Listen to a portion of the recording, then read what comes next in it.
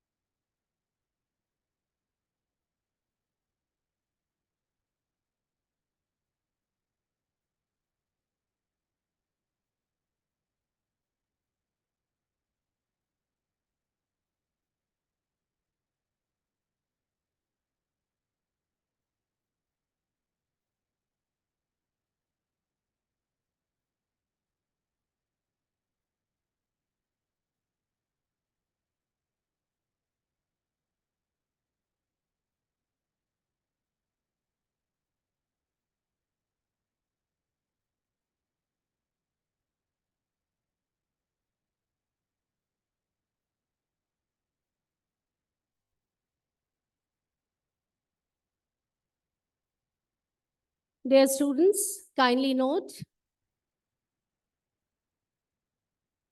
a very warm good afternoon to all the dignitaries present today for the 24th INBUSH Era 2024. Ladies and gentlemen, please give a big round of applause to Professor Ali Clements, Deputy Vice Chancellor, Education and Senior Vice President, Monash University. I would request the audience, such a warmth that you have shared today for the 24th INBUSH Era 2024. Please be seated. The guests have arrived. So a big thunderbolt for the 24th INBUSH Era 2024.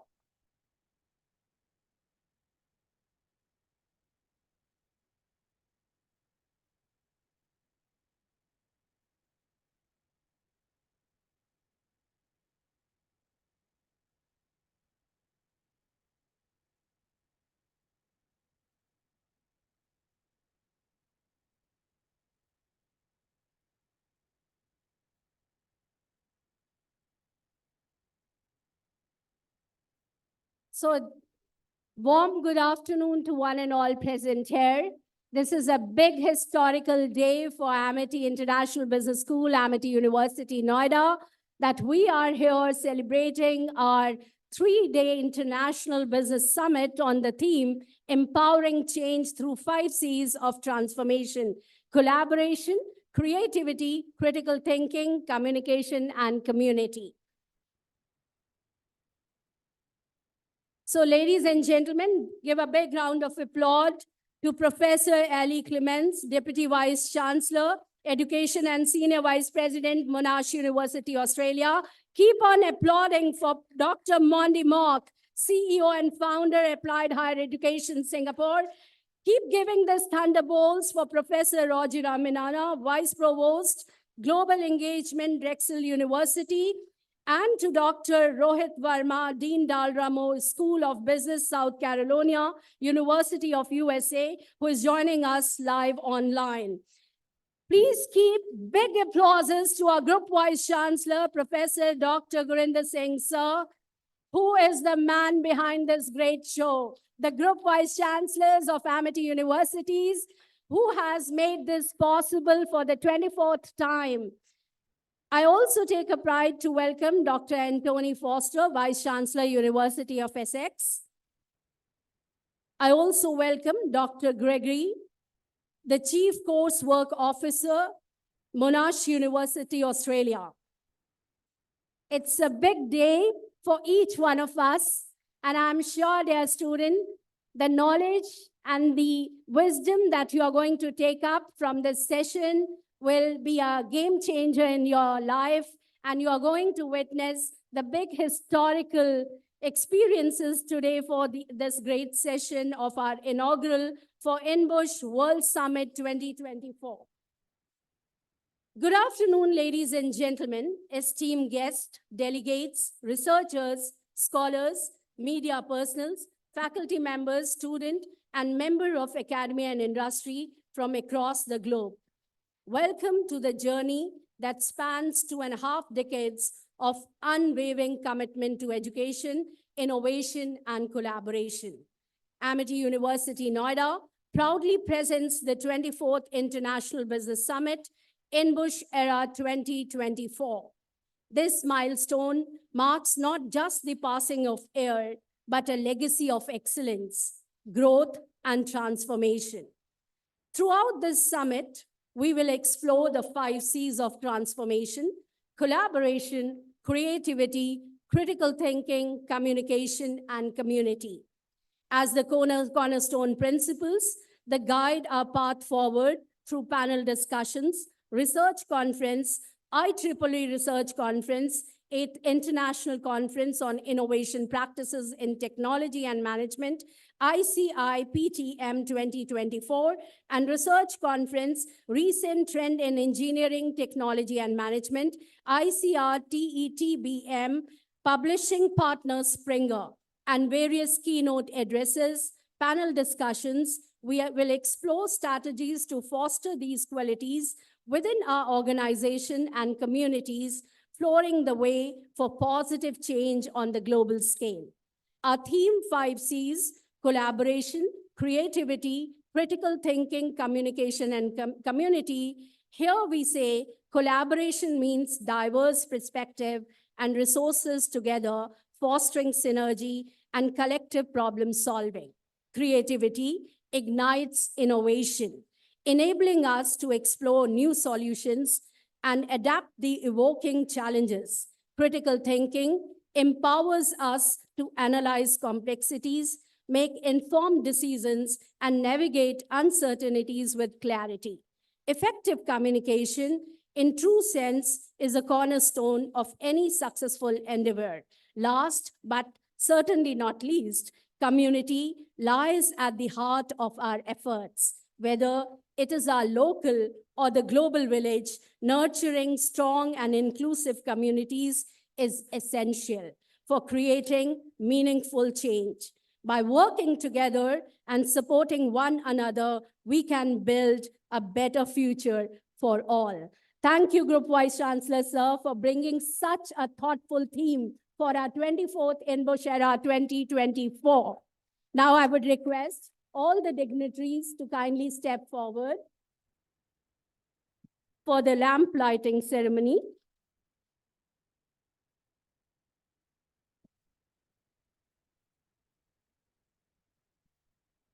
and would like to invite Barbie and Maheshwari, student for BBA IB AI program for the Saraswati Vandana.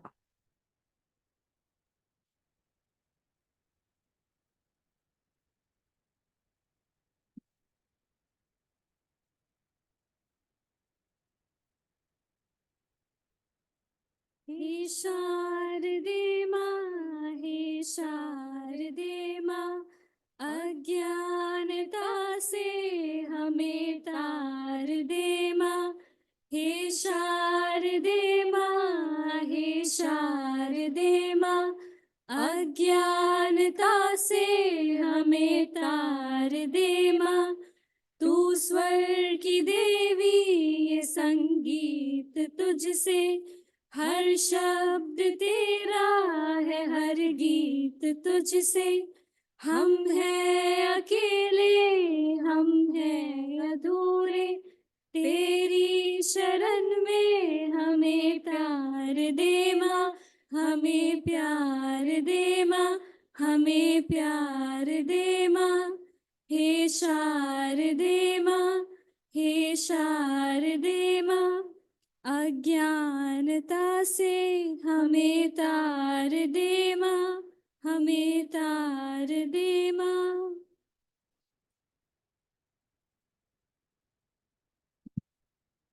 Thank you. With the lamp now lit, let us embark on this summit with renewed purpose and determination. Together, let us harness the power of knowledge and inspiration to create a world that is more just, sustainable, and inclusive for all. Ladies and gentlemen, now I take the privilege to invite our Group Vice Chancellor, Professor Dr. Gurinder Singh Sir, for his welcome address. Before I invite Sir, let me quickly take you all to his brief bio sketch. Professor Dr. Singh, Group Vice Chancellor, Amity Universities, Director General of Amity Group of Institutions, and Vice Chairman of Global Foundation for Learning Excellence, holds 25 years of diverse expertise in institution building, teaching, consultancy, research, and industry. With the prestigious doctorate and postgraduate degree from the Indian Institute of Foreign Trade, where he excelled with 7 merits, Dr. Singh is a distinguished scholar in international business. As the youngest founder, Pro-Vice Chancellor of Amity University for 2 decades, founder Director General of Amity International Business School, and founder CEO of Association of International Business School, London, he has played pivotal roles in establishing various Amity campuses globally. Dr. Singh immersed in industry for 1.5 years as Chief Executive Officer of a prominent industrial group further enriched his strategic acumen. His international acclaim extends to speaking engagement to esteemed forums, including Harvard Business School, NYU, MIT, and more, alongside receiving over 25 international and national awards. A captivating orator, his heart-touching messages are one that made him a lead out of the crowd. Internationally recognized as a leader, professor in management, Dr. Singh is hailed for his roles as an institution builder, writer, trainer, a champion of student heart, making him a luminary in academia and industry. Now I take the privilege to invite our Group Vice Chancellor for his welcome address. Over to you, sir.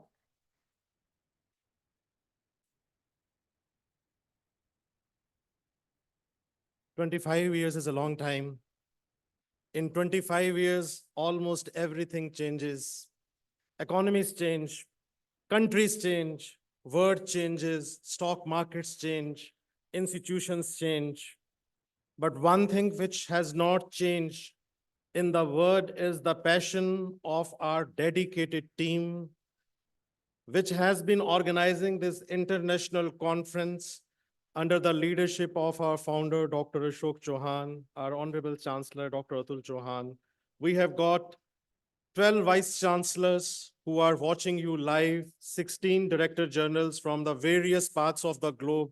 I have been given to understand that 100,000 students from across the globe, out of the 250,000 students which we have, they are watching this conference.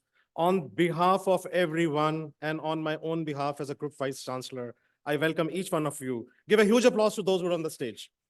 And off the stage, my salute to this great team and to our partners. We see today in this conference more than 250 world leaders from across the globe at the level of founders, CEOs, managing directors, vice chancellors, vice presidents, and large number of researchers. I've been given to understand about 1,600 researchers from across the globe. They are participating on a hybrid mode, presenting their papers, presenting their wonderful work. And that was a dream of MIT, that we should be able to create that kind of ecosystem where large number of people from across the globe, they can come together and they can get advantage of being word as one institution. Give a huge applause to everyone who's supporting INBUSH from the last 25 years. When I stand here today, I can see some of our strategic partners being a part of this conference, who are traveling from Australia, who are traveling from UK, who are traveling from United States of America, traveling from New Zealand, traveling from Canada, traveling from Africa, and traveling from somewhere about 43 countries. We are thankful from the bottom of our heart for each one of you for not only traveling and making MIT so special, but also making India as so special as it is evolving as one of the largest and superpowers of the world. Thank you so very much. Give a huge applause once again to everyone.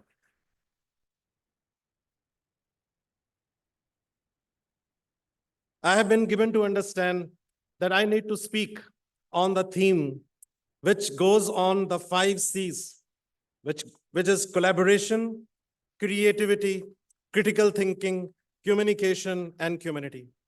In the morning, while I was interacting with large number of researchers, one of the researchers asked me question, what is INBUSH?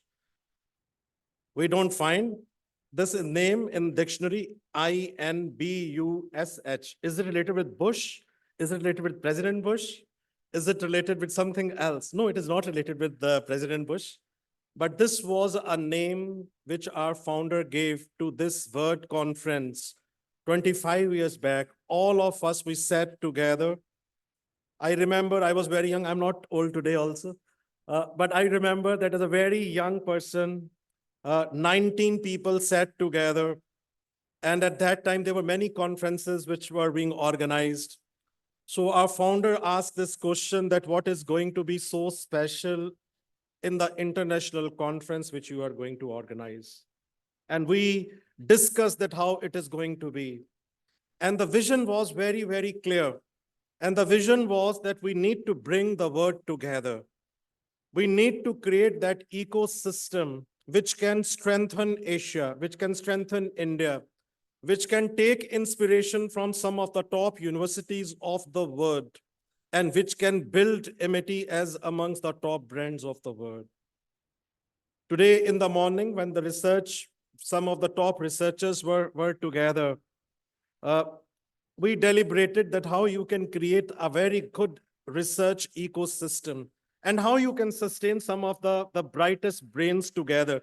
So I am relating this with the topic. And this is a very special anecdote which we normally quote. I had a sparrow. I had a sparrow as a pet in my home, and one day it flew away. Right? We have seen that many times you have birds, you have your kids, you have your people, you love them, you like them, you give all affection to them, but they go. But they go, right? I also had a squirrel, right, whom I loved. But squirrel also ran away. So there are two ways of looking at it, that those who have gone, you can keep crying, or you can build something which is better. So what we did, we planted a tree. And do you know what happened? Both of them, they came back. And that is, yes, of course. It shows how important it is to create an environment which can bring top researchers of the world together. If you want to grow, you need to create environment. You need to create and cultivate an environment which should build a university as a world-class university. And that was the vision of our founder, that we never wanted that people should run, but we never wanted to stop them also. But we wanted to create an ecosystem which is better in the world, which is the best in the world, where all the top brands can be together. And when I look at the topic today, I'm so thrilled that we have got the leaders of leaders today who have created similar ecosystem in the world. We have got Professor Clemens, who's representing Monash. Give a huge applause to her. And also along with her is our very good friend, Professor Greg. I would say that both of them, they are the great leaders. Monash is amongst the top universities, one of the largest universities of the world. And I remember, and it's almost a year when we have been working together now to build a great brand called MIT and Monash together. And we thought that how we should be able to create similar kind of ecosystem. So we planted a tree so that we should be able to bring people together. We should be able to bring researchers together. And today, when I am standing here, I see that what kind of collaboration we have been able to bring. Monash and MIT, they become the first university in India to implement new education policy in total. Give a huge applause to them. Number of visits took place, and I know the kind of pains Monash team has taken, that they were coming, we were going there. But today we see our business school, business management courses, both at undergrad and postgraduate level, our engineering program, our biotechnology program, and also our programs in the area of psychology. We became the first university from India to hold a very high-powered international research conference at Monash. This happened only in November. And I think it not only brought some of the top researchers of Australia and India together, but it also brought the students together. We went with a delegation of about 35 students who were there at Monash. And when they came back with good memories. I have been given to understand that this year about 137 students have already registered for going into the various programs of Monash. And that is how the brands are built. We are so grateful to the team of Monash who is here. I know that there are a large number of Monash representatives who have come. Thank you so very much for gracing the occasion. I can also see large number of our partners, and I want to acknowledge each one of them who is sitting here. I can see on the stage our very good friend, Dr. Mandy Mock. Dr. Mandy is a good friend from the last 25 years. Also, a great leader, academic leader, the one who has given a new definition to QS. I think that all of you know QS. They not only rank, but they bring universities together. As one of the pillars of the QS at one point of time as a CEO of QS, she was the one who was defining and redefining that how the education sector, especially the higher education sector in the world should work. Give a huge applause to her. Today, Dr. Monk has again taken a challenge. So she has started another company. We invited her in Singapore, where we met this November, where we organized another research conference. And she came and we sat together. And I said, Doctor, if you will be able to come to INBUSH, it will be a great presence and world will be able to see your vision. And she came. Thank you so very much for coming.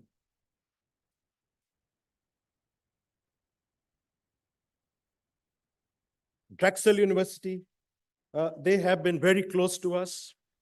And we can see Professor Rogelio, the Vice Provost of the Global Engagement. We have already finalized number of initiatives with them. We are trying to see and create an ecosystem where the students in India, they can do first part of the program in India, and then they can do second part of the program with Drexel. We are creating a system where the students, they can do a part of the program, which is just 6 months in India, and then they can go for their master's program. We're also looking at undergrad programs, where the undergrad programs in India can be started, and then the students can go to Drexel. We are looking at creating an ecosystem where the students can do their apprenticeships and their internships with them. Very warm welcome to, give a huge applause to him.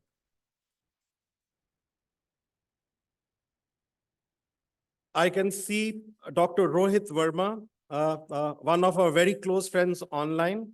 He's a dean at the Business School of South Carolina, University, USA, earlier at Cornell, and played a very, very important role in creating a university in Vietnam. Very warm welcome to you, Dr. Rohit. We know that AACSB, a very prestigious conference, is going on right now in Spain, where all the top deans are there and are participating. We were also invited to participate, but most of the top deans of the business schools who are there, they are participating in this conference also online. Give a huge applause to him. Also, our appreciation to everyone who is present here. I can't take names of the everyone, but I want to acknowledge the presence of Professor Foster, Vice Chancellor of University of Essex, with whom we are taking many initiatives. Very warm welcome to you. Give a huge applause to him.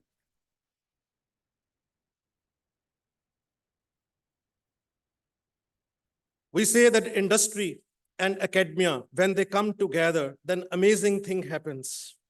And I can see some of the leading industrialists also sitting here. Mr. Yong Sung Kin, give a huge applause to him, who is representing Ola. The Chief Operating Officer of Adani Power, who is specially flying to attend this meeting, Mr. Jaydev Nanda, give applause to him. Professor Holt, who's one of the known researchers, chair, head of the Department of Psychology, University of Aberystwyth. Dr. Neil Weston, Mr. Lakhbir Singh, who is the Chief Operating Officer, India Business Group, with whom we are developing many linkages in Southampton. Professor Bipin Chandra, Ashish, good to see you as a person from reading, right? You are still a part of MIT family. Mr. Bipul Chandra, Managing Director of Ducati. Mr. Dipankar Chakravarti, who's representing University of Birmingham. As you know, that University of Birmingham is again a strategic partner of MIT University, and we do a lot of good work. And Dipankar, we have seen you with what energy you work.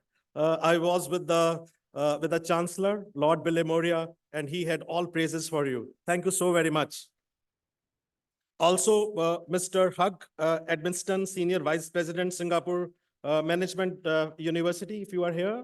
From SF, yeah, you are here. What we saw in Singapore, and Dr. Mehdi, I think that this is what we were thinking, that we have seen that Europe developing very fast. We saw America developing very fast. But I think that next 10 years, you will see many universities, including SMU. We are taking many initiatives with you, especially in the area of research. And what you have created, we feel so proud. And I think that MIT University Singapore and your university, they can come together for taking many more initiatives. Give a huge applause to him. Miss Jenny McAdire, who is here from Monash, and many others, which includes Mr. Jean, Professor Richard, Professor Neil, Professor Kiran Trehan, Professor Banerjee, Professor Khanna, Professor Garg, and Professor Vipul Shah, Dr. David, Dr. Maria, Dr. Venisha, Dr. Narendran, Dr. Richard, Dr. Neil, Dr. Blair, Dr. Sandeep, Dr. Hug, Dr. McIntyre, Professor Narula, the president of Toronto Metropolitan University, which will be speaking later, and one of the leading figures who's vice chancellor from the last 20 years in this university, Professor Lachmi, Professor Julia, the vice chancellor of Yorkville, uh, the honorable member of parliament from Canada, Ms. Chandra Arya, Arun Pandya, Ms. Nadira Hamid, and many others. I think they will be speaking today, but there are quite a few, tens and hundreds of the others who will be speaking in the various sessions on behalf of our founder, chancellor, all of us. We welcome each one of you. Please give a huge applause. They have traveled from across the globe to be a part of all of you. Coming on the theme, which revolves around that how to bring a change. Chancellor Atul Chauhan says that we want to change the world for the better. But then the question is that how that better will come, how that change will happen. We are taking example of Nelson Mandela, who brought the change, and he said that change can be brought through collaboration, through creativity, through critical thinking, through communication, and through community development. But when you bring change, there has to be someone, there has to be a founder, there has to be a visionary who thinks beyond boundaries, who has to conceive. And when you conceive, there is always a pain. And when there is a pain, you have two choices, either to quit or to go further. Those who don't quit and those who keep on flowing, they are the ones who are able to create great organizations.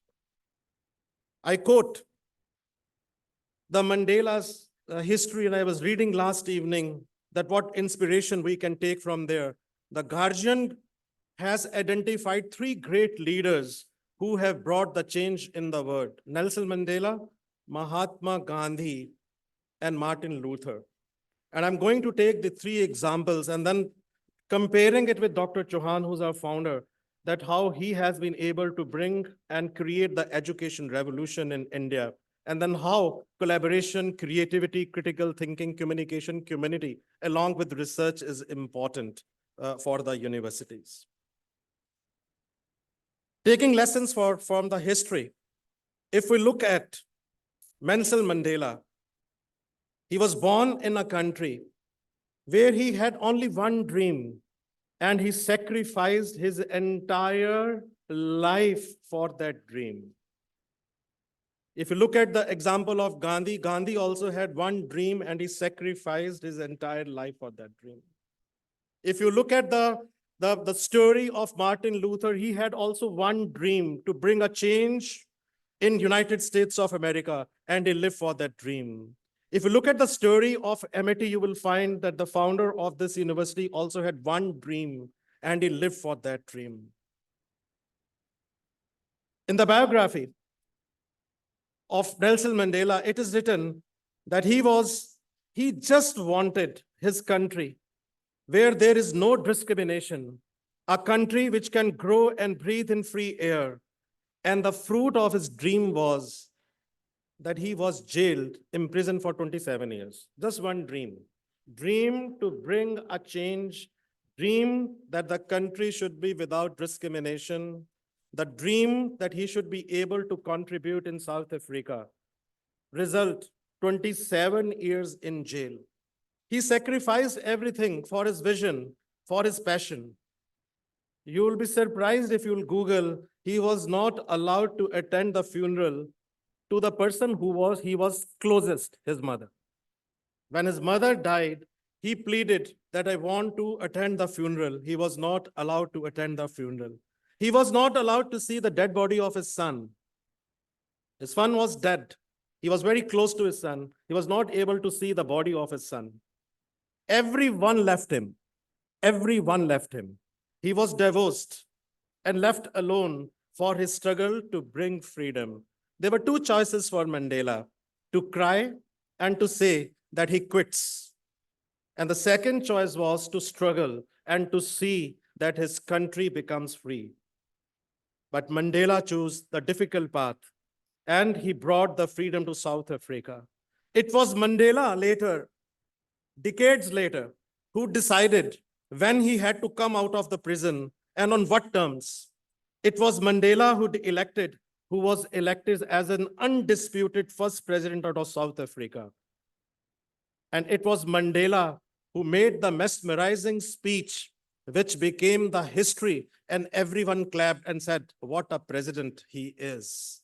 And in that speech, he says, and I quote, "During my lifetime, I have decided to dedicate myself to the struggle of African people. I have fought against white domination and I have fought against black domination also. I want to see the change. I want to transform. I have a dream that one day we will have an ideal of democratic and free society in which all persons live together in harmony and with equal opportunities. It is an ideal which I hope to live for and to achieve. But if needs be, it is an idea for which I am prepared to die. I have no regrets of being 27 years in jail, losing some of the most precious people of my life. What matter is that at the end of the day, the country is prospering and the world is seeing a free South Africa. That was Nelson Mandela. Gandhiji, another one who brought a change. He said, "Be the change that you wish to see in the world." Result, Gandhiji never became the president of India. Gandhiji was never the prime minister of the country. But Gandhiji was unanimously quoted and ranked as the best spokesperson, best communicator by the Guardian and by the New York Times. And do you know how much Gandhiji used to speak? One sentence, not more than one sentence in a day, many times. Martin Luther, when Martin Luther came at the Times Square, he was not, by the way, was carrying any official position. When Martin Luther came, he said that I have a dream. And he created a history for America and his speech, which is still today regarded by the New York Times as the best speech any leader has ever given on the Times Square.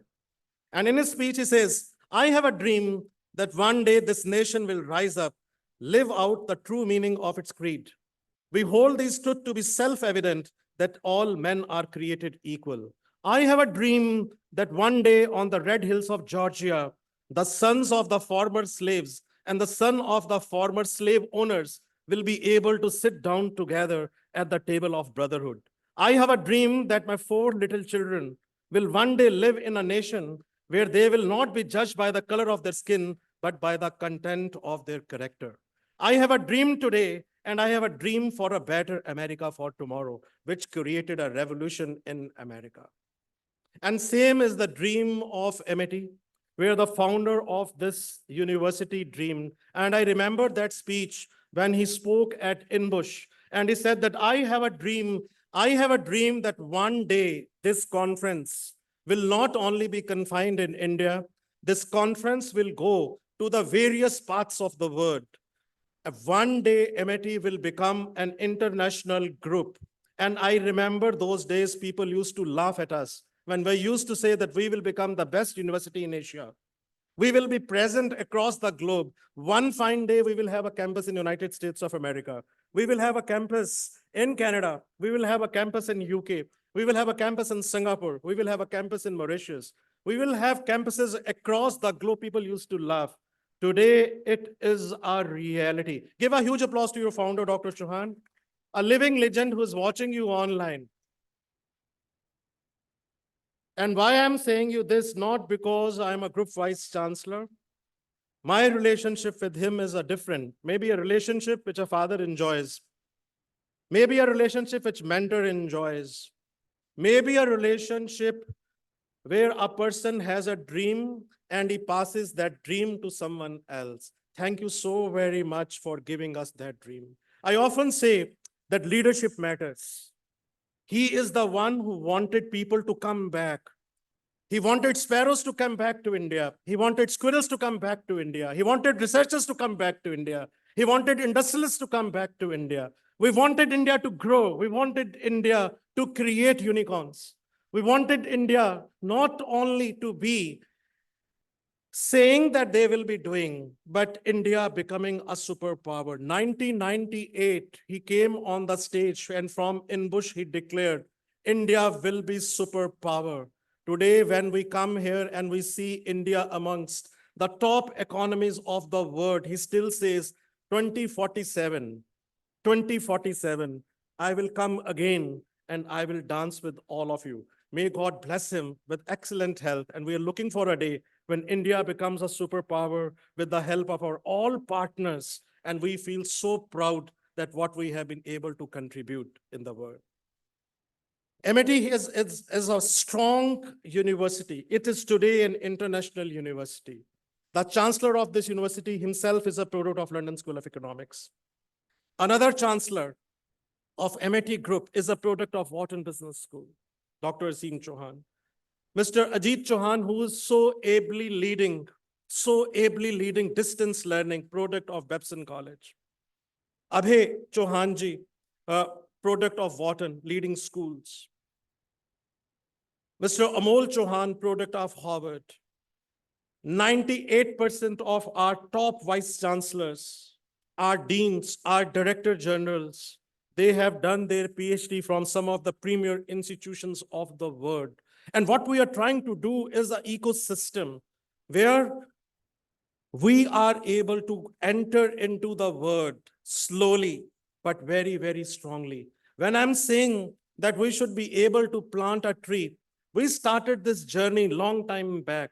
Today, if you look at this group, has got a recognition of not only having 200,000 students, but also having presence in 16 countries. If you look at the last 3 years, how our research has been strengthened. After INBUSH last year, we went to London. And I remember 5 years back when I was invited to give a presentation in front of the Ireland and in front of the IEEE UK chapter. And I can see some of the inspiring leaders of IEEE. Please give a huge applause to IEEE team, which is here. Give a huge applause to them.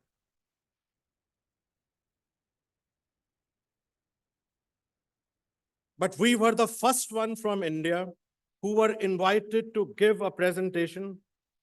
And while I was in a flight, the person who was sitting next to me, I would not like to name, said, "Are you nervous?" I said, "No." Because this was the presentation which will have determined that will there be any first ever university which will be able to do a research conference with IEEE in UK with University College London. And I remember I went, and at that time, Professor Mike Hinchy, who has also joined us online, he was the president at that time. And we gave a presentation. And by the way, I'm not an engineer. And I had to give a presentation in front of 100 engineers who had to determine whether we will get that status. And at the end of the presentation, such was the faith of UK community that everyone said that first ever research conference will happen in University College London. And I remember that at Bloomsbury Radisson Hotel, and I can see Dr. Anupama sitting, when we organized 11 member of parliament, 3 ministers from UK, and almost 11 to 12 vice chancellors of top UK universities were present. And from there, it started a destiny, and we are organizing again this conference for the 6th time in UK. From UK, we went to France. We organized another research conference. We wanted to bring people together. It was again a difficult journey. We had no place. We didn't know what to do. But today, we feel so happy when I speak from here. INSEAD and Grenoble, they became our partners, and with the help of Springer, and give a huge applause to them. I can see the representatives here, and we are publishing with them. And these are high-powered research indexes, journals, which are coming up. We are doing it in France for the 3rd time. From France, we went to New York, where we have got a campus. We have got a 175 acres beautiful campus in US, and where we started working together. I remember, along with me, my student Marut going to NYU, and we started speaking that what we should do together. And I also remember that one time when one of my colleagues was there, we were told at Harvard that only one person is allowed inside. 3 years later, we organized a similar conference at Harvard. And today, Harvard University and MIT, they are trying to bring many things together about which Harvard Dean will speak himself in this conference. Give a huge applause to MIT's. From US, from New York, we went to Tashkent, to Uzbekistan, where we have got another world-class university, and we organized a research conference there. And more than 600 researchers came together. From Tashkent, we went to Singapore, where we got a support of the people like Dr. Mehdi from NUS, from NTU, from SMU, and we created a history in Singapore. From Singapore, we went to our most trusted partners in Australia, and in Monash, we organized this year a very big research conference. So the things were very clear that you need to create an environment. If you want your sparrows to be back, if you want your squirrel to be back, you need to create an ecosystem which should be helpful to the world. And that is what MIT has been doing. Going to places, creating that environment, creating that ecosystem, creating those research networks. And in the morning when we were talking to the researchers, many of them, they were worried that the citations are not coming. Citations don't come in a day. But if you create an environment, your H-index, your citations, your patents, your case studies, you will be able to create. Today, when I speak here, we are the largest partner of Case Center UK, with whom we have published more than 1,000 cases last year. We are trying to make a change into the life of our students by changing our entire syllabus from 12, 13 courses to 4, 5 courses in a year. But at the same time, a model 80-10-10, where each of our students will get a chance to take certifications from some of the top companies. We are tying up with Microsoft, Google, Amazon, Apple, MasterCard, NYSE, Oracle, Tesla, Facebook, Abacus, IBM, and many others. Late evening, when the world sleeps, our team rises. And I salute this team because every day they negotiate and they try to bring a company on the table. We want that 10% of the accreditation, 10% of the credits our students should be able to take abroad. And you can very well see from 200,000 students, if 10% of the students, 20,000 of them, then they go abroad through the study abroad program, which we tested, 3-continent program, which we tested, India immersion program, which we tested, it will create another history. With that passion, I can see that in this conference, more than 800 research papers are being presented. We are coming up with 7 books which are Scopus indexed. We are releasing a case research book. We have the presidents and vice chancellors and deans and the CMDs of more than 200 top organizations of the world. But above all, I think that coming here, you have shown that you have a special affection for MIT. We are still young. We are a 30-year-old group. As a 30-year-old, we have got energy, we have got enthusiasm, we are thirsty. We want to grow. And we want that all of you, as our partners, you should come together and help us in growing and making a difference in the life of thousands of the students. At the end, I would say that maybe that we are in different countries, we speak different languages, maybe that our pronunciation is different. But one thing which is common is the light of knowledge, the lamp of knowledge. In Hindi, there are 4 lines, which means that you can be different, I can be different. But if together we come together, we will be able to create a beautiful world. And that is what change is all about, the change which our chancellor talks about. And it goes like this, Jahan rahega, wherever you will stay, you will only give light. Jahan rahega, wahi roshni lutayega. Wherever you will go, you will only give light. जहां रहेगा वहीं रोशनी लुटाएगा किसी चिराग का अपना मकान नहीं होता तेरा चिराग अलग हो मेरा चिराग अलग मगर उजाला उजाले से जुदा नहीं होता You can be different, we can be different, but together we are going to create something. We look forward to organize another INBUSH next year with same enthusiasm. But thank you so very much. It was such a pleasure to speak to you. Thank you.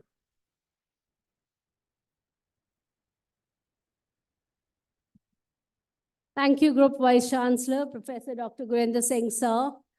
Indeed, there can be never an ex-man like our Group Vice Chancellor, Professor Dr. Gurinder Singh. Sir has rightly mentioned that building environment to cultivate the best, agility for change is paramount. The illustrations by three great luminaries with the most insightful and most forwarded leader, our founder president, Dr. Ashok K. Chauhan. You know, dear students, that his vision to give the sustainability to the world for tomorrow is the name Amity. If you explore the meaning of Amity, it means friendly, friend. A philanthropist who is always ready to give warm hand and support to everyone. Now with this, the time has come to invite Professor Annie Clements, Deputy Vice Chancellor, Education and Senior Vice President, Monash University, Australia. Before I invite, I would like to introduce her brief bio profile. Professor Ellie Clements, Acting Deputy Vice Chancellor, Education and Senior Vice President at Monash University, leads the education portfolio, driving the Monash Education Plan 2022-25, championing higher education transformative power. She focuses on rich educational experiences, inspiring educators, and excellent degrees. Underpinned by integrous and inclusive education commitments, a respected researcher in professional and lifelong learning, her collaboration, notably with Women's Health Victoria, have influenced groundbreaking vocational training. With a background in sociology and education, she demonstrates remarkable education leadership, enriching students' experiences and elevating teaching quality and recognizing across Monash University. Clements' efforts in bringing industry and education, fostering innovative approaches of impactful learning outcomes.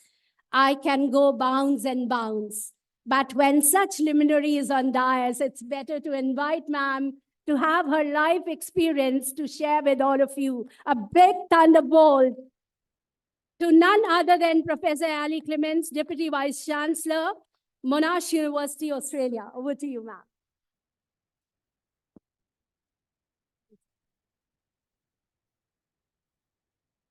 Thank you, everyone. I'm so thrilled to be here. I'm just preparing to ensure that my slides are ready, and I'll be pressing that one. That's great. Thank you very much. I'm going to just start by saying that I bring greetings from Melbourne, Australia, and in particular from our Vice Chancellor and President, Professor Sharon Pickering. Dr. Greg Cusack and I are thrilled to be here to meet Amity staff and colleagues and to engage in such good conversation with Amity students too. I also want to say that it's been really wonderful to meet esteemed Amity partners that are here at INBUSH too, and a particular welcome to those that are live streaming into the session today. I would like to take the time, a short amount of time with you this afternoon to tell you a little bit about the Monash story so you can get to hear a little bit more of what we're about. I'm hoping that you can see my slides, and I'm going to start in this way. Professor Singh, when you said Amity is around 30 years old, Monash University is about twice as old as that. And in the context of Australia, we're a pretty young institution. Our another esteemed institution in Melbourne is 171 years old, so we are a relatively young institution.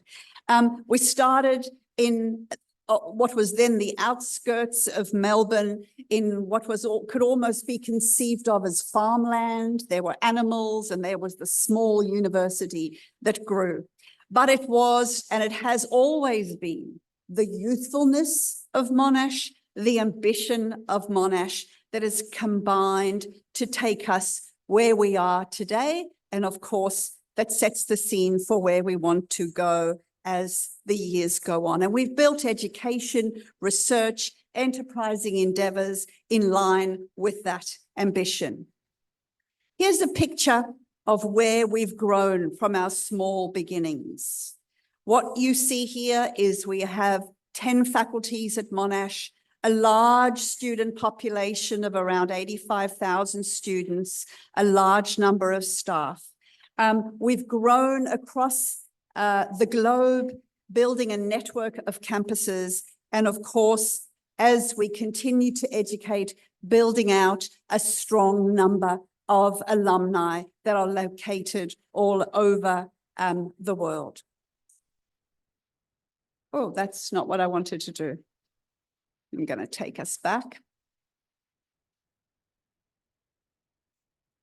Where did I begin? There we go. All right. So we are an outward-facing university, global in orientation, with campuses across the globe in various places.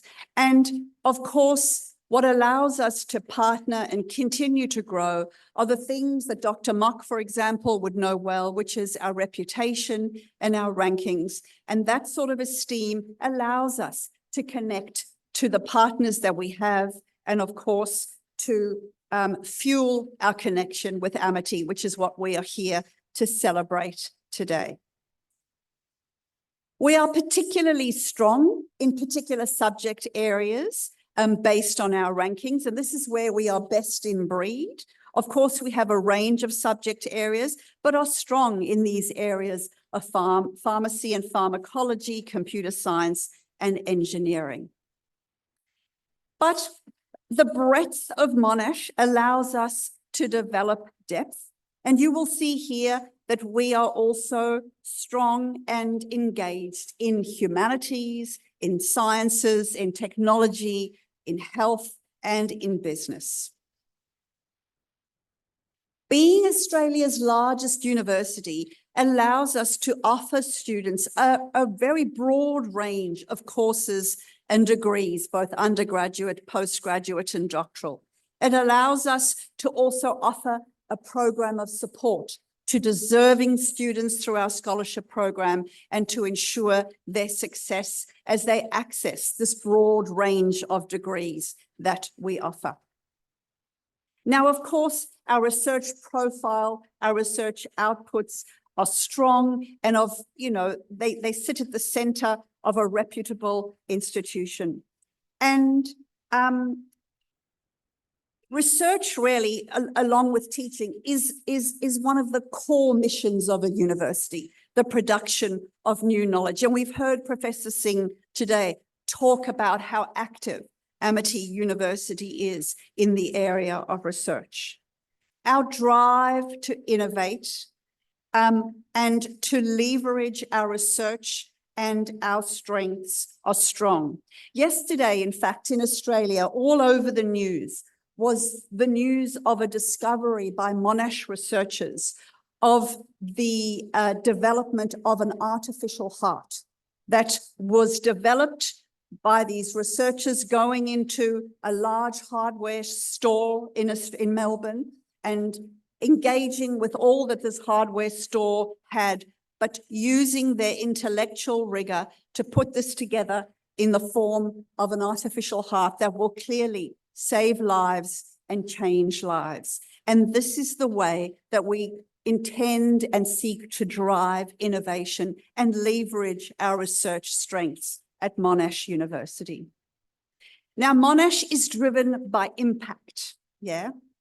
And we are very much on about the difference we can make. We heard Professor Singh talk today about visionary leaders that were fueled by not standing back, but by wanting to make a difference. And of course, this sits at the core of Monash strategy. Of course, we want excellent education. Of course, we want excellent research, but we're also driven by a particular focus on what we call grand challenges. And for us at Monash at this time, they are things that you will recognize as obvious, but things that we need to attend to: climate change, geopolitical security, and thriving communities.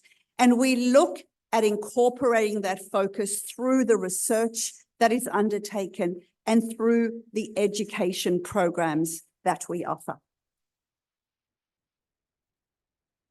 We seek always to bring the community around the campus into Monash at the same time that we pay attention on our network of global campuses. And we think of ourselves as anchor institutions in those international locations that we are honoured to be part of. And we think hard about the positive contribution we can make to the communities and societies in which we operate our global network of campus. Of course, the Indo-Pacific is an important region that we operate in. We have many alumni who live in the Indo-Pacific region who've come to study at Monash and who go back to their homes across this region. Every alumnus goes back to their family, goes back to their community, goes back to their professional lives in government or in the private sector. And there you can see that the influence of their Monash experience goes deep and impacts not just where they have been with us at Monash, but where they go when they go back to the places in which they choose to reside. And of course, today we're talking about and celebrating a partnership in India. You can see that we operate already in India through these partnerships, and we are thrilled that we can deepen those connections through our partnership with Amity. Now, student experience is important to Amity. It is important to Monash. And I want to just give you a sense of what an education... My name's Kaimani, and I'll just do that. I hope it plays now that I've gone back. I want to tell you about an education experience at Monash University. And I want to tell you about it, not in my way of telling you about it. I want you to hear from some of our students about what it feels like to learn at Monash University. I'm hoping, as I press this, that the video will play. Let's hope. Yes. my name's Kaimani, and I'm originally from Alice Springs. I'm Lockie. I'm from Ballarat. My name is Edie. I'm from Beechworth. My name is Eileen Mahabua, and I come from a very small country called Azerbaijan. Every tutor, every educator, and every person that you talk to, they influence you in a very different way, in a unique way. When you're in his classes, you feel that passion. You're like, I love this because of him. And he just made me feel really seen and understood in the classes. They really helped open my eyes to the different careers that are out there and sort of how we as a community and future generation can really contribute to social change. Everyone is really looking out for you. And I think that that's something that Monash has that I don't know if any other unis do have that. I think the support here is just really, really great. Coming to university, I really had no idea what a university assignment would be like. I was directed to SAS, where they really helped me sort of discover the library services, how to find sources for my essays, referencing things correctly. They were very helpful in setting the foundations for my future university assignments to come. I think what I enjoyed most about uni was the freedom to also explore other things. So I was part of the Japanese club here at Monash. I think being part of the William Cooper Institute and meeting other Indigenous students there was amazing. Everyone looks inwards towards Monash, so everyone has an internal focal point, which then provides so much energy, which then extrapolates into opportunities for students, such as gig, such as exchange, such as leadership opportunities. I'm part of a community and I'm part of a family, and I'm not just another student, I am their student, Monash student. Thank you. Now, yes, the words and the images didn't quite match, so I hope that kept you awake as you were trying to connect all of that. But I hope that gives you a sense in the genuine words of our students who we interviewed and asked to talk about what it was like to learn at Monash University, of some of the things that they value about a Monash education. Let me tell you a little bit about how we invest in a Monash education. And it starts with educators. Of course, the student experience sits at the heart of this, but the role of an educator in creating powerful experience is just critical. And so we invest in our educators at Monash. We inspire them through professional development. We teach them through professional development programs. We look at the evidence that is generated from the work that they do, and we feed that back to them so that they can look at the impact of their practice, use it to adapt, to grow, to improve. Yeah, everything starts with powerful educators. And then, of course, student experience is critical too. And here we create at Monash a range of programs, leadership programs, industry programs, international programs. We hope to have a group of Monash students visiting Amity on an exchange program in the near future. And we take our students to other parts of the Indo-Pacific to engage, to become acquainted with other cultures, with other communities, and other issues that are part of those countries that they visit.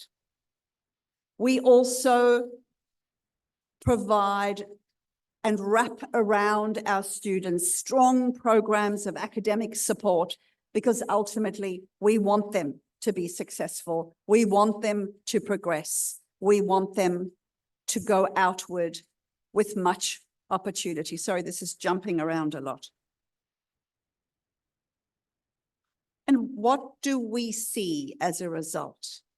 One of the things that I love about Monash University is our retention of our students is strong. Our students stay, irrespective of the backgrounds that they had when they came into us. We keep almost all of them. Our students succeed, the passing rates are strong. And we know that when students go out with a Monash University qualification, their prospects for employment are strong. Employers tell us that they look favorably upon Monash graduates. And that is the story that we tell about the opportunities that are available across our campuses, in particular on our largest campuses in Australia.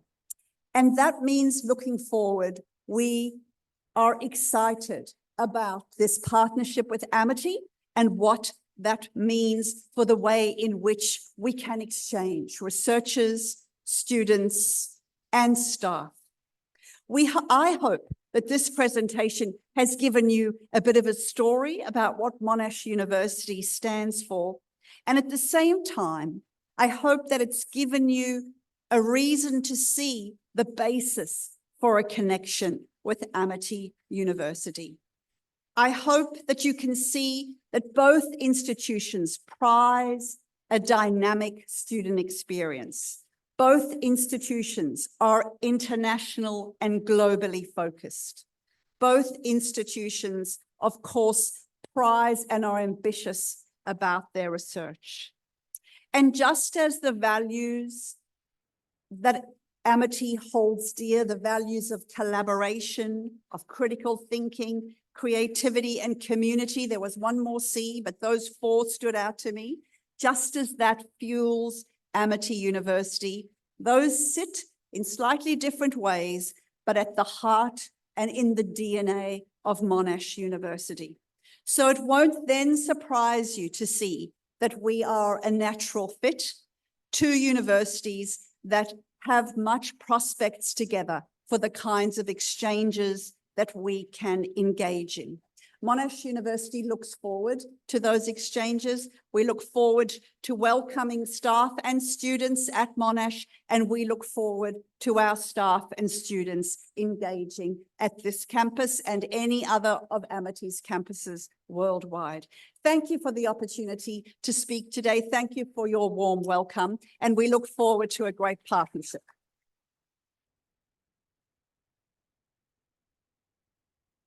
Thanks.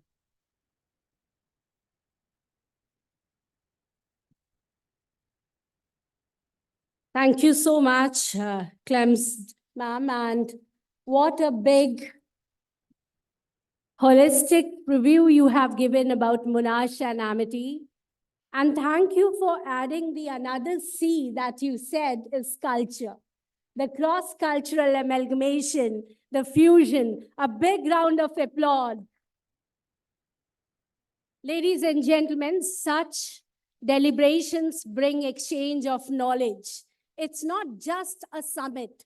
It is a summit that brings the minds, the ethos, the values, and the ethics. And what beautifully been said by Professor Ellie, that a culture of amity. That's why we say once Amitian is always an Amitian. And this synergy between Amity and Monash is something which will give you a deeper insight about the bond and association of a great partnership. Ladies and gentlemen, put your hands together to welcome Dr. Mandy Mock, CEO and founder, Applied Higher Education Singapore. Before I invite her, let me quickly take you all to her brief bio sketch. Dr. Mandy Mock is a dynamic CEO and founder of Applied Higher Education, a pioneering educational organization headquartered in Singapore. With 3 decades of experience in the corporate sector, Dr. Mandy Mock is deeply passionate about advancing higher education. Her significant career milestone came in June 2002 when she joined Quack Query Symbols, which is also known as QS. A move to positioned her at the forefront of international higher education initiatives, especially in Asia, the Middle East, and Africa. As CEO of QS Asia, Dr. Mandy led efforts in university branding, consultancy, and student recruitment across the region, tailoring her approach to meet the unique needs of each institution, recognizing the limitations and traditional ranking systems in capturing the full value of educational institutions. Dr. Mandy founded Applied Higher Education on 1st January 2020.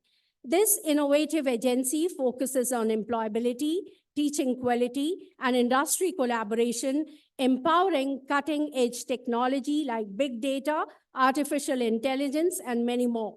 Under Dr. Mandy's leadership, Applied Higher Education is redefining the landscape of higher education, branding, rankings, and professional networking, offering a modern, inclusive approach. Without further ado, let us give a big round of applause to Dr. Mandy Mock, CEO and founder, Applied Higher Education, Singapore. I welcome you, ma'am. Hello, everyone. Good afternoon. I got to be honest with you guys. I was sprung this surprise at lunchtime to do a speech here, so I'm not really prepared. So they said, never mind, just talk about your life story. So I shall do that. Before 2002, before QS, before the rankings, I was in the advertising industry, creative industry in Singapore. And then when I was approached to join QS back in 2002, it was just to, they only had one product at that time, the World MBA Tours, and that was to help universities to go around the region to recruit international students for the business schools. So they got me in to launch the graduate schools tour. At that time, I didn't even know the difference between business schools and postgraduate schools. So it's been a fantastic ride to where I am today. So after joining them and running the graduate tours for 1 or 2 years, they started the rankings. Those were early days. Nobody knew what was happening, and we were just the disruptors, basically. We were the first, apart from US news, but that was very US centric. So this was the world. And of course, Asia was badly hit. Nobody could understand what it was all about. And so me being at the forefront, had to take the brunt of all of that scolding and getting out of my office and all that stuff. So I had to educate this part of the world about the rankings. So so the rankings was just a report. I had to start running conferences and events. So basically I monetized the rankings for QS, and the rest is history, as you know. My office created all these innovative conferences and events, the Apple Conference, the Maple Conference, the Showcase, the world-class events. So basically, people start getting onto the bandwagon. So what I want to say is, even the West didn't quite understand about the rankings. It was Asia that drove the rankings. And along the way, because nobody could handle it, I took on Africa and Middle East as well. So I took on the EMEA region. So to make a long story short, I was with them for almost 20 years. And all these years, I hear universities from Asia particularly lamenting, crying that the rankings is not for them. It is not a fair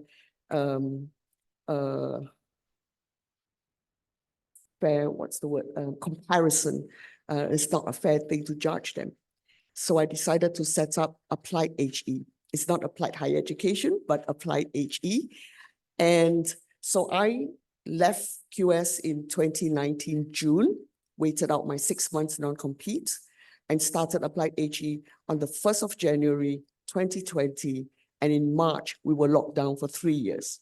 So that was a huge dampener. Very difficult, very challenging. I really didn't know what to do. All I knew was that I need to get out into the world through that box, and that box is the computer. So I started running a lot of webinars, very creative ones, just to get my name out there, and at the same time get universities' name out there as well.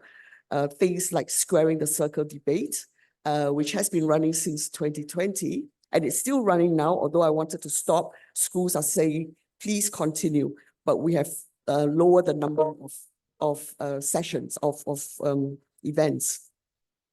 Why? Because everyone's traveling now.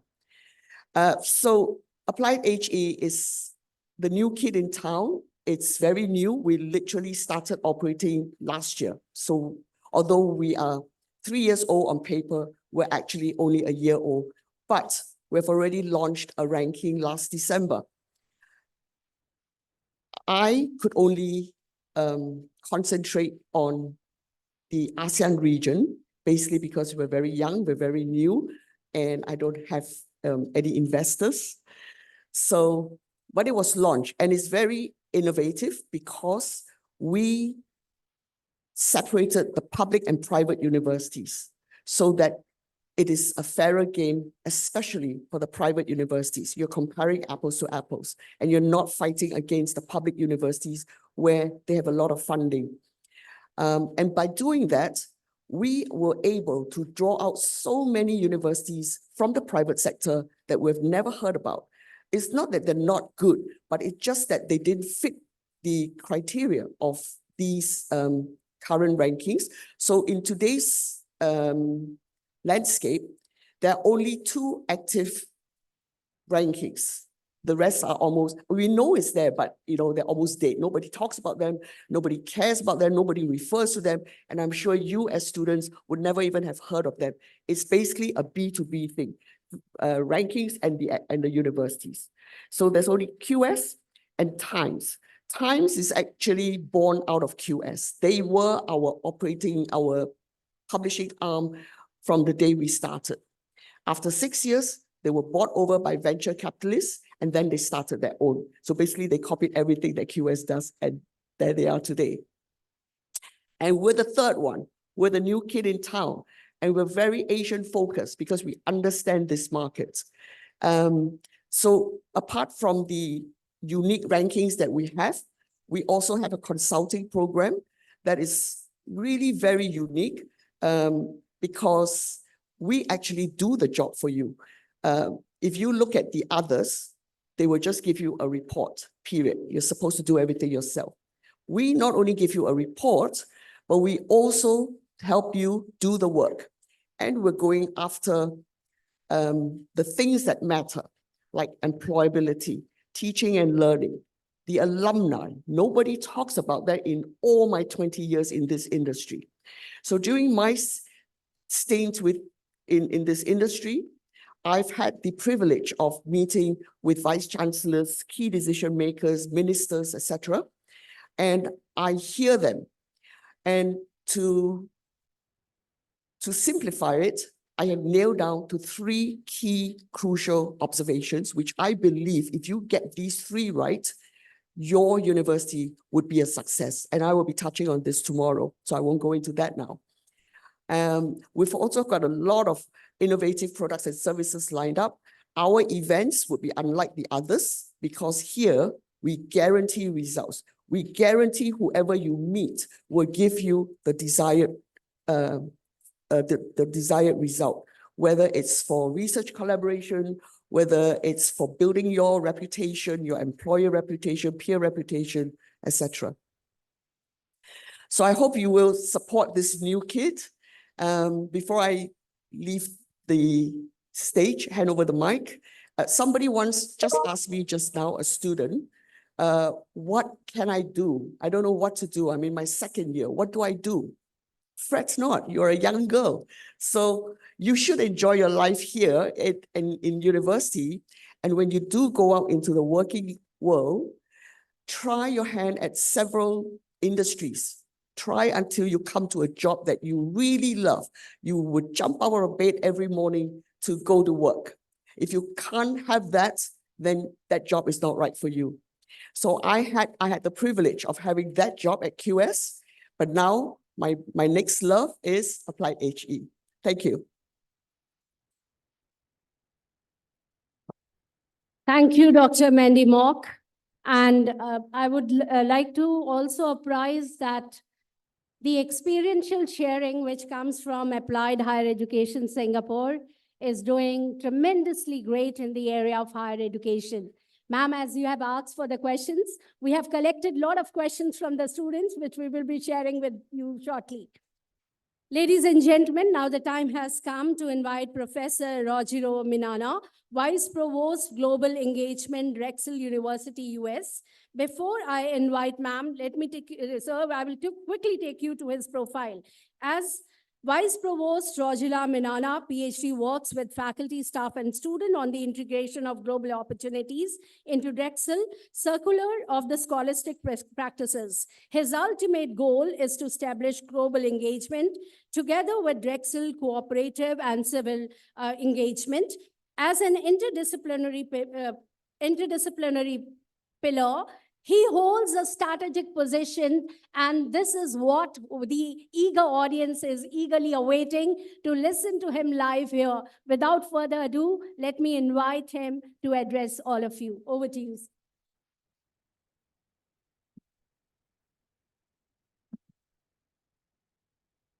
Thank you so much. First of all, I want to thank our Honorable Vice Chancellor, Dr. Singh, for his warm welcome, for organizing this massive conference.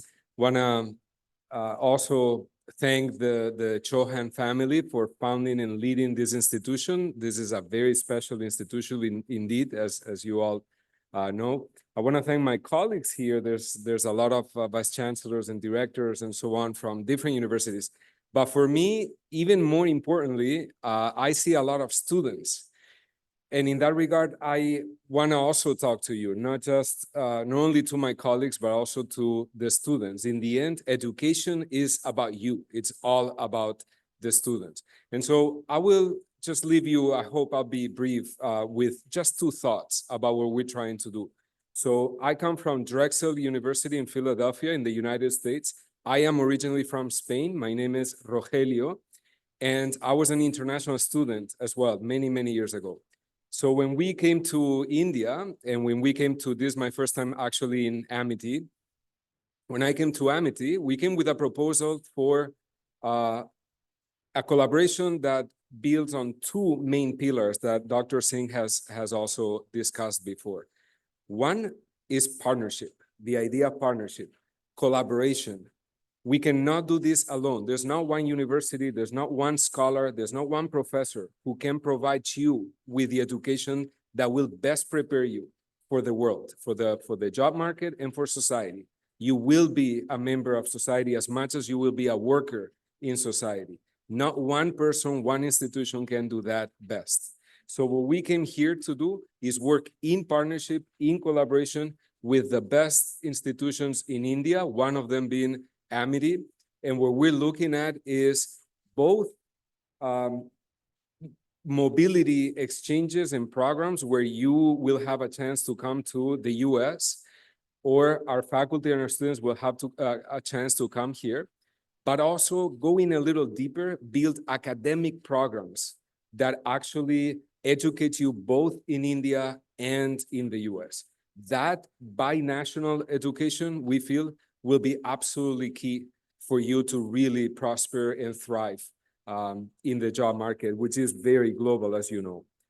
The second pillar that I want to discuss is the idea of experiential or applied learning, which is something that Amity does so well. The closeness to industry, but also the idea of social impact, allows students, enables students to apply what they learn in the classroom, apply it to their real life. Whether it's with companies, whether it's through civil society, you have a chance to make an impact and to make the kind of change that Dr. Singh was talking about before. Drexel University was the pioneer, the first university in the United States 104 years ago to start working with industry. We developed contracts with industry where they gave us whole entire lines of positions within their companies for our students. So our students study in the classroom, and then they practice what they learn, they practice it in industry. And this is included in their visa. For international students, your F1 student visa includes this work experience because it's part of the curriculum. We're the first one and one of the very few co-op universities in the US. So we are now trying to look abroad, not only domestically. We have been very focused for 100 years internally because of our closeness to industry. But now we realize that industry, society is global. We need to bring even more. We already have a lot of international students, a lot of Indian students, but we want to build relationships with universities, true partnerships where we understand how you educate here in India, and we can replicate that and we can feed that education back to you in a mutually beneficial way, in a reciprocal way. So that will be my message for you for today. One last thought. Dr. Singh also informed me yesterday that he is publishing a book of poetry. And in the end, what we do is all about humanity. Profits and careers and salaries and recruitments and all of that is important, but nothing is more important than being a wholesome individual and a happy one, if possible. So I'll leave you with that thought. Poetry is important. Humanity is important. Never lose sight of that. Education will prepare you to be better human beings. So thank you so much again. And I really look forward to our collaboration. And I look forward to seeing many of you there at Drexel in Philadelphia, United States, and also bring a lot of my students and faculty here. So thank you. Thank you, Professor Rogerio, for your visionary insights. Ladies and gentlemen, we have been joined online by Dr. Rohit Verma, Dean Darla Moore College of Business, South Carolina University, USA. Before I invite him to address all of you live today, I would like to introduce his brief bio sketch.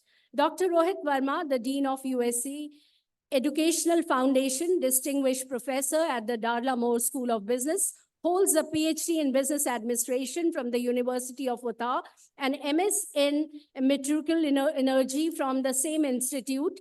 Dr. Verma is recognized with honors such as being the designated fellow for the Production and Operations Management Society and the Decision Science Institute. He received the Excellent Leader Award for his work at Wynn University and the Lifetime Achievement Award from the Production and Operation Management Society, College of Service Operations. Without further ado, let us listen Dr. Rohit Verma live today in the 24th INBUSH Era 2024. Over to you, sir. Thank you very much.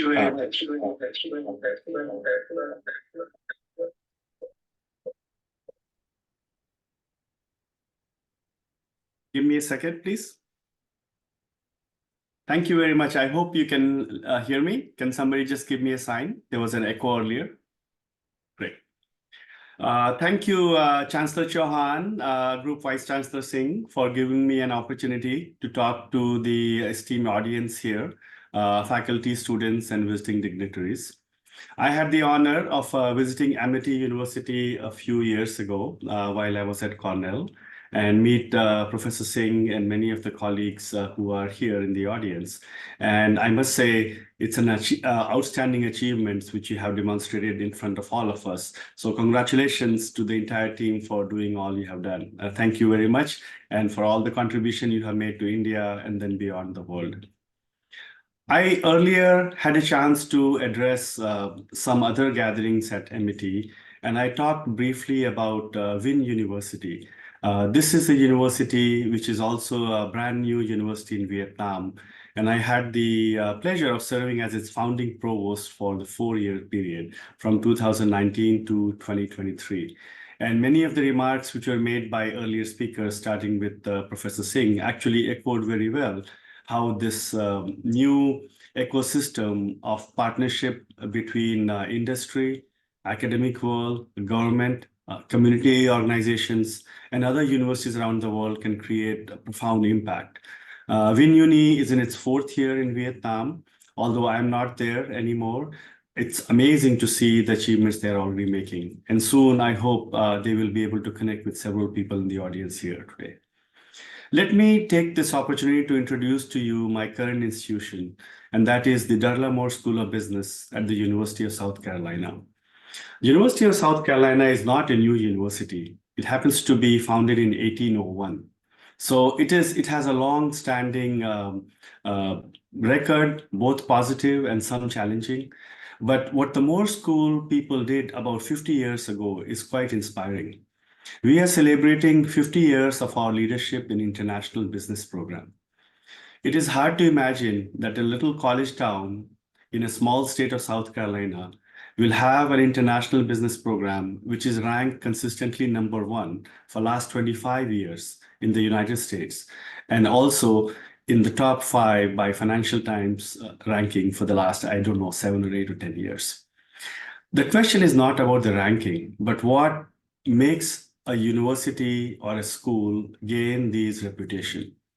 I believe it has a lot to do with the 5 C's which were talked about earlier by Professor Singh. Let's go back 50 years ago and think about the professors at this little school in South Carolina who thought about business world and imagined that 50 years in the future, all businesses will be global, regardless of whether you are a local business or whether you are a multinational corporation.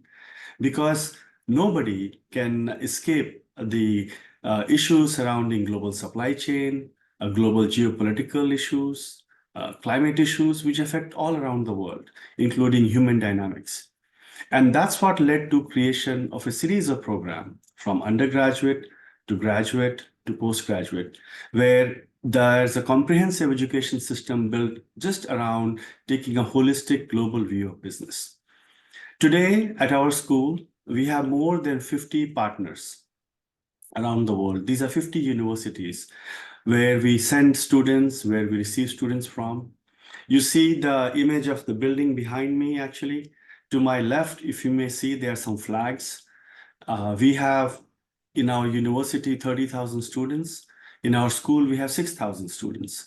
Out of these 6,000 students, they are coming from 80 different countries in Colombia, South Carolina. And right now, here I am in Barcelona for a conference.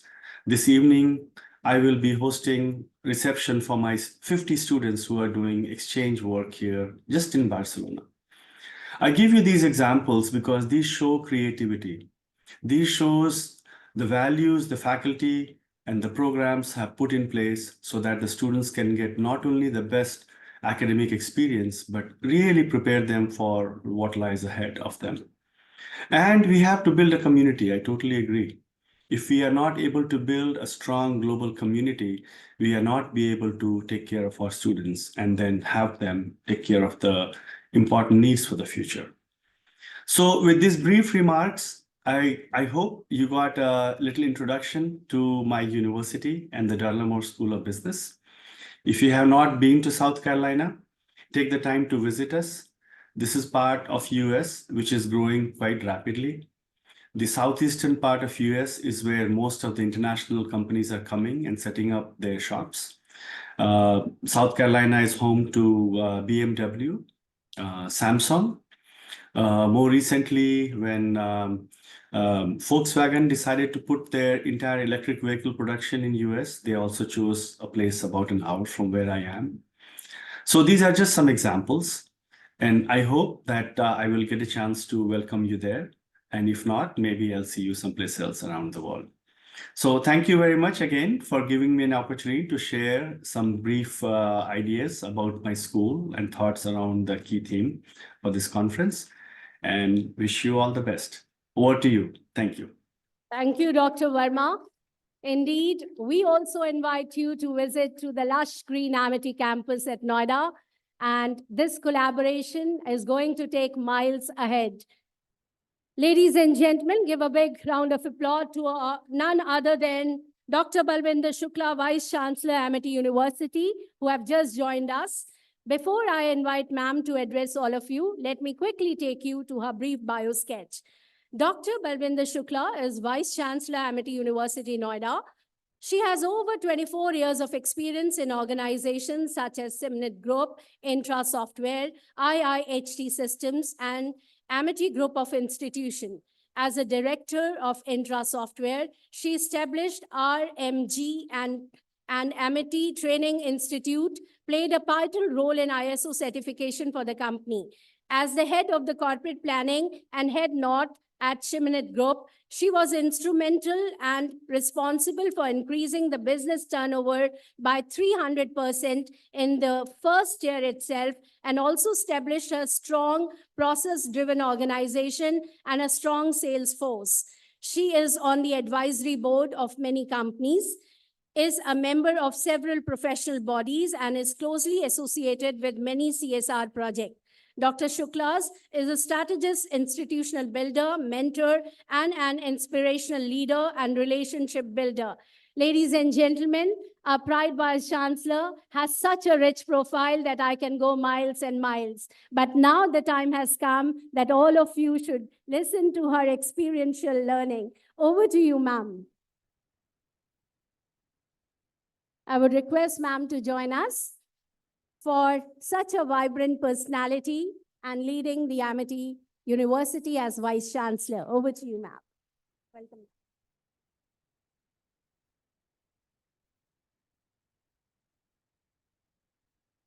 Most respected Honorable Founder President, sir. Most respected Honorable Chancellor, sir. A very esteemed guests from across the globe, Professor Ellie Clemens, Dr. Mandy Monk, whom I'm meeting after many years. I remember the conference, the QS Research Conference, which was hosted by Amity University. And at that time, we worked very closely. Professor Rogelio Minana, Dr. Rohit Verma, my very dear colleague, our Group Vice Chancellor, Dr. Singh, all the guests, delegates, the head of institutions, faculty members, and most important, the future global leaders. It's indeed a pleasure to be part of the 24th International Business Horizon INBUSH Era World Summit 2024.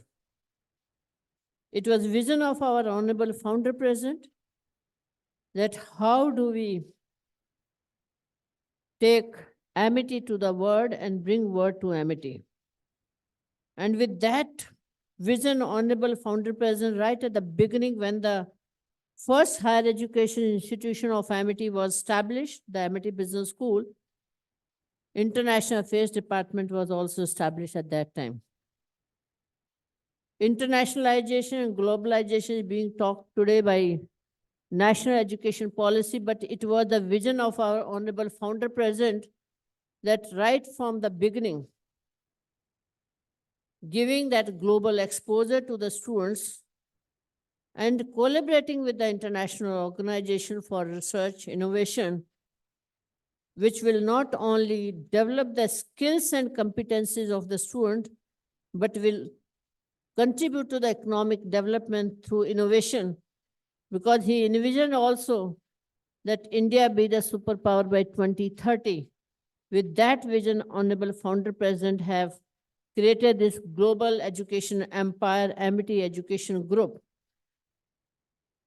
And I would like to congratulate Dr. Gurinder Singh, our Group Vice Chancellor, who is under the guidance of our Honorable Chancellor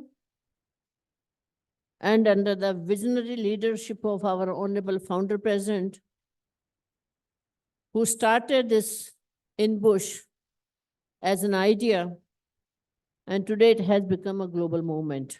So many, many congratulations, Dr. Singh, for your continued expanding this INBUSH era.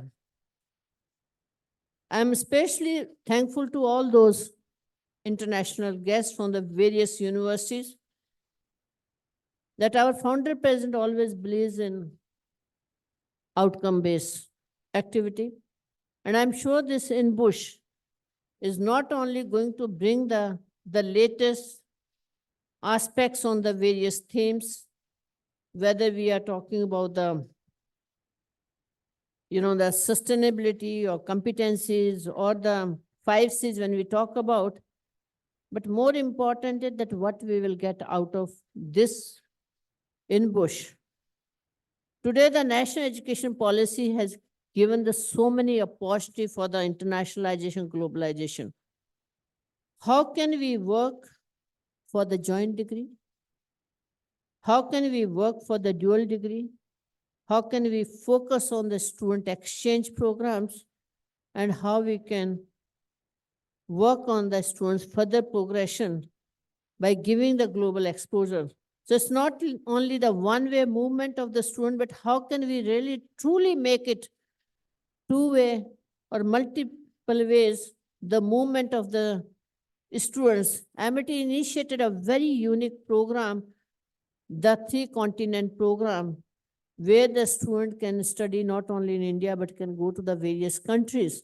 And I would like to request all the Vice Chancellor, Provost, Deputy Vice Chancellor from the various universities from across the globe who have come, and would like to discuss how can we make this happen where your student can come for their part of their study at Amity University, and how our student can go, and also leveraging on the technology, how the student can work jointly on the projects. And we did this experiment during the COVID pandemic, where the student from the various global university and Amity University student, they worked on the joint projects. And some of the projects were about 24/7 because they were working in the different geographies. And looking at now the industry 5.0 and the way the technologies are emerging every other day, how do we develop those global skills and competencies? And it's again the vision of our Honorable Founder President and the dynamic leadership of our Chancellor that they always envision that how the Amity student develop that aptitude for the research and innovation with global understanding, that they be the success story across the globe. And I'm very happy to share that 40% of our students today working in the international organization across the globe. And wherever we are hearing, and we always hearing the praises of the MIT talent, because again, it was the component in our education, the behavioral skills, communication skills, and the foreign languages, which made them to adjust in any culture and at the same time remain committed to the organization, result oriented. So I'm very thankful to our honorable founder president who has given that great amity to all of us. And Amity has been again the first university in the Asia that having the international accreditation for the QAA or the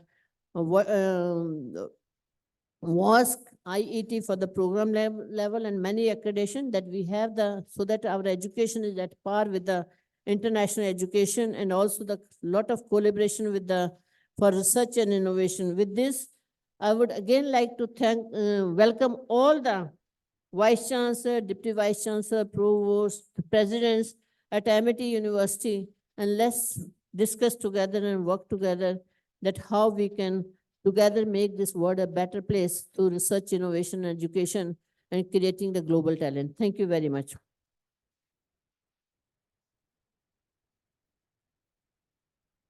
Thank you, Vice Chancellor ma'am, for raising the bar of Amity University. Ladies and gentlemen, our visionary founder president has joined us live, and he was watching this great show since long time. So a big thunderbolt to our founder president. Our honorable founder president, and I would love to say the father of Amity Universe, the universe that he has created for each one of us. The university which not has the presence in India, but globally. The university that talks about not only academic excellence, research, it also talks about values and sanskar. It is the prestigious university founded by our great founder president who visualizes the power of Supreme India. And in a statement, he always says that education will bring big change. And founder president, sir, from the bottom of heart of all Amitians, I take the honor to thank you and be the visionary to give us the wisdom for the world. I can go miles and miles and miles, but to capture sir's glimpse as a blessing for the young ones here in the moot court, I would hand over the mic back to him for his blessings to all of us. Over to you, founder, sir. Good afternoon to everybody.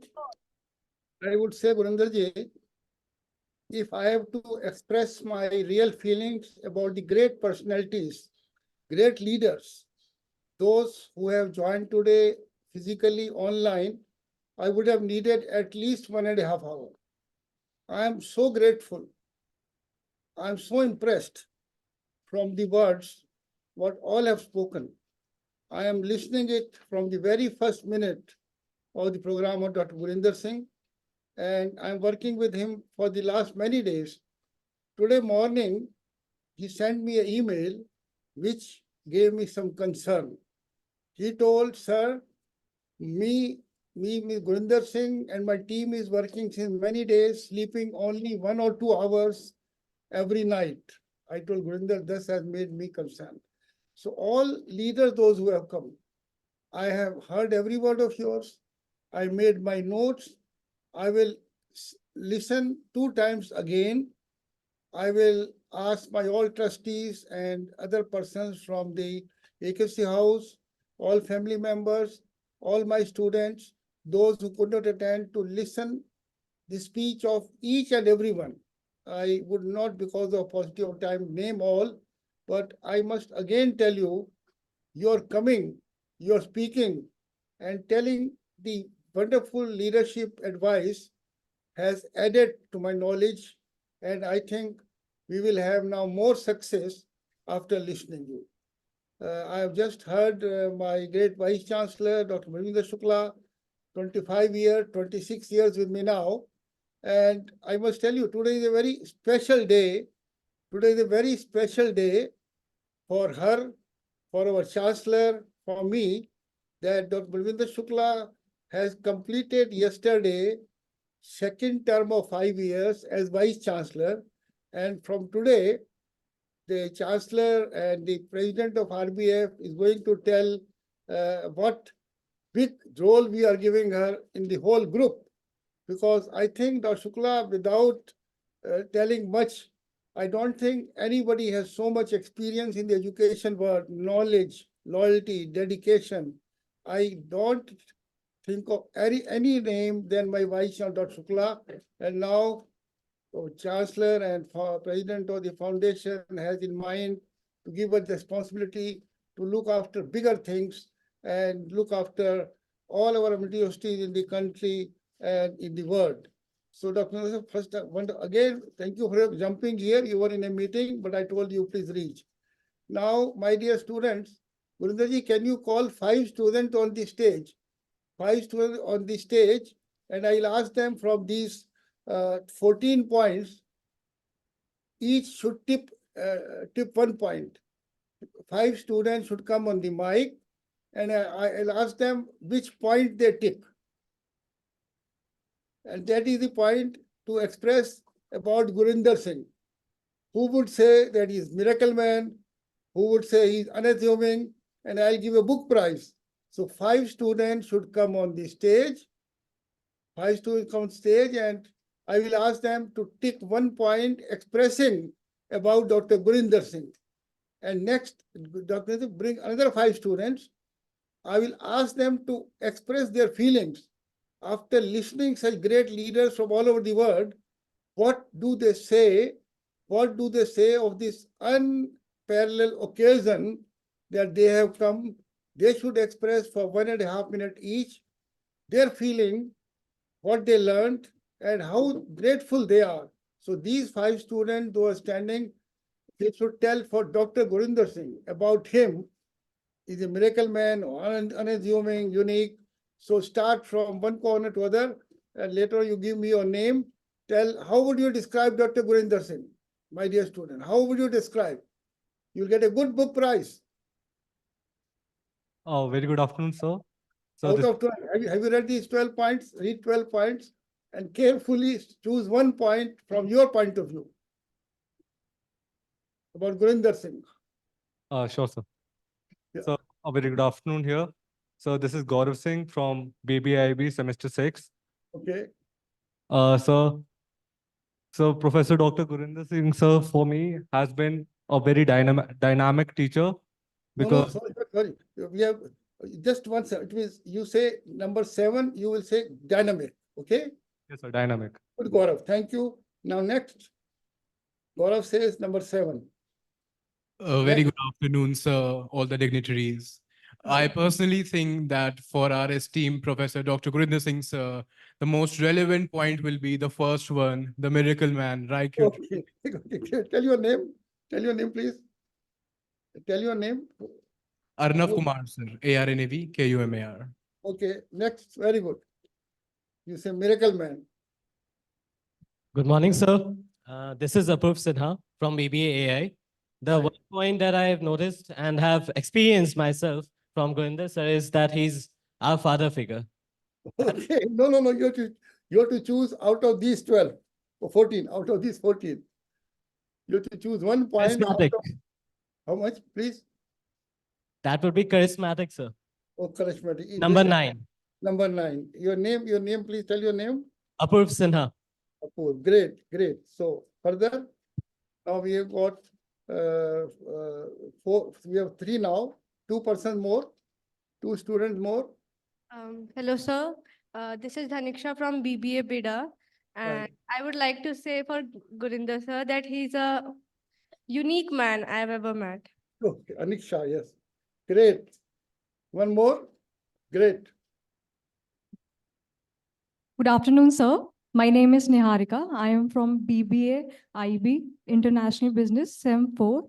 I would like to say Dr. Gurinder sir is the passionate human I have ever seen in my life. I am passionate and I have been passionate, and I see him, I just feel like anything in the world. Like I have never seen like a person him. Good. Thank you so much, sir, for What is your- making us passionate for our work. Thank you so much. What is your name? What is your name, please? Anishka? Who told? Niharika. Niharika. Yeah, great. So I appreciate my students because I must tell you, I always try to achieve something parallel to the main aim. By praising Gurinder Singh, we are making to commit much more in his life for another, let's say 50, 60 years till he lives or whatever, for MBT, for you people, for bringing such great people. You tell me a single person in the world, you bring me a single person in the world who can, in the 24th INBUSH, bring such a big personality, such a busy people. And what I heard from everybody, I think if you print a book on what they said, that will be bestseller. So I think you have very rightly told them, Gurinderji, you deserve all this, and I appreciate all my students, and they will now get a good book prize from me with my personal loan. Thank you very much. Now the other 5 students, Gurinderji, those who will say their feeling expressions for all those who have come all over the world. I want to hear my 5 students, those who will express their real feeling of this hall or online. They will speak 1.5 minutes each. 5 students tell their name and speak what they feel, that how grateful they are, how obliged they are. Good afternoon, sir. I'm Soumya Dhawan from BBA Vida. So I would like to say it's a very wonderful experience to be a part of this summit and part of this university. We are getting global experience right now, getting to know different cultures, and as the world is getting, as the world has become global, and like globalization and liberalization, all of us should be a part of, like, a citizen of the world. So it's a great pleasure to be meeting all of you guys and being part and interacting with all of you. Great, And I'm thankful for Amity and AIBS for providing us this platform. Thank you. Thank you. Thank you. Next, please express your feelings for the all guests who are invited, all leaders. Good afternoon, everyone. I'm Devanshi Seni from BBA Bida. So this journey has been incredible for me till now. I'm in second year currently. And I never thought that joining Amity would be life-changing for me because it has taught many things. Whether it's not only about AIBS, but it's all about Amity. The events they host us, this summit has given so many opportunities to make connection with people around the world, and it has been an incredible journey. Thank you so much. Great, great. Third one, and what is your name? The third one who is speaking, please tell your name. Sir, I'm Devanshi Seni.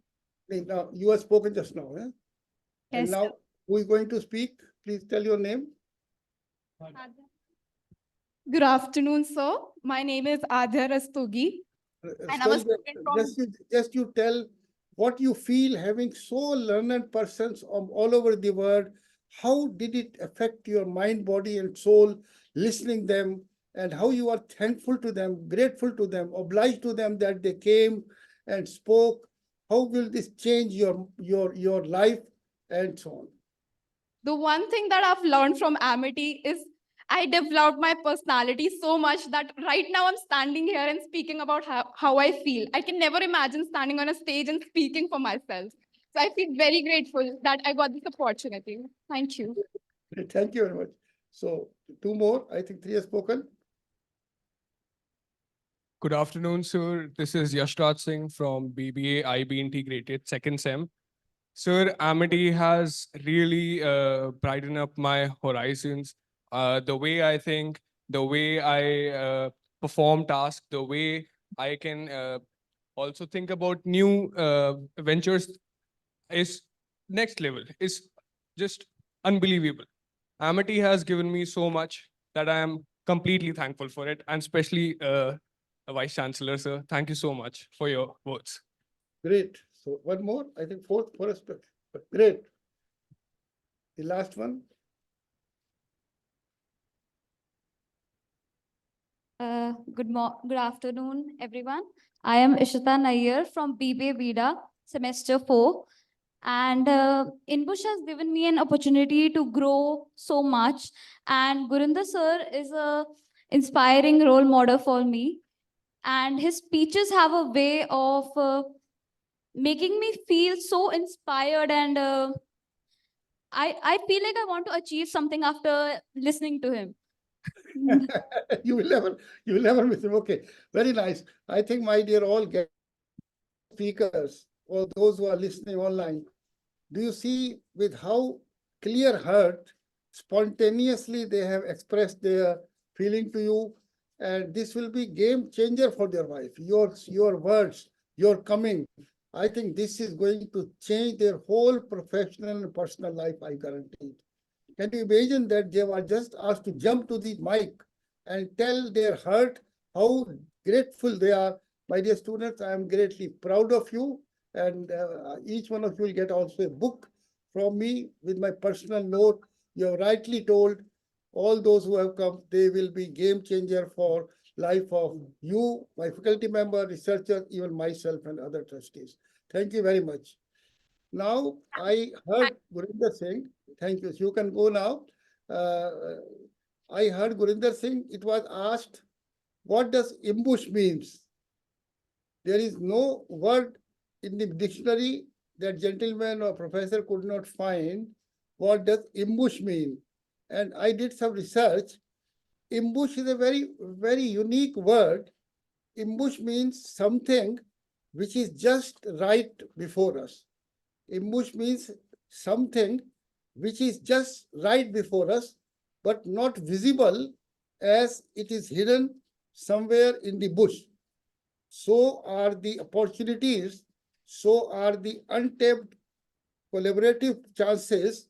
So this is INBUSH. We tape down, we find out, we search what is hidden, and nobody on the earth can see that. Gurinder Singh, my Vice Chancellor, Baljinder Shukla, Silva Murthy, our Chancellor, Atul Chauhanji, that is INBUSH. We are targeting, finding hidden things, and that is the strength of MET, that we strike on the things which other cannot think.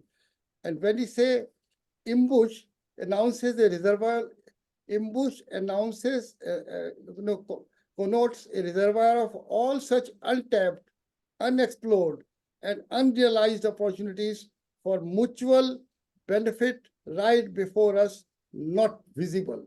So I would say to all my guests, those who have come, this is INBUSH.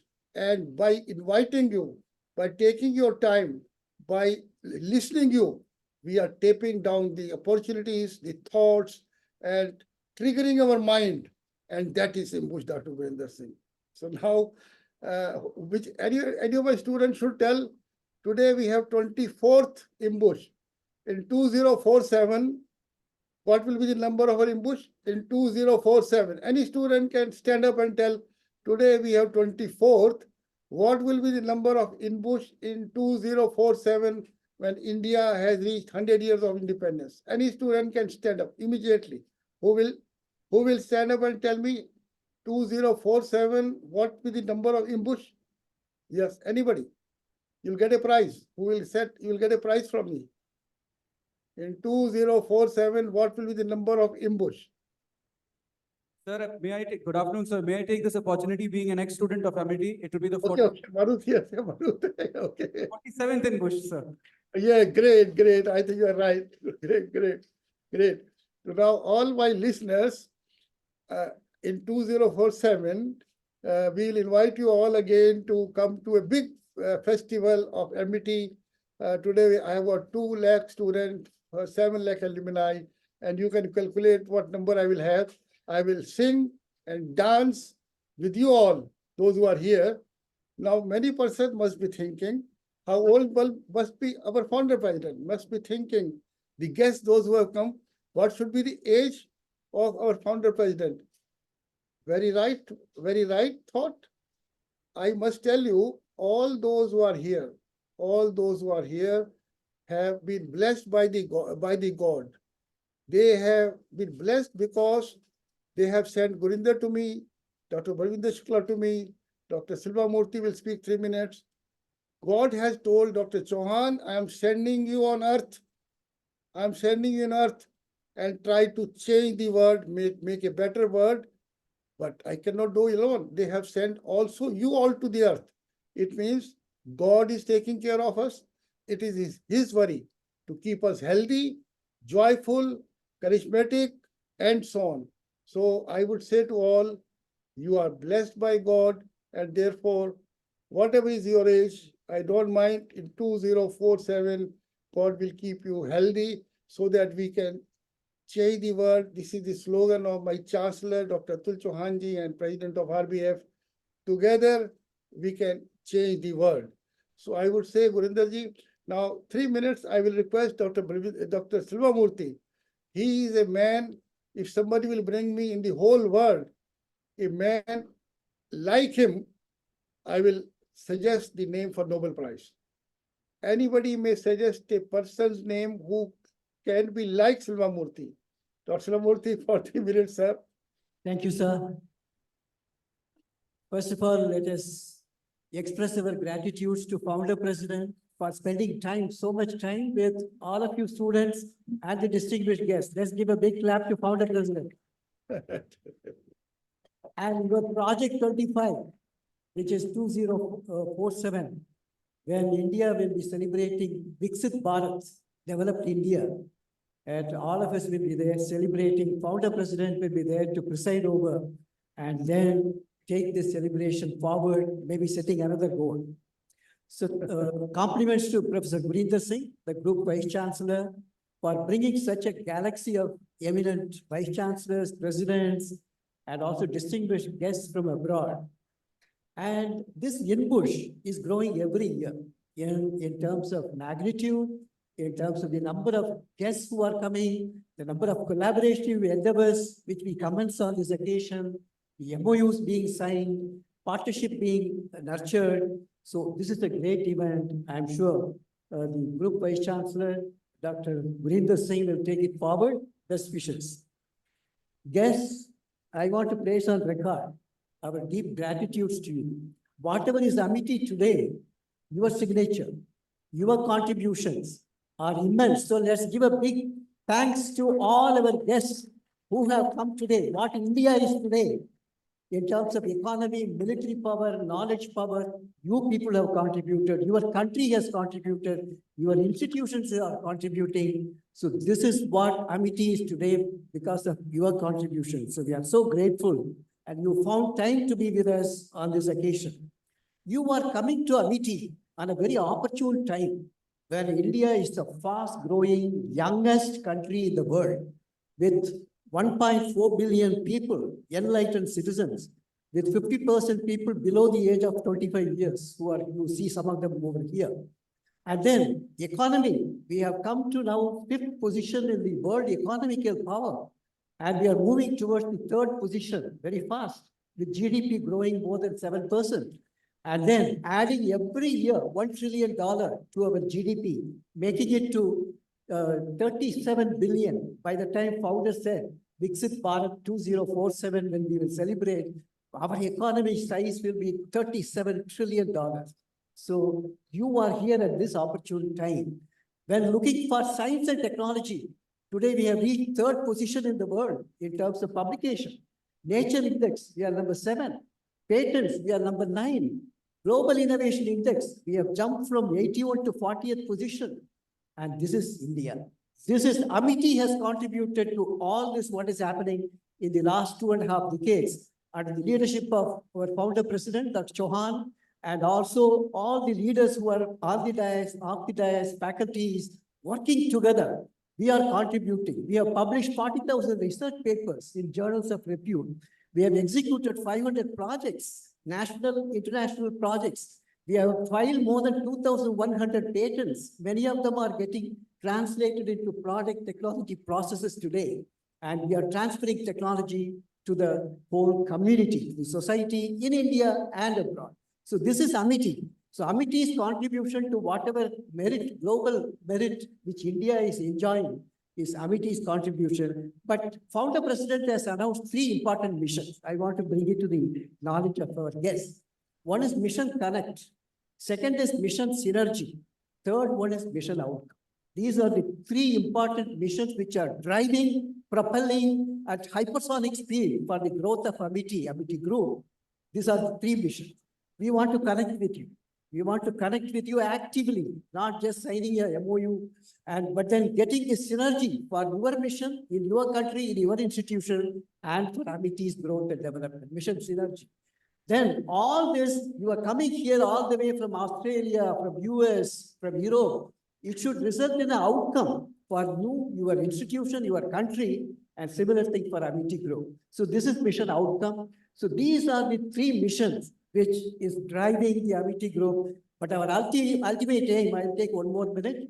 Our ultimate aim is to generate future global citizens. Future global citizens. They're all future global citizens who are endowed with knowledge, including spiritual knowledge, skills, including soft skills, behavior, good behavior, sanskars, values, resilience to face challenges in life. This is what is Amity. This is what our education system is looking for, not just giving degrees and CGPAs, but we want to generate that future global citizen. Today, 7 lakh alumni, 200,000 students in all our campuses. You can imagine by 2047, what will be that number, their families. This is what is the mission, that we will create that happy world, the Vasudeva Kudumbakam, that is global family. We are all one family, whether you come from east, west, north, south, we are all one family. That is what is the philosophy with which Amity Group works. Thank you, Founder President, for this opportunity. I want to partner with you in this endeavor. Students, you will contribute immensely for this Viksit Bharat, developed India. Thank you very much. So kind of you. My dear students, Thank can you you, imagine that somebody can call people from all over the world and they came? Today, when you go out of this hall, you write on a slip what you want to achieve in your life. Just, I would say, this makes you success by compulsion. When I was in 12th class, I made on a slip, I want to do MS in chemistry, then go to work for 3-4 years in India, then I go abroad and I will do PhD there. And can you imagine, I dreamt that in the unification of East and West Germany in 1989, I told to my people, I want to be the biggest investor in the East Germany.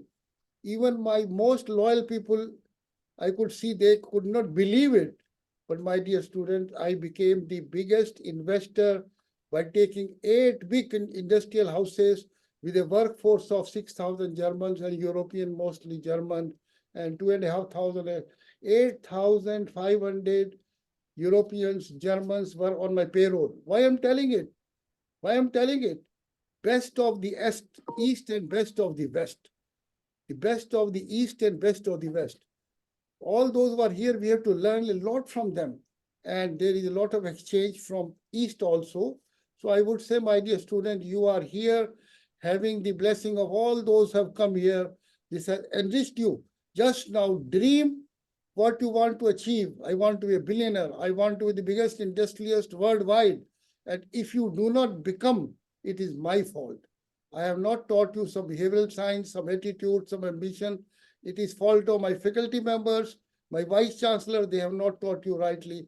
So I would say I'm grateful to the guests, and my dear student will remember a whole life this 24th INBUSH and will think that our success is based on the presence of such big speakers.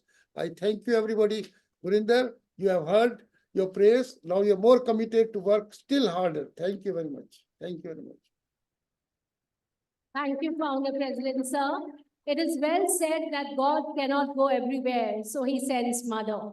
We Amitians say that God has sent our Founder President to all of us. It's a playground to our Founder President. And dear students, you have seen the live demonstration that the questions which Founder President, sir, has asked will not get in Chat GPT. I was saying this in morning, they are the live thoughts that one learn in such forums. So thank you so much, Founder President, sir, for teaching us another important thing, to be ahead of time, to be mindful, to have the values and sanskar, and to take Amity to our next legacy and to have a vision to dance together at 2047. Thank you so much, sir. And now the time has come where I will request all the luminaries to step forward for the awards ceremony.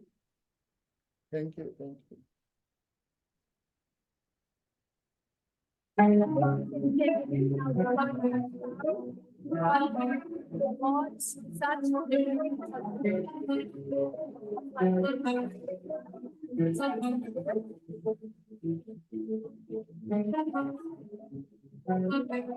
It's proud to be honorable and the Global Academic Excellence Award.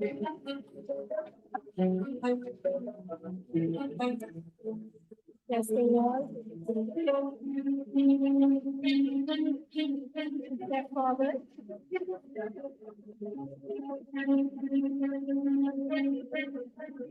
Amity is proud to confer Amity Global Academic Excellence Award. Professor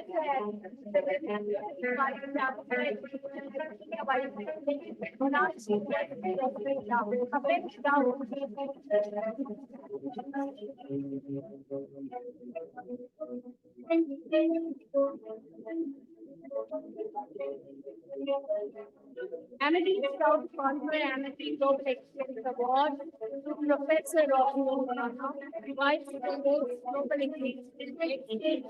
A big round. Keep the kind of forward, like pouring this great.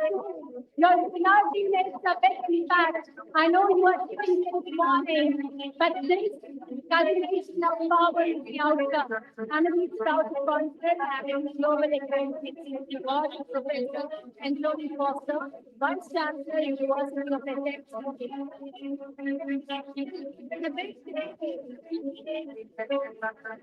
Next category is the Global Corporate Excellence Award, and I would like to announce this recipient of the award, Dr. Megan Moss, CEO and founder, Applied Higher Education, Singapore.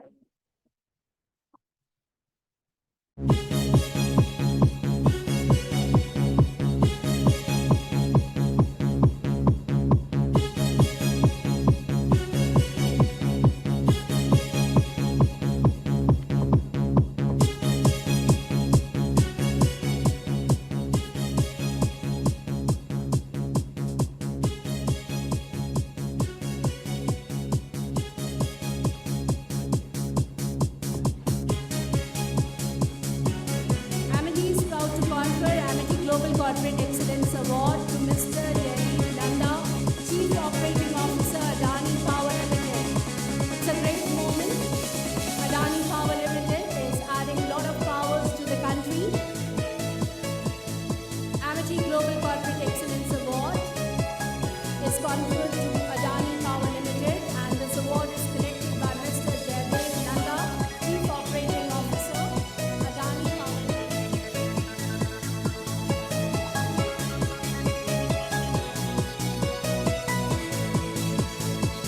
Amity Excellence Award is back to Dr. Devi Prasad, Chief Coursework Officer, Monash University, Australia.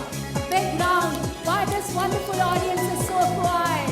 There has to be more in going. So such a vibrant audience at the balcony. I need to hear more from you guys.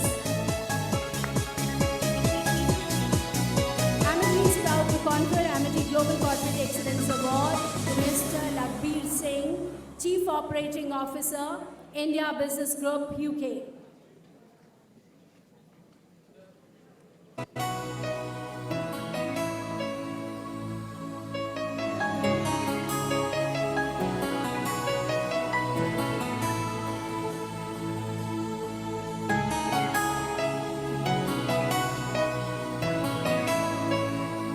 Amity is also proud to confer Amity Academic Excellence Award to Dr. Rohit Verma, Dean Dalramore School of Business, South Carolina, who is live with us. So since you have promised that you are coming to Amity and we are coming at your place, we will bring this award to you for this great association. Amity is proud to confer Amity Corporate Excellence Award to Mr. Vipin Chandra, Managing Director, Vikas India.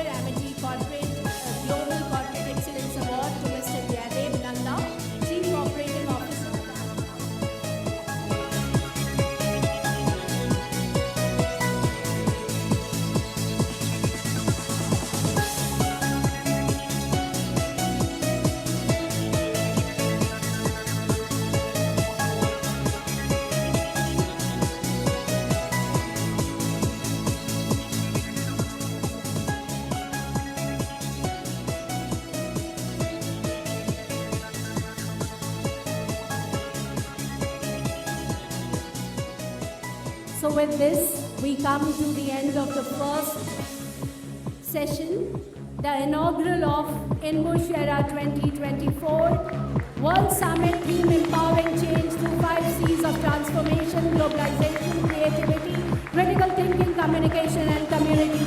The thunderbolts of this room talks about the inaugural of INBUSH Era World Summit 2024. It is just a beginning. We have to go miles across till 2047. The new vision to connect, synergize, and outcome orientation.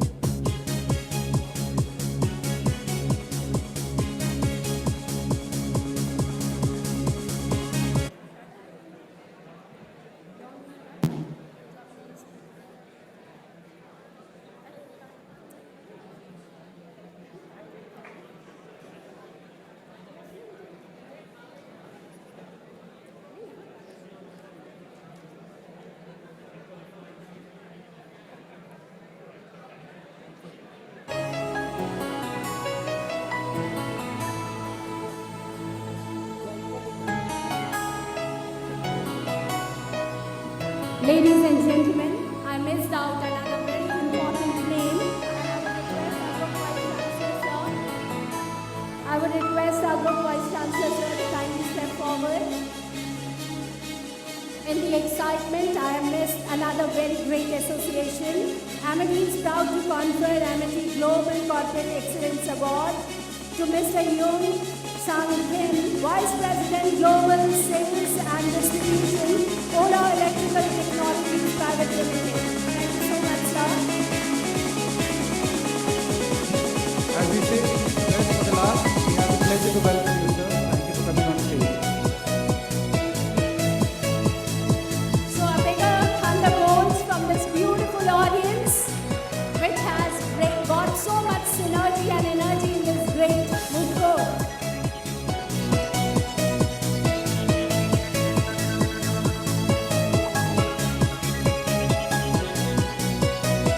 Thank you, everybody.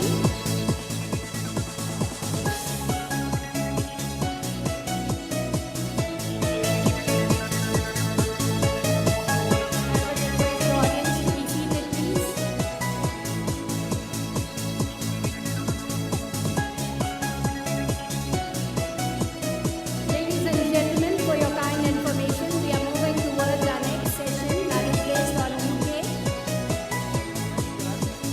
This is another very insightful session. Our guests have arrived.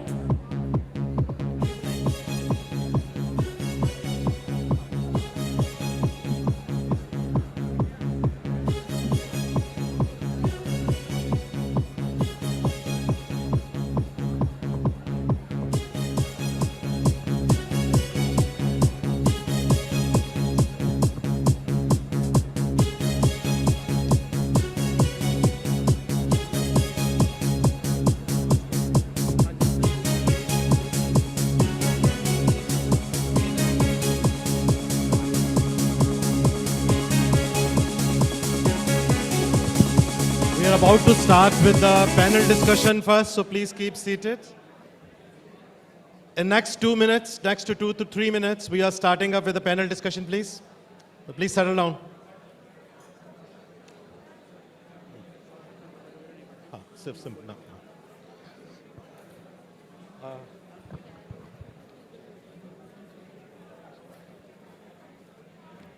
Dear students, may we please request you to remain seated. We are about to start with a very insightful session. In next couple of minutes, we would appreciate your support and cooperation.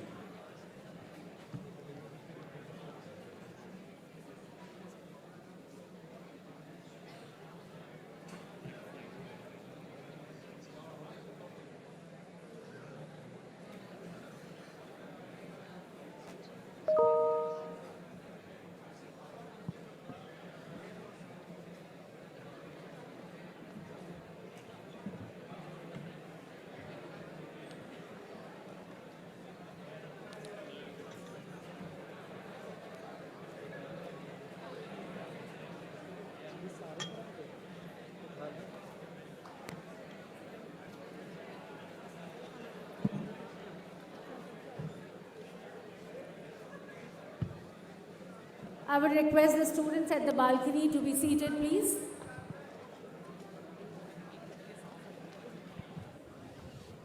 A very warm good afternoon to each one of you present here. Welcome to the next session of the first day of INBUSH Era 2024. Now we are moving towards the UK session. Our theme is India-UK collaboration, responding to the global challenges in education and business through transformative challenges. Ladies and gentlemen, put your hands together to welcome Professor Anthony Foster, Vice Chancellor, University of Essex, UK. We also welcome Professor Jean Newell, Vice Chancellor, University of Rotherham, UK. We are proud by the presence of Mr. Richard, Group CEO, UK India Business Council. We also welcome Professor Neil Jester, Vice Chancellor, University of Lincoln, UK, who have joined us live. We are also being joined by Professor Neil Jester, Vice Chancellor, University of Lincoln, Professor Kiran Trihan, Pro Vice Chancellor, York University, UK, Professor Robin Banerjee, Pro Vice Chancellor, University of Sussex, UK. Ladies and gentlemen, for your kind information, this is a panel discussion based on the theme India-UK collaboration, responding to the global challenges in education and business through transformative challenges.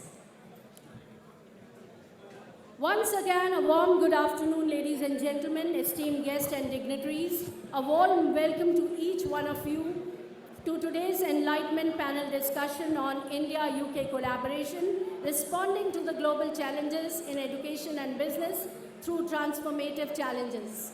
India and UK, two nations have rich culture heritage, are coming together today to deliberate on how we can join forces to tackle the pressing challenges in education and business.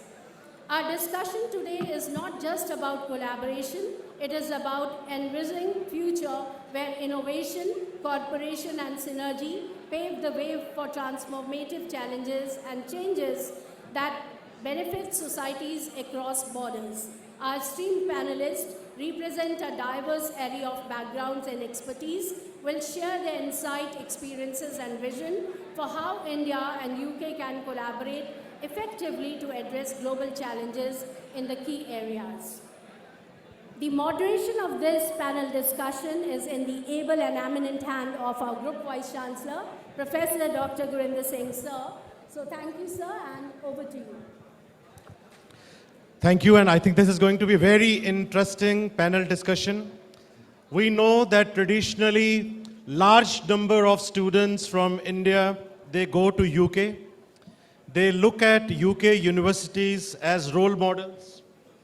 There has been a shift of Indian students. So we were just looking at statistics that how many students have been going to UK universities in the last 2 to 3 years.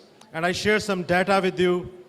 In the last 1 year, UK has again emerged out as one of the most favorable destinations for the students of India. We saw 3 years back that it was declining. It has again coming up. And so has been the demand of the UK universities that if you can see today, you will find that in London, lot of accommodation companies, hostels, UK universities, they are finding difficult to accommodate the international students, which reinforces the fact that students want to go to UK. But at the same time, we have also seen that there are challenges for the international students who are looking for working in UK for a while, taking experiential learning. So what I'm requesting each of the speakers is to first tell us something about that, what they think about that UK education sector is going to offer to the students, and what you feel is going to be the future of the students who are taking UK universities as their first choice. So first few minutes, maybe an overview that what you think about it, and then we have got number of questions. Before you came, we circulated questions to all our universities. So 200,000 students have polled, and I can see somewhere about 193 questions coming up. Don't worry, we're not going to ask you those 193. So we have classified them into 4 parts. So 4 questions are coming out based on the students, what they are asking. But first of all, we will request one of the strongest pillars of the word, the Vice Chancellor of University of Essex, and then we will request the Vice Chancellor of University of Hampton, and then we will request Professor Richard, the Group CEO of UK-India Business Council, if they can give their view that what is their impression and what message they have for the audience. Over to you. Thank you very much indeed, and it's a pleasure to be here. And the University of Essex is 60 years old, so a relatively young university, but on a similar journey as Amity University in terms of innovation, ambition, and energy that we bring to thinking about our future.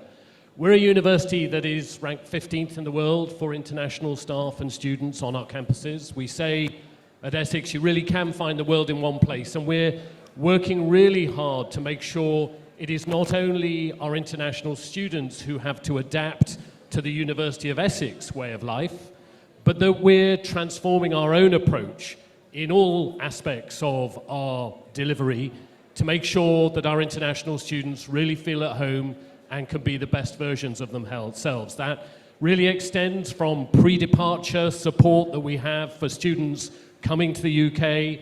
From day one, a really strong focus on employability in a variety of different ways. We're offering internships and placements within the university and with the businesses that we work with, and that we're very mindful that it's not just a matter of having a graduate visa or a post-study work visa, but using the university's connections to make sure that we, through our business connections and our alumni, can give our international students the very best chance of getting a good job if they choose to stay in the United Kingdom.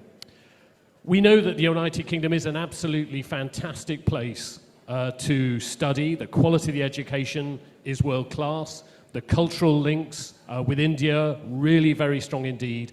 But universities in the UK are really committed to thinking about how we adapt and support our international students, especially from India, to make sure that you will find a friendly and welcoming place and you can be the very best versions of yourselves. The final thing I wanted to say is really taking the theme of today. We really want to make sure that we're not only thinking about education with our minds, but also with our hearts, making sure that you're not just having a wonderful educational experience, but also the student experience, the music, the volunteering, the arts, the friends that you will make for life are just as important for you as what you learn in the laboratory or the classroom. And at the University of Essex, we're proud to be ranked first for the amount of resources we invest per student in offering an absolutely world-class student experience to all our students. So I think those are the key headlines that I'd like to pick out for a start. I'm very keen to take any questions. Thank you. That was Vice Chancellor of University of Essex, UK. I was last week in London, and I met Lord Prem Sikka, who used to be the Dean of the Business School at University of Essex. And I met him after, I think, about 10 years at the House of Lords. And what he still talks about the University of Essex, he so passionately said that if you are here in UK, you must visit University of Essex. So University of Essex has not only produced world-class academicians, we would say that they have also produced world-class industrialists, world-class policymakers, world-class broadcasters. He was earlier the broadcaster at BBC. So that is University of Essex. Give a huge applause to him once again.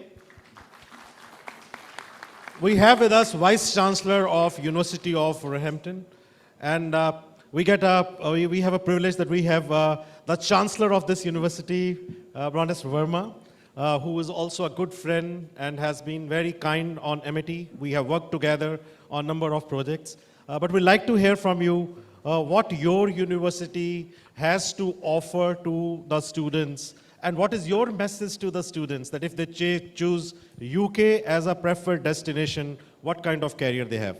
Over to you, Vice Chancellor. Thank you very much, Dr. Singh, and a big thank you to yourself and Dr. Chauhan for inviting me this afternoon and the team from Roehampton. And a big thank you to all the future leaders of tomorrow, the Amity students who are here in this room listening to us. And we hope that you're enjoying the conference as much as we are. So in terms of your question, Dr. Chauhan, as a university, Dr. Singh, I'm sorry, as a university at Roehampton, there are 3 words in our mission who are especially relevant here. And as a university, since our inception in 1842 through our oldest college, we want to develop 3 elements of character in our students.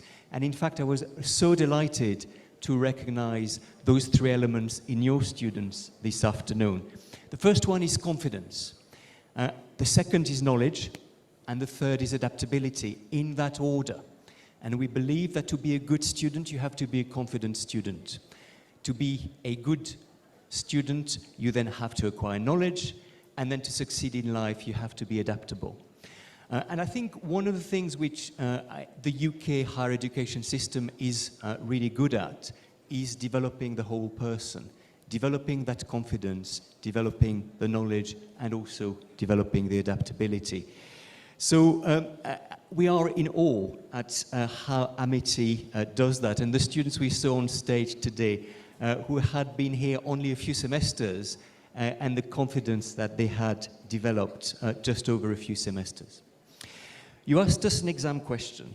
The exam question was, how can we respond to global education challenges in education and business through transformative change? And I don't want to perhaps venture an answer which is complete, because there isn't one, but I want to try and answer that exam question.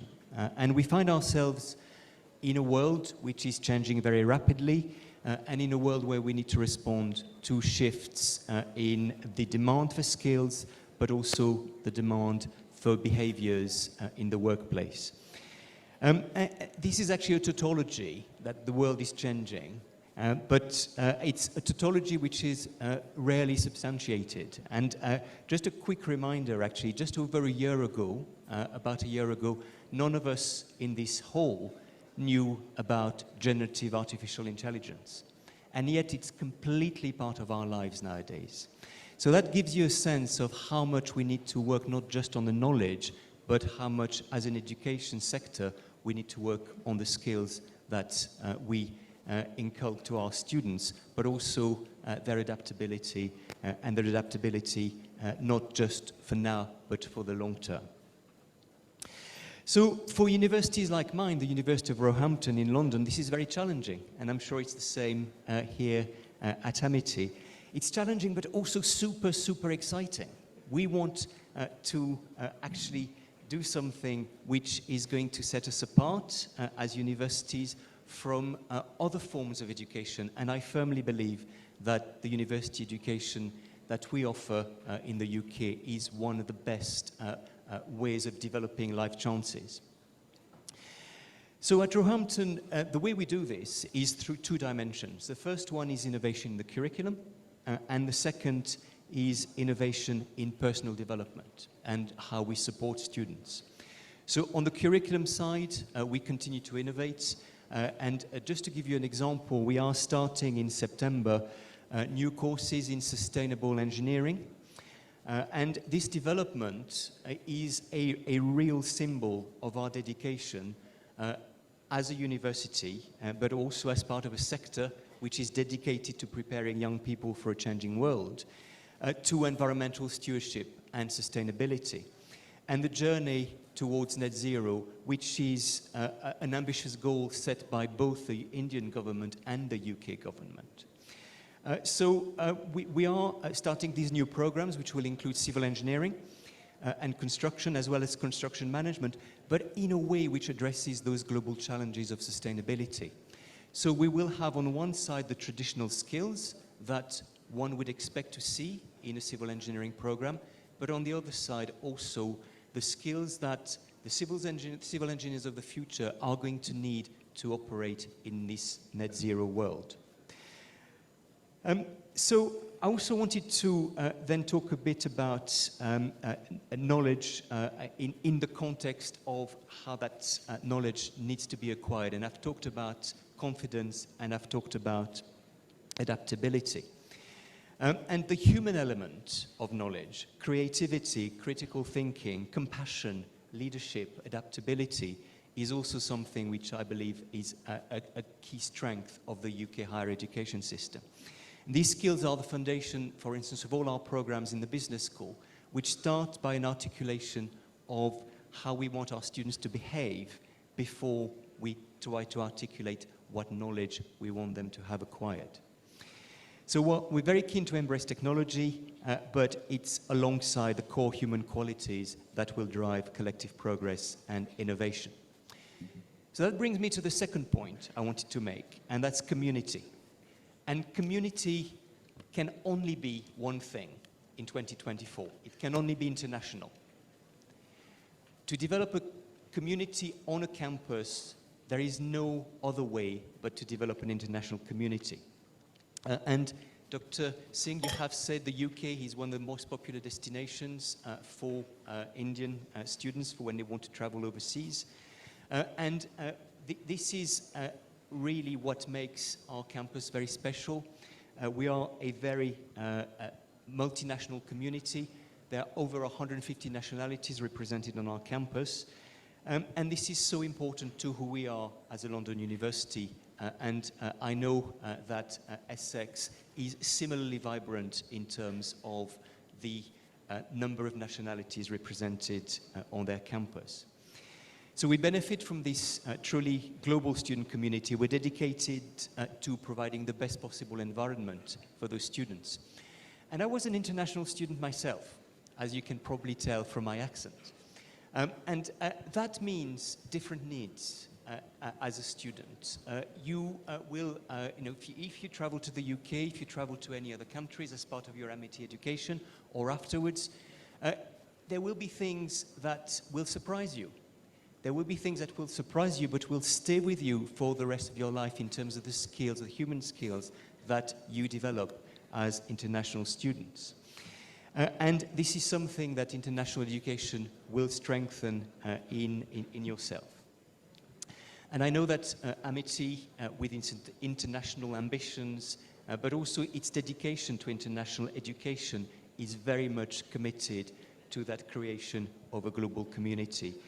And we know this because, as Dr. Singh has said, our Chancellor, Baroness Sandip Verma, who is really the embodiment of UK-India partnership, is a well-respected British Indian politician, sits on your board. And she's really a trailblazer in this mission to bring internationalization to higher education. So I hope I have started to try to answer your exam question, Dr. Singh. I'm sure there will be other elements of the question which will no doubt be discussed later in the panel. Thank you so much, and our thanks to you, to your university, and also to Baroness Verma. The first research conference about which I was talking, she was the one who came and she supported that conference. So that is a power when the universities come together and research networks come together. Also give a huge applause to the team of this university, which is sitting right from the very beginning. I can see large number of people from there. Yeah. Thank you very much, Vice Chancellor. We also have with us Mr. Richard, who is the CEO of the UK-India Business Council. This Business Council is working very closely to bring industry and academia together. A lot of initiatives they take. So we would like to hear from you the industry perspective, because most of the students who go to UK, they have this question in their mind, what value UK education system is going to give them. Over to you. Thank you very much, Dr. Singh. Thank you to Amity for having me. It's a real pleasure to be here. I'm so pleased to be back on this campus, and I really loved hearing from the students earlier. Their passion when they were talking about the experience here was really infectious. So thank you for that. The UK-India Business Council is a private non-profit. We exist to help British companies and universities succeed in India. and increasingly to help Indian companies and universities succeed in the UK. During the last 10 years, we've helped 700 UK and Indian companies with their market journeys. Thank you. I have 22 UK university members. Last year, we recruited about 11,000 Indian students to go to the UK. For institutions like Imperial and UCL, and I'm very proud to say Essex. We also do industry to academia matchmaking. So last year we put Apollo Tyres together with Glasgow University. Apollo's funding 2 PhD students in Glasgow to work on a specific rubber technology solution in the UK. And I think there's huge scope for more of that kind of thing. Why the UK? Well, I'm a product of the UK education, so I would say that it gives you a great sense of curiosity and independence and critical thinking. There's a thriving, innovative business community in the UK, and the UK and India are in a very good place right now, economically. So we are on the cusp of, I hope, an FTA between the UK and India, which will be, I think, quite transformative in terms of the economic relationship going forwards.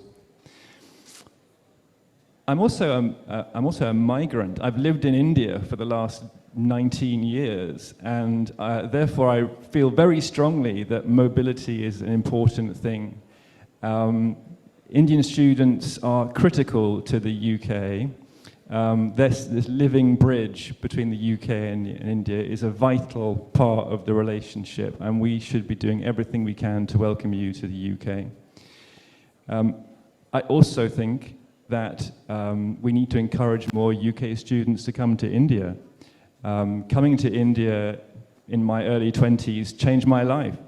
And frankly, I think people in the UK don't understand quite how dynamic and incredible India is at the moment economically, this incredible sense of momentum and confidence and dynamism, and getting more young people from the UK to come and experience that, study here or work here briefly, would help update our thinking in the UK. Thank you. Thank you, Mr. Richard. We also have with us Professor Neil Juster online, and he's a Vice Chancellor of University of Lincoln, has been to MIT, good friends. We'd like to hear from you. What is your version? What do you feel are the opportunities in front of the students who want to take UK universities as their preferred destination? Thank you, Dr. Singh, and it's fitting that I can't make it with you today. The world is generally facing, I think, 5 major problems. Global security, and we've seen an increase in defence spend and outbreak of wars recently. Climate change, which is impacting the way we live and operate. The impact of technology, particularly things like AI and cloud and robotics. Big changes in demographics, both within countries with people moving from rural areas into urban areas, and we see big flows of people across the world due to climate change, lack of resources, and the thought of better life. And overlaying that, of course, is there the money to solve these problems? Post-COVID, cost of living across the world, government debt, allowing to actually make the changes to those 4 big challenges. Now, the University of Lincoln is a relatively young university. We were only founded 26, 27 years ago, but we were make a difference in the place in which we live. We are about transforming lives and communities. And our students and our staff work very hard to actually ensure that we can address these major challenges across the world.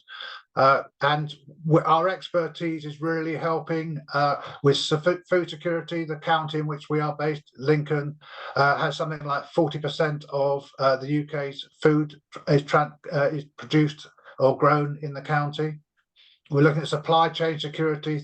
Over 30% of imports and exports come through the major ports in our area. Energy security, more than 25% of the power used in the UK is either generated or comes onshore in Lincolnshire, and we have to transition from carbon generating industries. We have huge clusters of chemical plants, steel plants. We've also got the world's biggest offshore wind farm and the world's biggest maintenance port maintenance for offshore wind farms. We have to ensure the security of the nation and the world, and we have to improve the lives of people and the ability to live longer and healthier lives. So everything we do is around trying to address those major challenges, and students that come from across the world and from the UK to university, our mission is to help them learn so they can help transform lives and communities. So I'll leave it there. Thank you. Thank you, Vice Chancellor. Professor Jester, give a huge applause to him. We have with us one of the known researchers of the world, Professor Karen. She is a Pro-Vice Chancellor at York University. I know that you had to fly to India, but somehow the visa couldn't reach to you. But we are equally excited to welcome you online. Give a huge applause to her. I think that she was trying very hard to reach. But we look forward to welcoming you in Paris, along with your Vice Chancellor in our next international conference. And thank you very much for sending that email of confirmation. Professor Kiran, if you can also enlighten the audience here that what you feel UK universities have to offer to Indian students who are looking for not only making a career, but are also trying to consolidate and see the research opportunities which are existing in United Kingdom. Over to you. Thank you. First of all, thank you so much. Dr. Singh, I think it's been such an inspiring morning, and I thought your poignant opening really opens up the debate that we're about to have. But can I just say a huge thank you to your students? It's just wonderful and so exciting to see an international conference that it embeds its future leaders, its students at the very heart. So let me answer the exam question. And I want to answer that exam questions by putting students at the very heart. And I want to draw from a quote from our Archbishop of York speaking at the inauguration of the university back in 1963. And in a passage, he is addressing, our students as part of the first intake. And he says, undergraduates, whether they like it or not, are world citizens. Just as isolationism in world politics has proved futile and impossible, so insularity of outlook will prove increasingly useless in the world of the 20th century. Our students are citizens not only of York, not only of England or Great Britain, not only of Europe, but the world. I think this is really relevant in the question that you ask, because we do not and cannot possess all of the research knowledge, and our students are demanding this notion of human life in conditions. We talk a lot about making a difference, about how we improve human life and the conditions for the better. And actually, our students of the future, and this illustration really highlights Amity's values and the University of York's values, particularly in the context of Indian students and international students, because it underlies purpose and method have to work together, and they're just as relevant today as they was then. So how do we combine purpose and method in the pursuit of public good in a global context to ensure that students from India get the very best education through collaboration, communication, critical engagement, but most of all, interdisciplinarity? And so I think the future has to address the innovation needs of tomorrow and the great challenges that impact on human life, which so many of us have been talking about. And so for me and for the University of York, this means new digital technologies. I love the illustration that the opening speaker talked about, that ChatGPT is not the answer, for our students. New digital technologies, biodiversity, climate change, public health, and geopolitical conflicts, migration, are all elements that show how we have to work across disciplinary boundaries. And that's where the jobs of the future are going to be. Who would have thought that in the future, augmented reality, computing, and archaeology were areas that would work together to bring about that change? And so examples of industrial biotechnology and its application to the rural economy and economic development are really important, as are net zero, and the circular economy. So in conclusion, I would argue that our students of the future are going to have to think about innovation, entrepreneurialism that requires a spirit of humility. Those with different backgrounds, new experiences, new perspectives will be the founders of new knowledge and new kinds of leadership. Surely that's what it means in terms of the amelioration of human life and condition. And that's really underpinned by your earlier conference in the year around One Earth, One Family, One Future. And so to conclude, I'm making a really strong and compelling case that the leaders of tomorrow, our students, have to be the designers of future research programs. They cannot simply be the receivers. And York and Amity share a values-driven approach. Innovation has to be linked to global strategy. And so I make the case that individually we all create change. Collectively, we create a movement that's embedded in a common purpose. And so let me end by using a phrase our Vice-Chancellor, Charlie Jeffrey, uses on a frequent basis. And I ask this question to your student: what's it all for? In a world of division, polarization, distrust, that includes significant role for universities. We need to work together to solve those problems. We need to understand why we have alienated so much of our society. And crucially, as a sector, we have to respond to regain that trust. This needs a more holistic approach in managing local and global strategies. We have to understand our role and responsibilities, not just inside the academy, but also outside. And our students have to be the designers of those solutions. Because if we demonstrate on a basic basis the relevance, impact, and the differences, our research, our teaching, our students, and I mean our students in a global context, our staff and our partnerships, then we would deliver the sort of societal change that Amity has been leading the way on. The world is at a tipping point, and I want to finish on a quote by Soren Kierkegaard.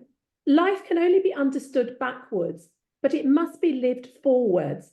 Life's not a problem to be solved, but a reality to be experienced. To dare is to lose one's footing momentarily. Not to dare is to lose oneself. And I think Amity embodies that. And so for the students of the future, entrepreneurialism and entrepreneurial mindset, innovative leadership, but interdisciplinary research will be the way forward in a global context. Thank you. This was Professor Kiran from Pro Vice Chancellor of York University. We have got another academic leader with us, Professor Robin, who represents as a Pro Vice Chancellor of University of Sussex. Over to you, Professor Robin. Same question: what opportunities you feel UK higher education, especially the UK universities like your university, has to offer to the students who want to have professional career, research career, and also want to work with the industry? Over to you.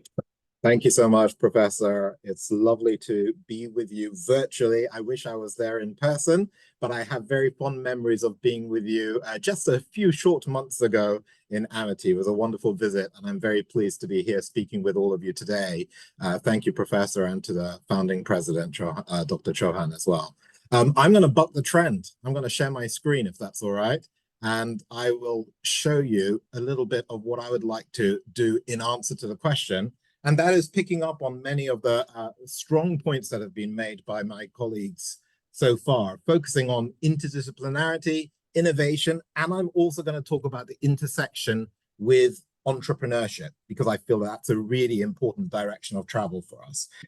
The University of Sussex was founded in 1961, and it was founded very much with this new map of learning. It was the first of the new universities. You've already heard from others today. My colleague from Essex was talking as well about the 1960s university.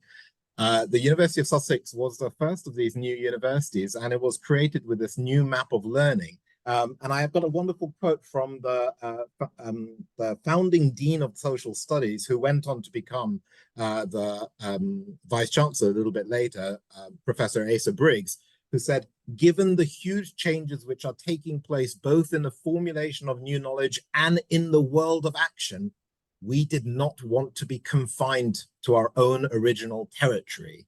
And that is something that I heard again and again from the students of Amity who were speaking just now, and also when I visited a couple of months ago. There is a real desire to break out of the confines of territories, to extend our horizons, to step over the borders that often constrain people. So internationalism, interdisciplinarity, and innovation are absolutely central to the founding of University of Sussex.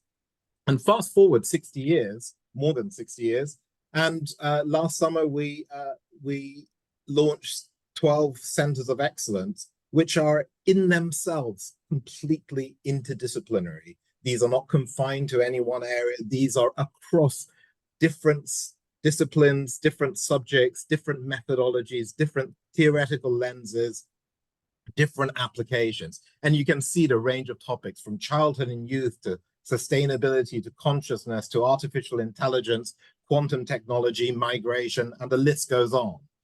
And the important thing about this is that these ideas of bringing people together across different disciplines, as you've heard from our other wonderful speakers, they enable people to make new discoveries, to become successful, to achieve in ways that are truly innovative. And I particularly want to highlight, I won't go through all of these, but I particularly wanted to highlight the emphasis on sustainable development goals, on making a difference in the world. These are critical for us. And you can see the first one that I've listed here, the first in the QS ranking that we have of first in the world for development studies. This underscores the commitment that we have at the university, and I'm sure across the UK, to making a difference in the world. And I want to just remind people of something that was in our Royal Charter when we were first established. And I think it's really important to remind ourselves of this. It has a very simple sentence in there about the purpose of the university. The objects of the university shall be to advance learning and knowledge by teaching and research, here's the key phrase, to the benefit of the wider community. We always think about the benefit of the wider community, and that's critical. What I wanted to say in the last few minutes that I have left is that students are absolutely at the heart of this, and you heard that expressed from the other speakers as well. But I just think it's so significant, and seeing the students talking about their experiences at Amity on stage was really inspiring. It's so significant to think about students' education as absolutely right in the center of the work that we're doing in our teaching and research for the benefit of the wider community. And we try to make sure that students are immersed in this interdisciplinary commitment, whether they are being research associates during the summer in the middle of their degree, whether they're doing a full year research placement, whether they're doing a full year research placement, whether they're doing a research dissertation, or indeed, whether they're stepping outside of the university and engaging in professional placements in industry. These are the opportunities for students to really take the interdisciplinary spirit of the university and apply it to innovate. And this was a nice report that came out on a joint institute graduation. We have a joint institute on artificial intelligence in China, the Zhejiang Gongshang Joint Institute. And our Vice Chancellor, Professor Sasha Rosenhill, was there. And it was noted after, I'm just looking at the notes of it afterwards, and it said, Professor Sasha Rosenhill encouraged graduates to grasp the opportunity to act as an innovator with the knowledge to challenge themselves, making contributions to society. And one of the students in that report also said, I'm so happy that we have many opportunities for internships. Which brings me to my last point, which is about innovation and entrepreneurship.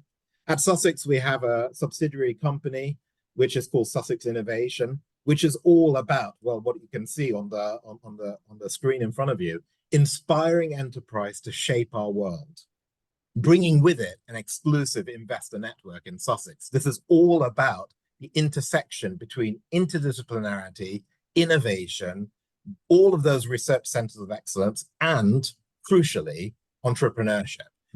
And as others have said, one of the things that's really strong in the UK university sector is that we have such a strong focus on careers and employability. And I have to tell you, I had to put this photo in.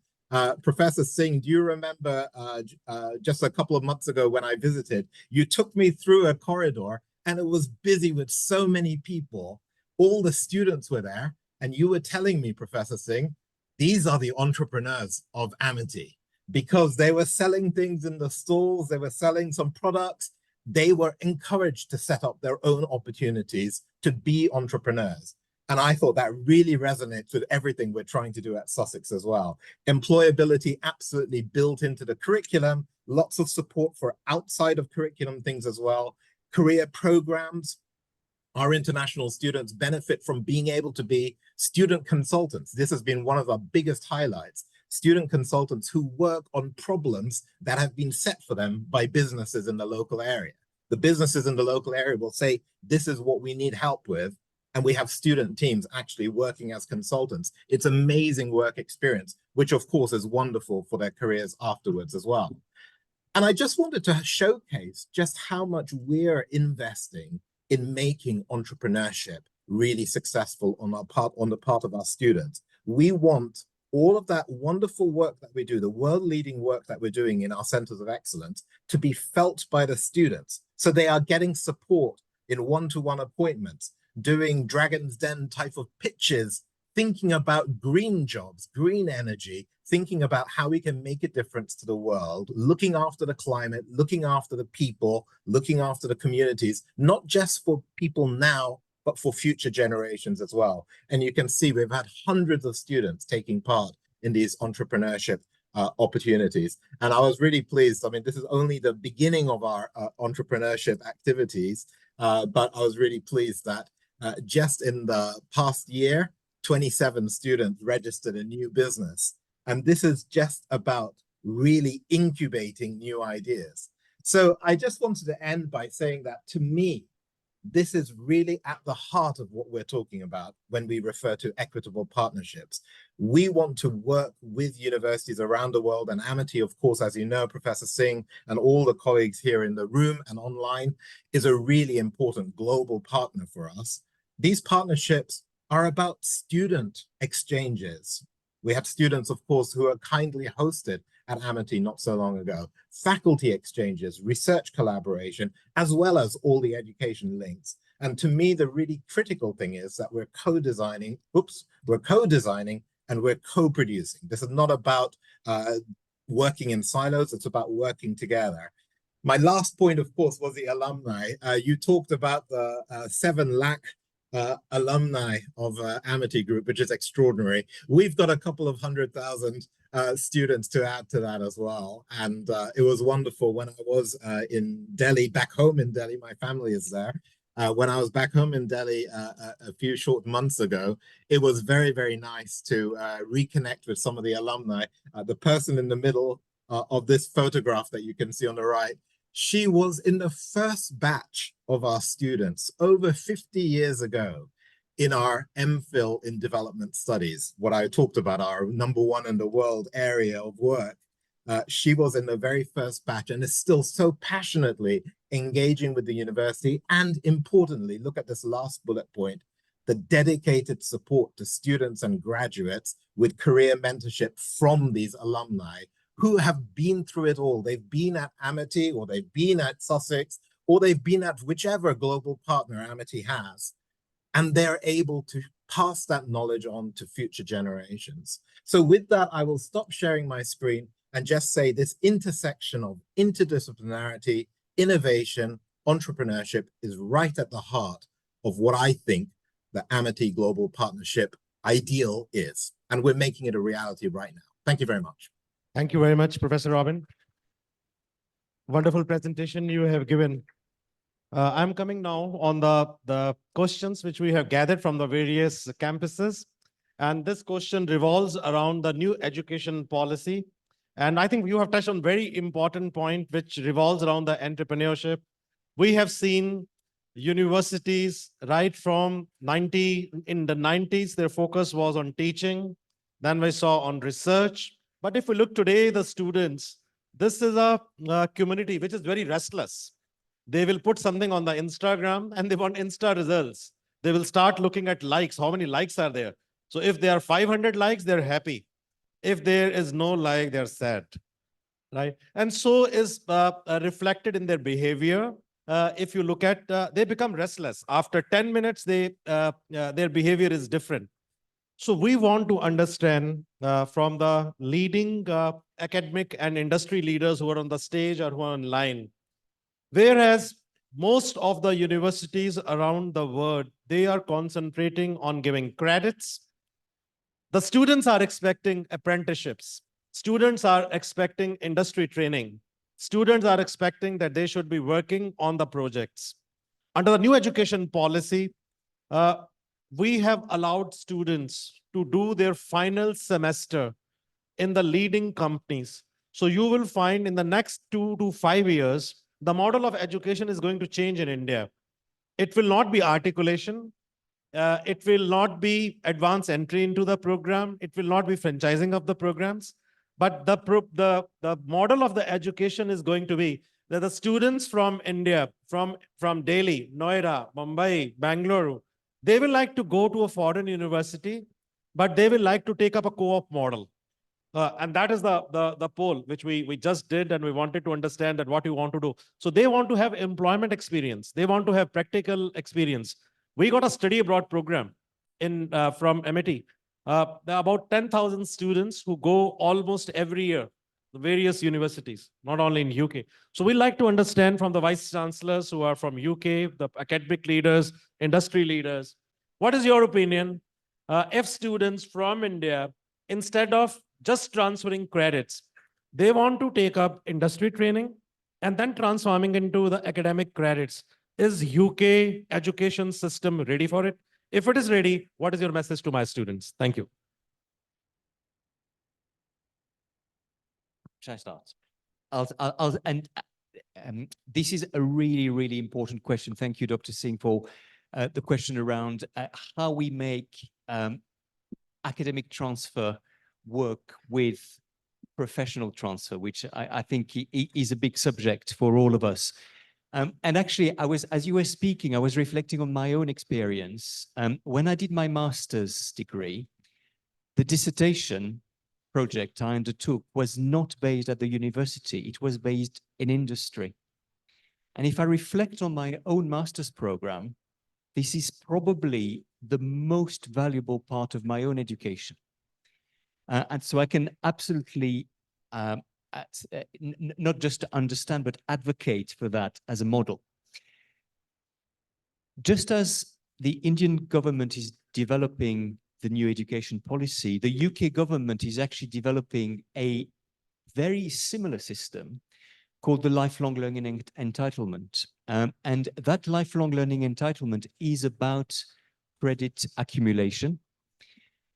What universities in the UK are developing gradually, and I'm sure it's the same everywhere, is these credits which might be taken not by studying, writing assignments in a very academic fashion, but by doing internships which are assessed slightly differently.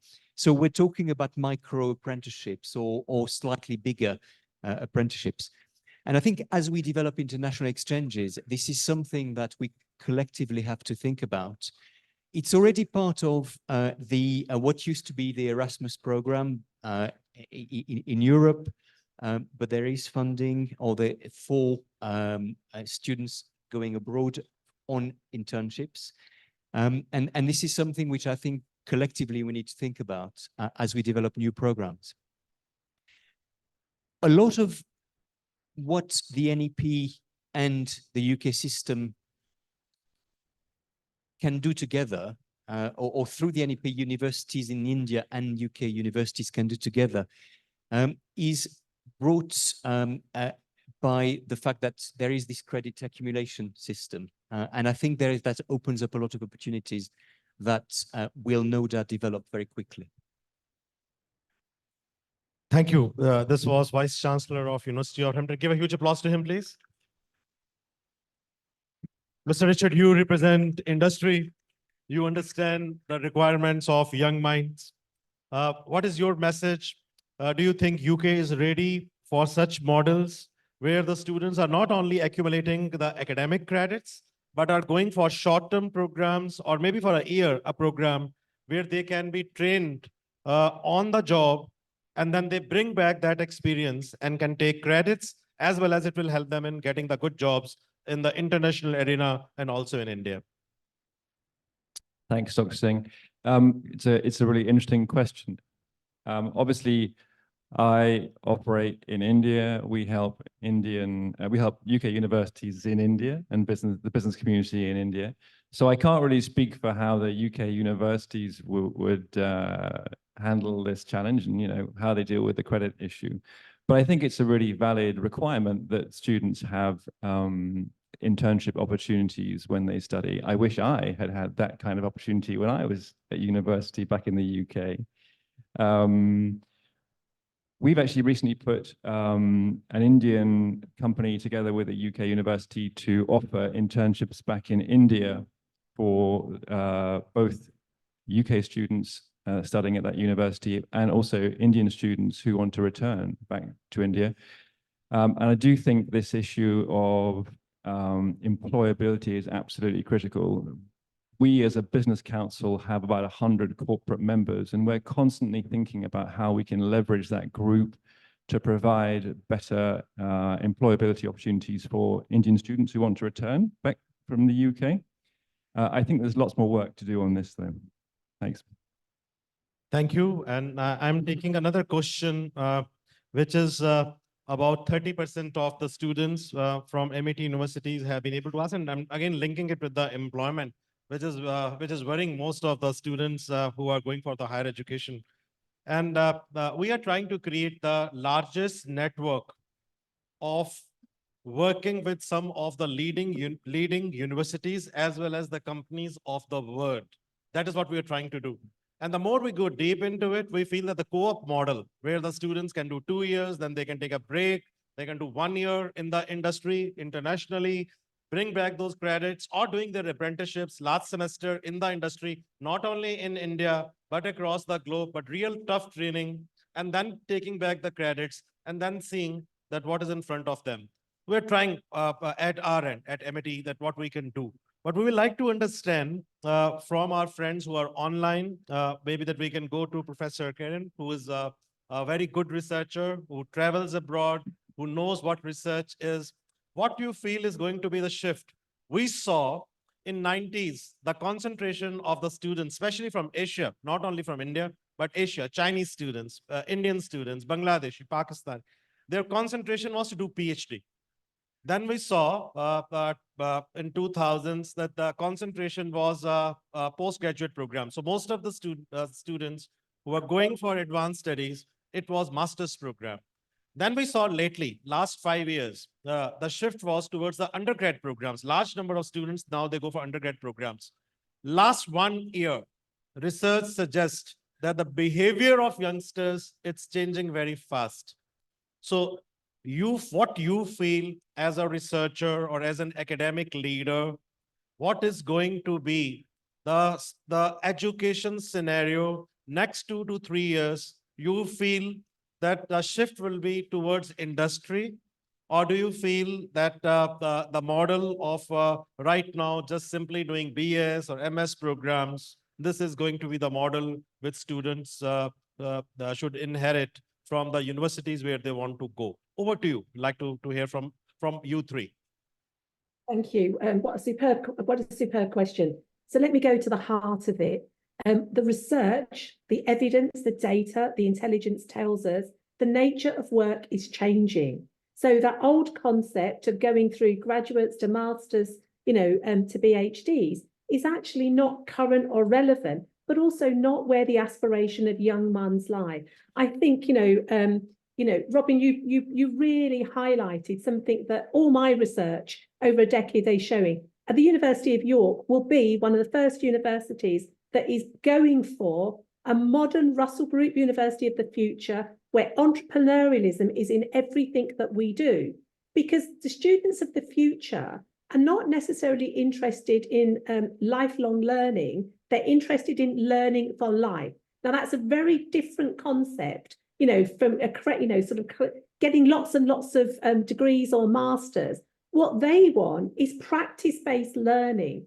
And so this area of industry, business, small and medium-sized enterprises coming together to provide a different kind of education and experience. I think, universities that are forward-thinking, and you've already shown that at Amity. Amity is built on its entrepreneurialism. Its founder is part of an incredibly large family business. And so I think we have to nurture that entrepreneurialism and develop entrepreneurial mindsets, because the research is saying those large companies aren't going to exist in the format that they exist now. So the education sector, I talk about an industrial revolution. The education sector is going to be the biggest, industrial revolution, where industry, business, public services, and our students and our research work collaboratively together. We have innovation corridors, we have innovation hubs, because we are working and they are working with business. The other thing, which I think is a transformation, students won't be doing the kind of dissertations they're doing now. They'll be doing dissertations that are about starting their own company in the future. And again, Robin, you very articulately highlighted the importance of that. And so my advice, to our university and universities of the future, if we don't respond now, then don't expect those students to come to us. Students will vote with their feet. They will go where there is innovation, there's collaboration, there's challenge. And so we have to be led in terms of our teaching and learning through research-driven innovation and developing an innovative ecosystem of learning that is about learning for life, not collecting badges along the way. Thank you. I think learning for life and those skills are very essential. So maybe the students can note down what they need to do.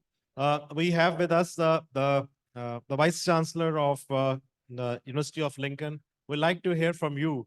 What model do you suggest is going to survive in the next 4 to 5 years? Thank you very much. The world is changing very rapidly, and the way in which we teach our students is changing. So my crystal ball is probably as cloudy as many others. So forecasting what the future looks like is always difficult. But what we're seeing now in current trends, and particularly in the UK, is the demand for apprenticeships rather than necessarily full-time degrees. So I think the latest figures showed that there's about 60,000 entrants into apprenticeships every year, which is now about 10% of the entrants into higher education. And at Lincoln, we do a wide range of apprenticeships at all different levels. And therefore, we're used to being able to do endpoint assessments.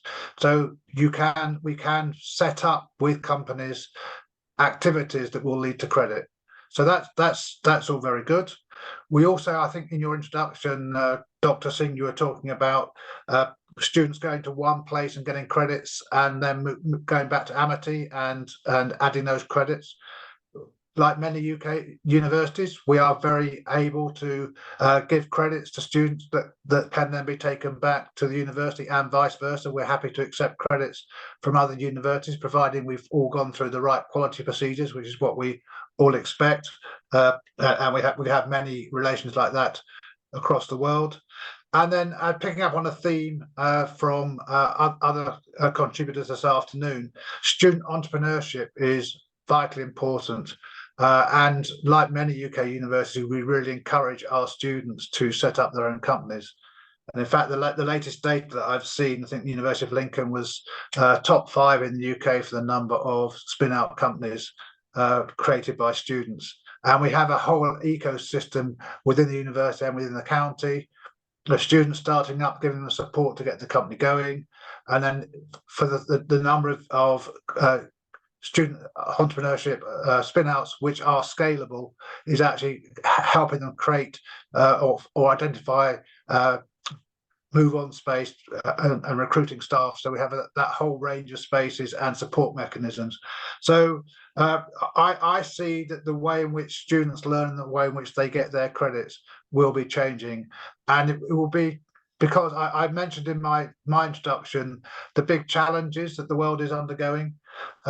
Many of the jobs that exist today didn't exist when I was a graduate. Many of the students in this conference, the jobs they will go into will may not last as those jobs, but there will be jobs.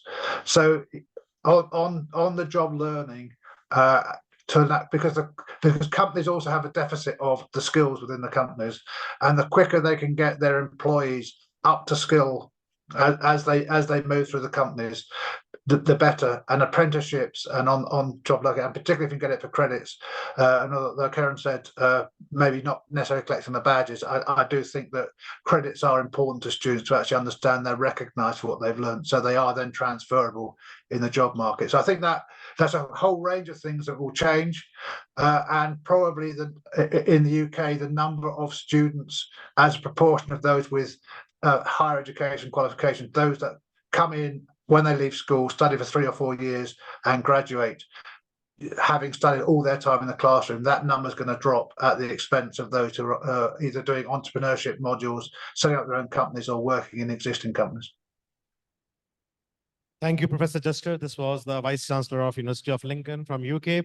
I'm changing a question a bit now, coming on the last question, and then it's open, maybe that all of you can comment on it. We will look at, we have seen that last 1 year has seen the model of education system changing. We are now on hybrid. Virtual education has a role to play. T&E model, which was not existing, suddenly it has come up. So most of the good universities, they are looking at T&E model, that how they should operate, not only in India, but in other parts of the world. But at the same time, we have also seen the Indian education sector, which is coming up with number of reforms. And one of the major reforms which we see in the new education policy is that now foreign universities can open up a campus in India. It is still open, it's debatable, people are looking at, so a lot of companies, a lot of venture capitalists, a lot of angel investors, a lot of companies, and especially the chambers of commerce, they are deliberating that what is going to be the business model. So it's going to be not only simply academics, education, but it's going to be entrepreneurship, it's going to be investments, it's going to be the quality of education. And it's also about the changing behavior of the students. I would like to understand from you, Professor Robin, you yourself, you have been teaching entrepreneurship, you are one of the authority. What you see is the future? Is it a T&E model? Is it campus-in-campus model? Is it opening up a foreign university coming in India? A campus is going to be the future? And if so, what is your message? We'd like to hear from you. And then we'll come to you. What is your model? What do you suggest? Thank you very much, Professor. It's a really interesting area. The landscape is changing very, very fast. I think the key thing that I have in my mind, following on from the new national education policy in India, is really about enhancement. It's about how do we go beyond what we already have and really enhance. But the important thing for me is that this needs to be in an equitable and reciprocal way. So this is not simply about self-interest on the part of own individuals or small individual organizations working in silos. It's about working together. That's very much the approach that we've taken already. We do, I think I mentioned in my presentation, we do have a joint institute now with 1,000 students every year graduating in China. We are absolutely actively looking at other countries, including India at the moment. So absolutely, the opportunities for joint collaborative provision, I think, are going to be increasing over time. And I think everybody in the world is looking at the moment at India as a very interesting possibility because of what you said has opened up here. However, I want to return again to the important point that this is fundamentally about partnership. This is about what we are working on together. And I go back to the point that this isn't just about having a provision somewhere else. It's about colleagues working together in a community, in partnership, in a reciprocal way, mutually beneficial, so that you have really positive outcomes for the students and the faculty. Faculty exchange, I think, is going to be important. Research collaboration, I think, is going to be fundamental to drive this forward, so that it's not simply about having an outpost in isolation, working on its own in a very self-interested way. I go back again to what I said was in the founding charter of the university, for the benefit of the wider community. And that requires us to work together. So yes is my answer to your question, but I want to add the two words, in partnership. Absolutely. Thank you so much. Over to you, Vice Chancellor of Roehampton University. What is your view, what you feel, and what are your priorities? Yeah, please. Thank you very much, Dr. Singh. You started your question by talking about reform, and I think that's really important, because reform is a way of life in universities, and increasingly we have to change quickly. So if I look at Roehampton, over the last 3 years, we've completely reformed our curriculum. So now every undergraduate program has the option of an internship work placement for 1 year between year 2 and year 3. Most of our master's programs have a 1 year work placement option. We change our intake dates to meet the global requirements, because the UK system is very based on a Northern European model of academic calendar, but we know that the world doesn't think like that, doesn't necessarily think like that. So we've changed the number of intakes that we have. And I think TNE and Campus in Campus is in that same category. How do we respond to student demand? How do we respond to what young people want to do, how they want to study? So for instance, in the UK, we have actually a TNE model within the UK. We teach our nursing programs in a local further education college, not that far from us, but too far for students to travel. And we do that because there is demand and because it offers something which students wouldn't otherwise be able to achieve. We have TNE in Singapore, in Germany, and in France. And again, for me, the question is not so much is it whether we should do it, but why we should do it. And the why is really about what need do we respond to. And I think those kinds of models, TNE and Campus in Campus, are really, really important in terms of bringing education through different ways that are not otherwise available. And not everyone can travel, for instance. Not everyone can travel because they might have family commitments, because they might not be able to make the financial commitment to travel, because they might have health commitments, work commitments. There's all sorts of reasons why it's important to have a local offer. And I think as long as we do it in a way which responds to student demand and student needs, that's really what matters. But what I would say is also, what are the boundary conditions? And the boundary conditions are, we need to preserve the culture, the ethos, the mission of our home university when we do that. If we do it in partnership, we need to blend together the culture, the mission, the ethos of the two universities which work together to offer those courses. And this is, I think, a winning formula. It's a winning formula because students are then able to access something that they would not otherwise be able to access. It's part of our job as educators to innovate, not just in terms of what we teach, but how we teach it. And I think that's the fundamental question that we're addressing with TNE. Thank you. I think that we'll stop here.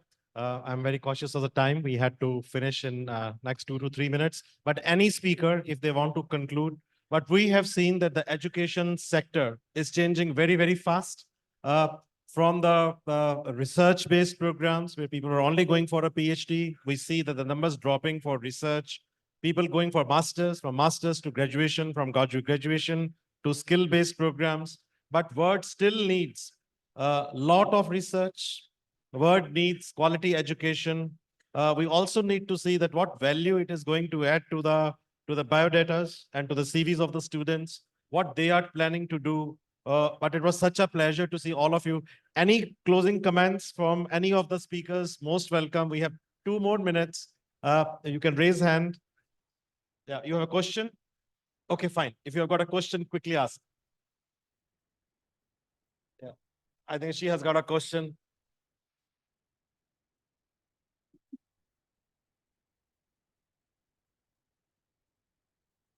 Good afternoon, sir. I'm Alka Thakur from BBA IB second semester. Firstly, thank you for sharing your learning experience with us. My question for you is, on one hand, we discourage excessive grade, recognizing that it can lead to negative consequences. On the other hand, a certain level of ambition is necessary for personal growth and progress. As successful educators, how do you think we students can determine when ambition becomes excessive? Okay, right. You like to? Okay. Okay, anyone who's online would like to reply to the question? Yeah, I think Professor Kiran wants to reply, and Professor Robin has raised the. Professor Kiran, first over your comments, and then we'll come to Professor Robin. Yeah. Sorry, I was going to ask, could you repeat the question because I struggle to hear it online? Yeah, can you please repeat the question once again? This is a very special case we are allowing her because we already have got a list of questions, but she was very keen that she should ask the last question. So over to you. On one hand, we discourage excessive greed, recognizing that it can lead to negative consequences. On the other hand, a certain level of ambition is necessary for personal growth and progress. As successful educators, how do you think we students can determine when ambition becomes excessive? I think it's a great question. Thank you very much for raising that. Can I have a first go at that? Okay, so my take on it. Yeah, going to speak on it. Okay, so my take on it is that this is all about what you do with the ambition. It's not ambition just for yourself. It's ambition for what you do with it in the world. And I think if we actually situate that, if we actually locate it in the context of the community, then it's all good. That ambition is important because you're directing it to make the world a better place. And if you can do it in that way, if you fulfill that purpose of actually giving something back, that you're actually contributing to building social connections, to making the world a better place, then actually that's all the more to be commended. And I would say really, when you're thinking about how this applies in the context of education, I'd say and I'd say this to all the students in the room, I can see you all, although you're very small, I can see you all. 3 things I'd say, building blocks that you should be thinking about when you're going to a university and thinking about which is the right place for you. What knowledge am I going to acquire? That's obviously important in every university setting. Then what are you going to be able to do? What are the skills you're going to get? What are the skills that you're going to get that will take that ambition and translate it into something that's meaningful for the world? And last of all, but certainly not least, as we've been hearing throughout this fascinating panel discussion, experience. What experiences am I going to have that are going to enable me to take that ambition, to take that interest in doing everything I can for myself to fulfill my potential and use it for the benefit of all of those around me? That service to the community, I think, is fundamental. And to the person who asked the question, I think is a really good question, but please don't see ambition as being mutually exclusive with benefit to the community. I think the two can go very, very well, hand in hand. And when you do that, then you've got the golden formula. Thank you. Thank you. Thank you, Professor Robin. Professor Kiran, last word from you, and then we will stop here. Great, thank you. I want to just build and extend, so I won't repeat anything that Robin has said. I think you have to think about ambition in the context of meaningful and fulfilling careers, because that's what the research is saying. Employers want adaptable and skilled individuals. Graduates are aspiring for meaningful and fulfilling careers. And today we focused on the 3 C's, and I want to focus on the 3 P's in response to your question. So ambition is about passion. How do we put that passion to work in meaningful and fulfilling careers and education? Ambition is about persistence. It's about pursuing that curiosity, that knowledge, that research. But it's also about persuasiveness. You have to use that ambition to be persuasive in the types of skills, in the types of jobs that you are going to be delivering as future leaders. So I finish. Ambition is about passion, persistence, and persuasiveness. Thank you. Thank you very much. And then that brings us to the end of this session.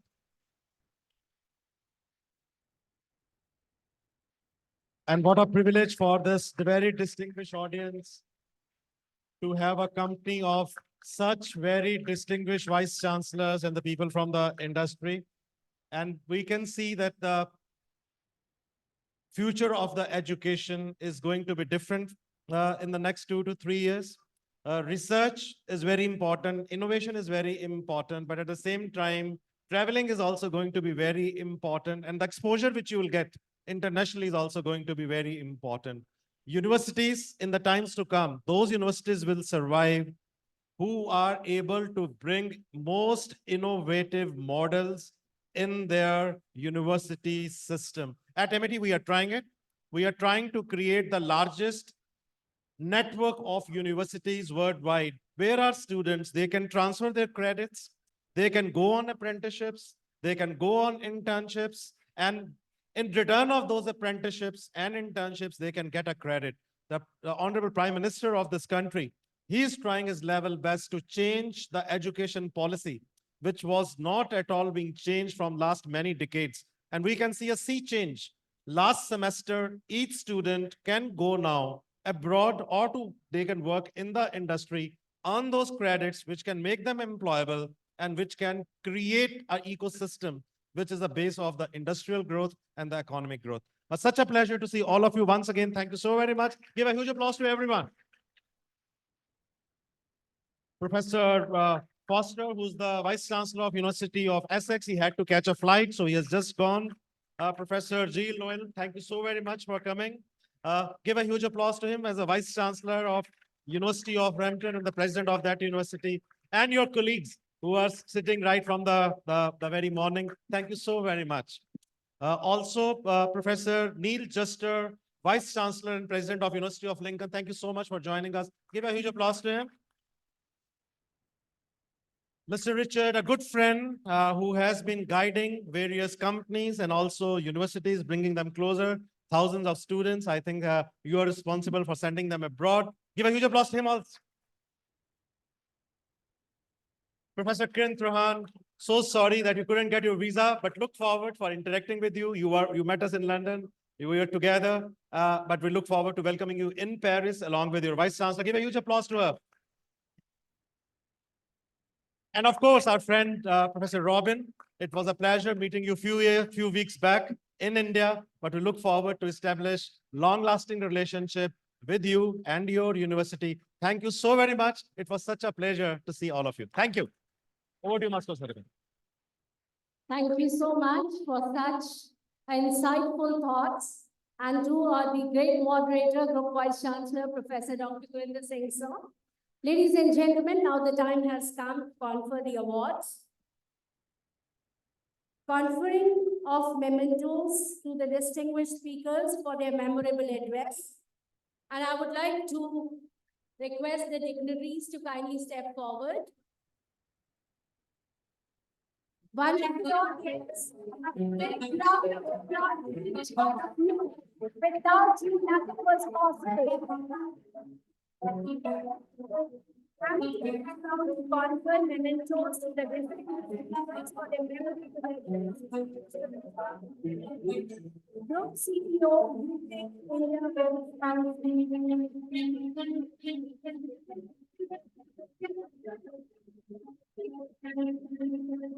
Amity is proud to confer mementos to Professor Anthony Foster.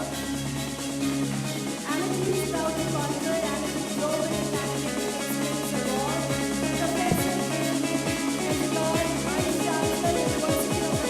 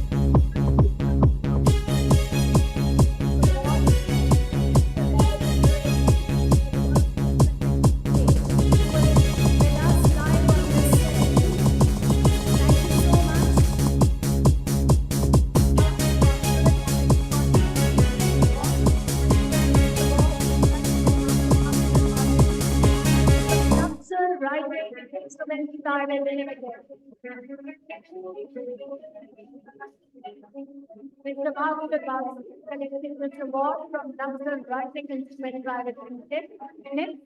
Without ado, I would like to invite Mr. Pradeep Gar, CMD Progressive Infotech, collected Amity Corporate Excellence Award. Mr. Pradeep Gar, CMD Progressive Infotech. I would like to invite Mr. Raj Mono, Senior Vice President, Ultratech Cement, Aditya Birla Group.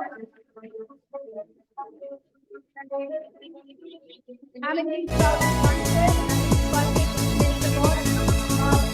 Senior Vice President, Aditya Birla Group.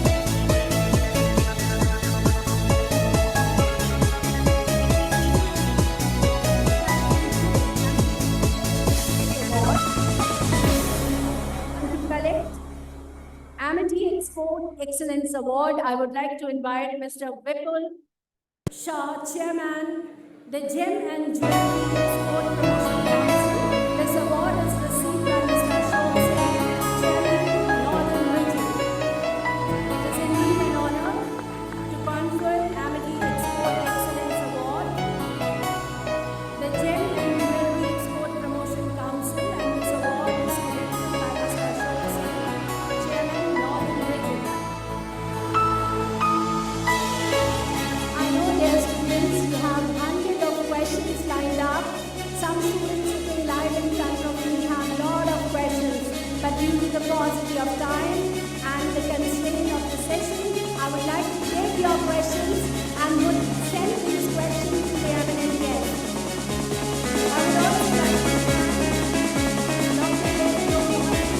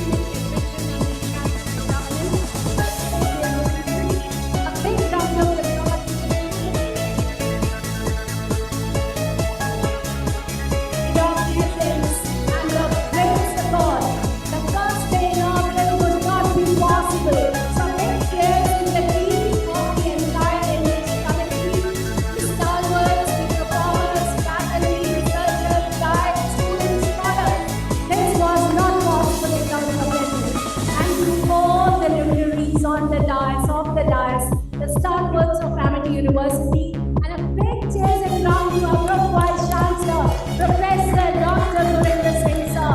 And I this gathering to give a standing ovation to our Group Vice Chancellor, to our Chancellor, to our Founder President, to all the Amity stalwarts for making the inaugural so successful. Dear students, kindly be seated. I know your entire efforts. Without you, I said nothing was possible. So students, be seated. For a short while, let the guests proceed. Your attendance will be taken by your program leaders now, so kindly be seated.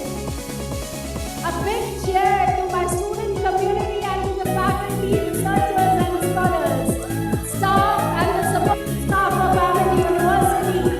The IT team has made it possible live. Absolutely amazing, all the students. Absolutely, you were amazing. Stay there for the 5 minutes for your attendance. But then, get attendance for all the class. Please stay back for 5 minutes. Lock all the doors. Nobody should enter the room now. May I request all the program leaders to please come on the stage? May I request all the program, please lock the door. Excuse me, lock the door. No one should enter the room now. Lock the door. First floor also, please lock the door. All the doors. May I request all the program leaders to please come on the stage? Your program leaders are standing here. Now, how will you mark your attendance? You just need to stand. Your faculty members are here on stage. You just need to click your selfie. Just click your selfie and put it on your WhatsApp group, class WhatsApp group. All CRs to kindly monitor. Stand up, click a selfie. This stage should come in your selfie. Your face should be visible in your selfie. Yes, 1, 2, 3. And that will give you attendance. Take a selfie, not the photograph. Your face and this stage should be visible in your selfie. Your program leaders are standing on the stage. They should be visible in your selfie. आप बीच में आ जाओ. नहीं, you should be visible in the selfie. हाँ? Guest को जान.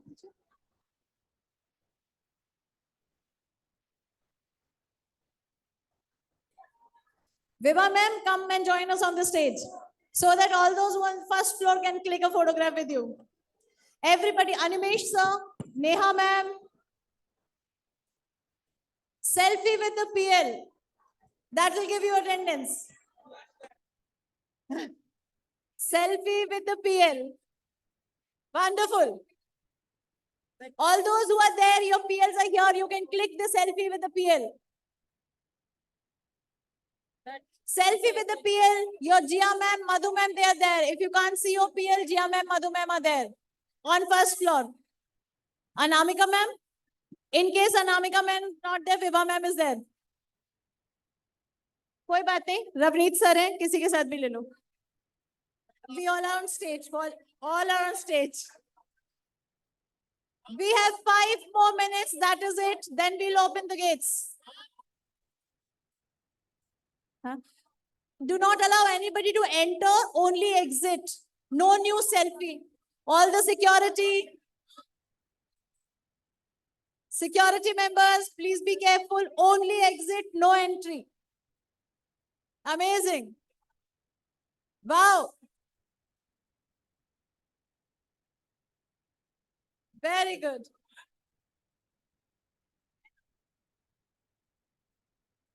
DM आपका favorite है इसलिए आप. Thank you so much, ma'am. Thank you, team DM. Anamika ma'am is not there, but I'm there for DM. Wow. Selfie with the PL.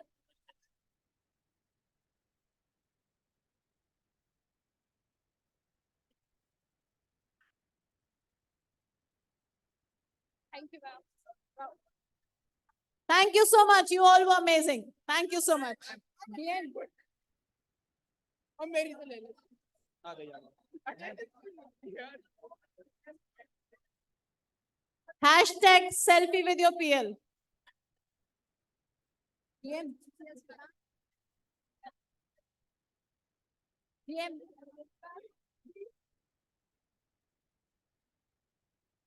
Thank you so much, everybody. Thank you so much. Thank you.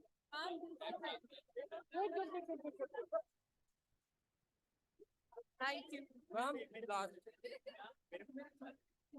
यही upload करूँगा yes ma'am हमें अच्छे लगने लगे ma'am आप ऐसे भी अच्छे लगते हो और अच्छे लगेगा यही मैं अपलोड करूँगा Good. मैं भी आ रहा हूँ Hare Krishna ma'am Hare Krishna, beta. Thank you yes ma'am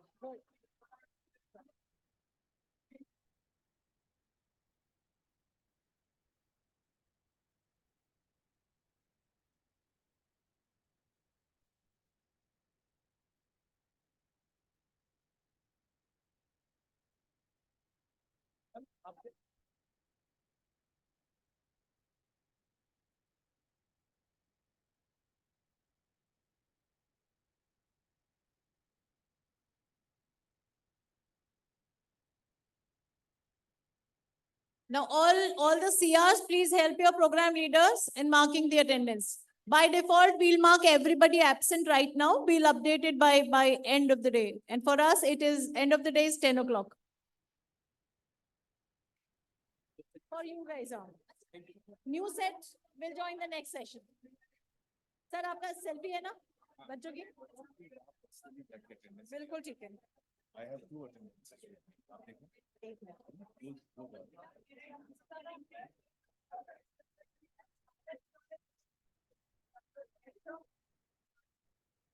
MBA semester 2, your program leader is here. I'm sure you have taken selfie with your PL. Are you? Huh. Where is your ID card? Sorry? Why? Huh? You don't know? Ravneet sir ने ID card क्यों लिया?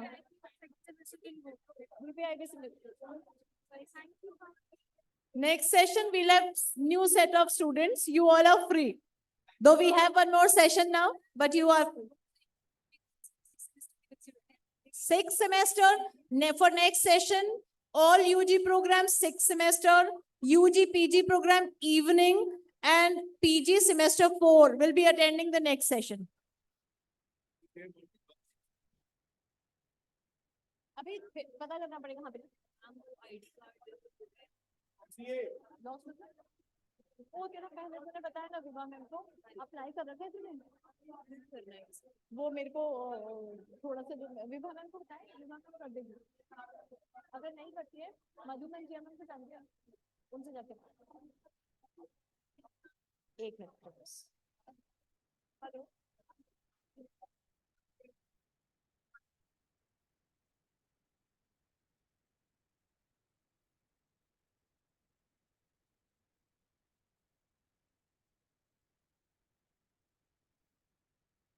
Going to start the third plenary discussion for the first inaugural day of INBUSH Era 2024.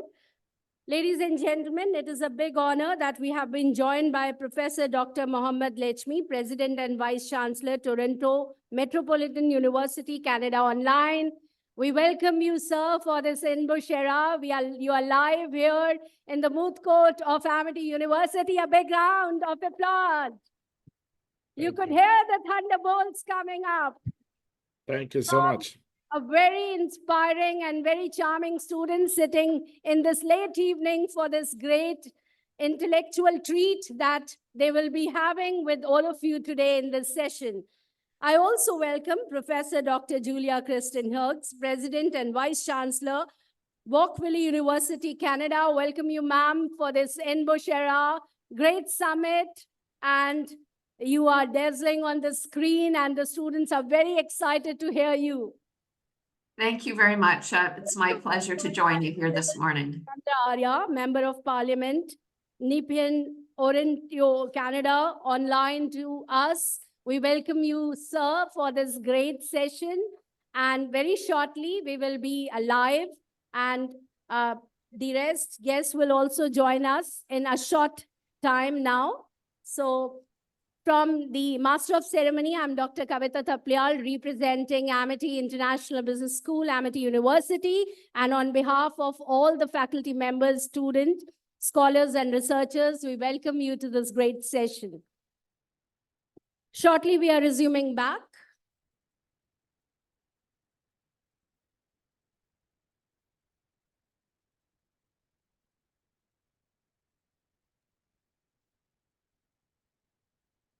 Hopefully our brief conversation will not be broadcast up there.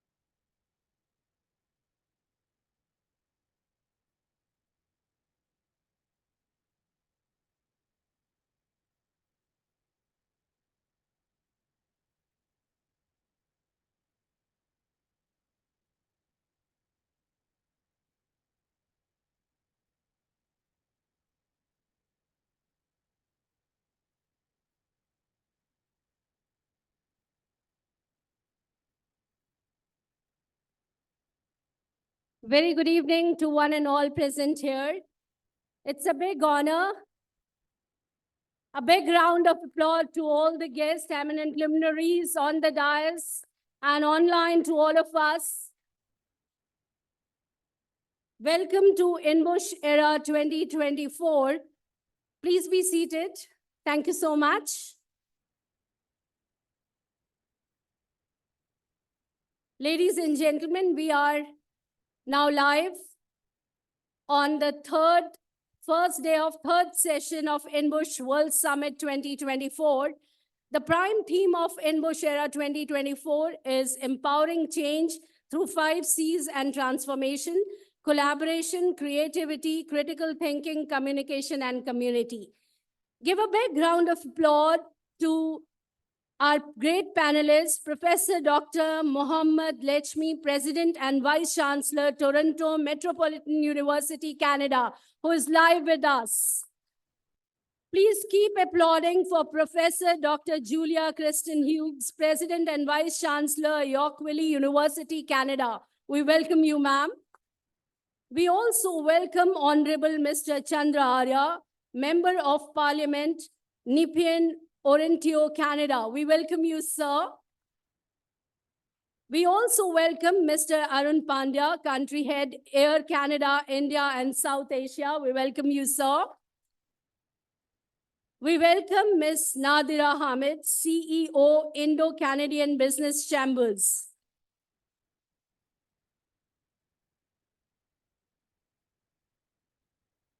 Ladies and gentlemen, without further ado, I would like to invite Group Vice Chancellor, Professor Dr. Gurinder Singh, sir, who is not only a Group Vice Chancellor of Amity Universities, but a father figure to all of us.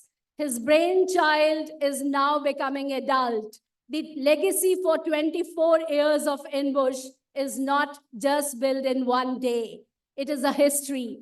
It is a mark of excellence. It is a culmination of his hard work, his sincerity, and his devotion. Today, we all celebrate the 24th INBUSH Era 2024 because of this legendary man who is just going to address this warm gathering today. So without any further delay, I would like to invite Group Vice Chancellor, Professor Dr. Gurinder Singh, who is a heart of inspiration, who is a soul of ignition, and who is the big bone marrow of this entire show. Over to you, sir. Thank you, Dr. Kavita. First of all, on behalf of our founder, Dr. Chauhan, our Chancellor, Dr. Atul Chauhan, we have got 16 Vice Chancellors, 16 universities, Director Generals of all the foreign campuses, which we have. On my own behalf as a Group Vice Chancellor, very senior colleagues who are sitting here, very warm welcome to a very learned panelist. Give a huge applause to all of them who have joined us. They are on the stage, but also are very distinguished guests who are joining us online. I can see Honorable Mr. Chandar Arya, Honorable Member of Parliament from Ontario. Give a huge applause to him. Canada has always been very close to our heart, and we feel so proud that this great country has not only welcomed people from across the globe, but the kind of treatment they give you. I got an opportunity to live in this country for a year or so, and my gratitude to our all friends who supported me during that time. And this was a time, I was looking at Canada, that how the things are there, how the education sector is, but all those who are here and who are on the stage, they not only supported, but gave us a fair idea that if MIT has to open up a campuses in Canada, or if we have to work with some of the leading brands, then how we should work. So very warm welcome to all of you. I can see Professor Julia, our very good friend, President of Yorkville.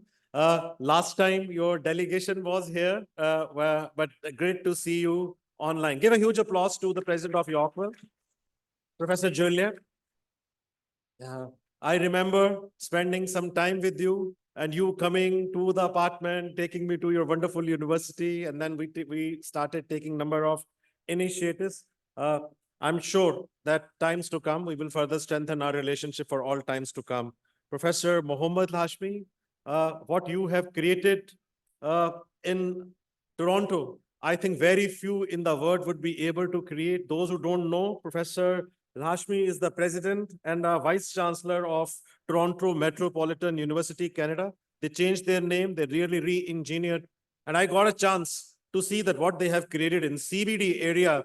If you go, you see any building, you will find that their name is on every building. So he's a household name, very good university, research-oriented university, but the students speak very high about their president. So there are very few people in the world, academic leader, where you can ask the students that how your president is, and they give you positive vibes. Give a huge applause to him. He's a wonderful person.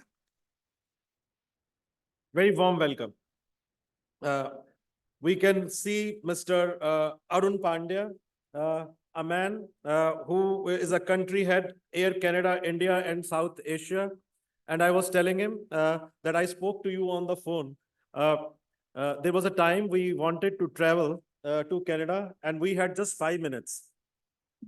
And I requested, and it was a COVID time. And somehow the gentleman came and he said that I will be able to arrange things. So that is how the power of networking, guys. Canada, I would say that there is something in the air in Canada. The people are very friendly. Give a huge applause to Mr. Arun Pandya. Ms. Nadira Hamid, again, a household name. She's a CEO of Indo-Canadian Business Chamber. And I know the kind of energy she brings. I was there for 5 minutes talking to her. and could see the kind of relationship she is bringing. We look forward to be working very closely with the Indo-Canadian Business Chamber and want to see that what we can do together. Applause for her, please. People say that temple is important, but in a temple, there are people who will always introduce you with the God. They are more important. We have with us one of my very close friends, Mr. Raj Narula, who is the moderator today, the man who has helped thousands of business ventures to be established in Canada. The one who has got lot of energy, who is always helpful, and who knows how to create relationships.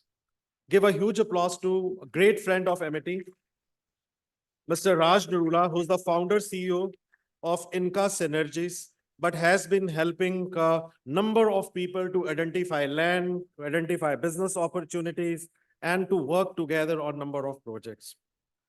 For those who are sitting here from the academic circles, Canada is a country which is very close to the heart of thousands of Indians. If you ask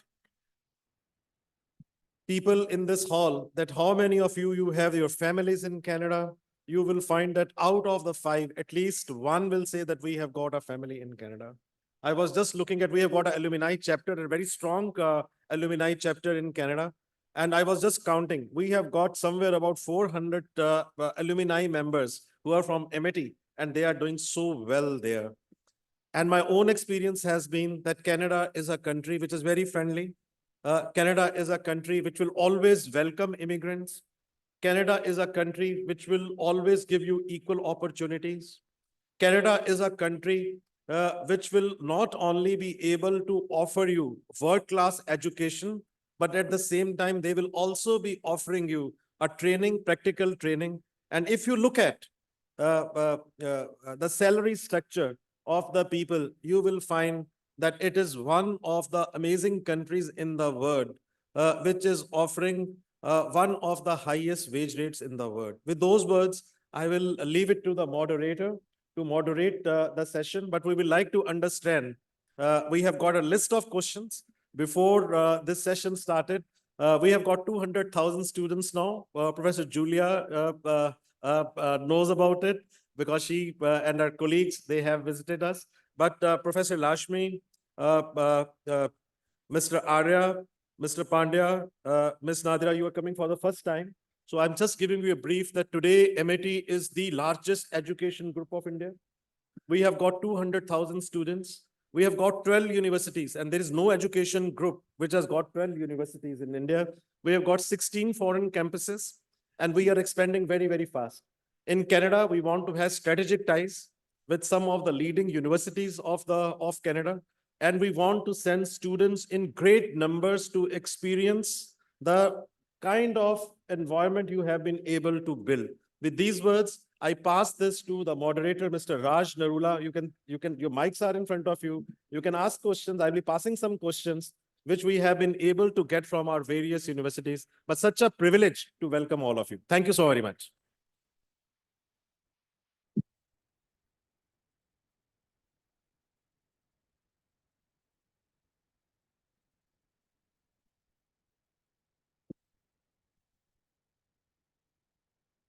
Thank you, Dr. Singh. I must say it's indeed a pleasure to be back at Amity University. I met Dr. Singh many, many years ago in Canada, and I was immediately struck by his energy, by his warmth, and by his hospitality. Because immediately upon our first meeting or first introduction, he said, when you're back in Delhi, you must come and see us at Amity. And I did, and received an astounding welcome and a tour of the campus, and I was extremely impressed. So that was back, I'm going to say, at least 8, 9 years ago. I'd like to, kick off by saying thank you, Dr. Singh, for asking me to moderate this panel among some very distinguished panelists, both online and as well as in person. So I'd like to kick off, as a theme of the conference is really about global connectivity. It's about collaboration, creativity, thinking, and how we can bring all that together to enhance relationships as well as opportunities. I am actually living in Ottawa, Canada. I've lived there for over 40 years. I did my education in Canada. My father was a diplomat, so I got to live in 5 different countries before settling in Canada. But I came with a lot of broad experience, and I started applying that into my businesses at a very young age. My first entrepreneurship started at age 24, and I've continued to be an entrepreneur since. So, for many students and families, education is a path to a new or better career, and ultimately to a better future. This expectation is a key driver demand at education levels for all levels. And research in the field clearly demonstrates that employability is both a major motivation for study abroad, as well as a significant factor in selecting an institution or a school. So similarly, post-work studies and work opportunities also lead to immigration possibilities. And this is where Canada really plays a big role. We have been one of the most welcoming nations in the globe. And that really speaks in numbers. When we start to look at our numbers, we look at 2013 or 2015, only 14% of all the student visas issued were to Indian students in Canada. While in 2023, this number went to 40%. In 2014, only 38,000 Indian students went to Canada to study, whereas the number was 320,000 by December of 2022. The reason for this migration and the reason for this massive opportunity creation was really because the laws and the opportunity that our education institutions, as well as the government of Canada, created was to help students to come to Canada, to be part of a world-class education system, and then benefit from it by contributing back to our society and our communities, which is what most of the students coming to Canada do. So when I look at if I look at our conference that, we're spending our next hour on, this part of the conference, we're going to be leveraging what we call the 5C principles of this conference. And our aim will be to explore new ways to build successful programs that'll help deliver appropriate results for all of us. The new era of technology is kicking in. We've got everyone's now, talking ChatGPT, generative AI, blockchain, digitization, Industry 4.0. All of these are now real. And every one of those and every student in this room realizes that they have to have those skills embedded in their studies, as well as their opportunities that when they go to the job market will be easier for them.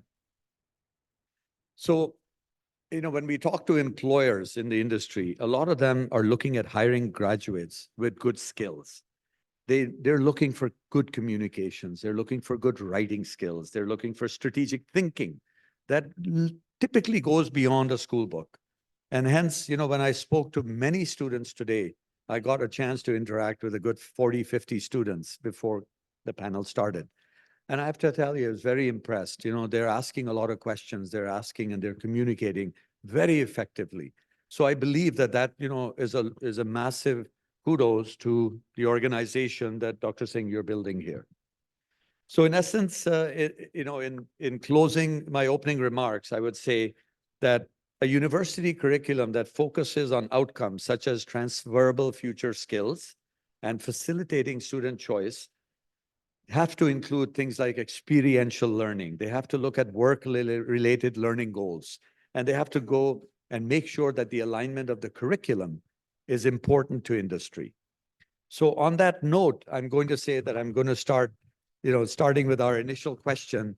But before we do that, I'd like to ask each of the panelists to take 1 minute and what we call an elevator introduction of yourself.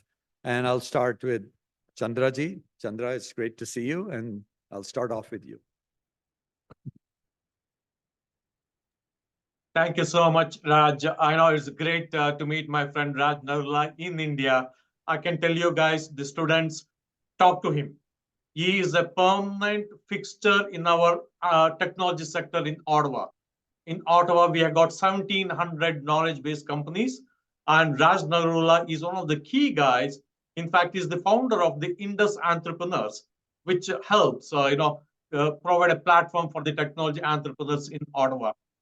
And Nadira Hamid, it was very nice to see you again. Last time I was in India, I was at the Observer Research Foundation, and I had a very good meeting. I have to tell one thing about Nadira Hamid, how much he's working to connect Canada and India in the business sector. People, you may not know that Canada has invested $75 billion in India. And that is the kind of thing comes because the industry leaders like Nadira in India and Raj Narula in Canada, they work together.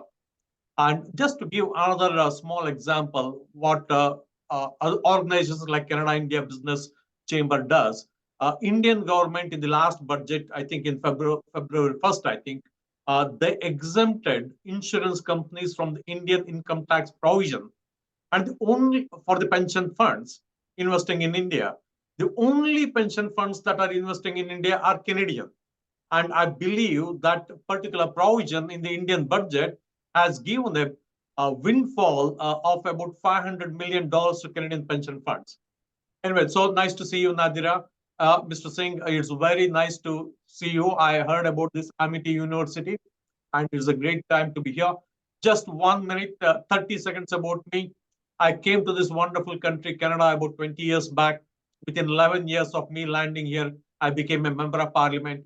I am just saying that to say that the opportunity the country provides to people who are willing to integrate, willing to work hard. And I'm using this time to not only promoting the Indo-Canadian things, but also for all Canadians and specifically for Canada-India relations. Thank you so much for having me here.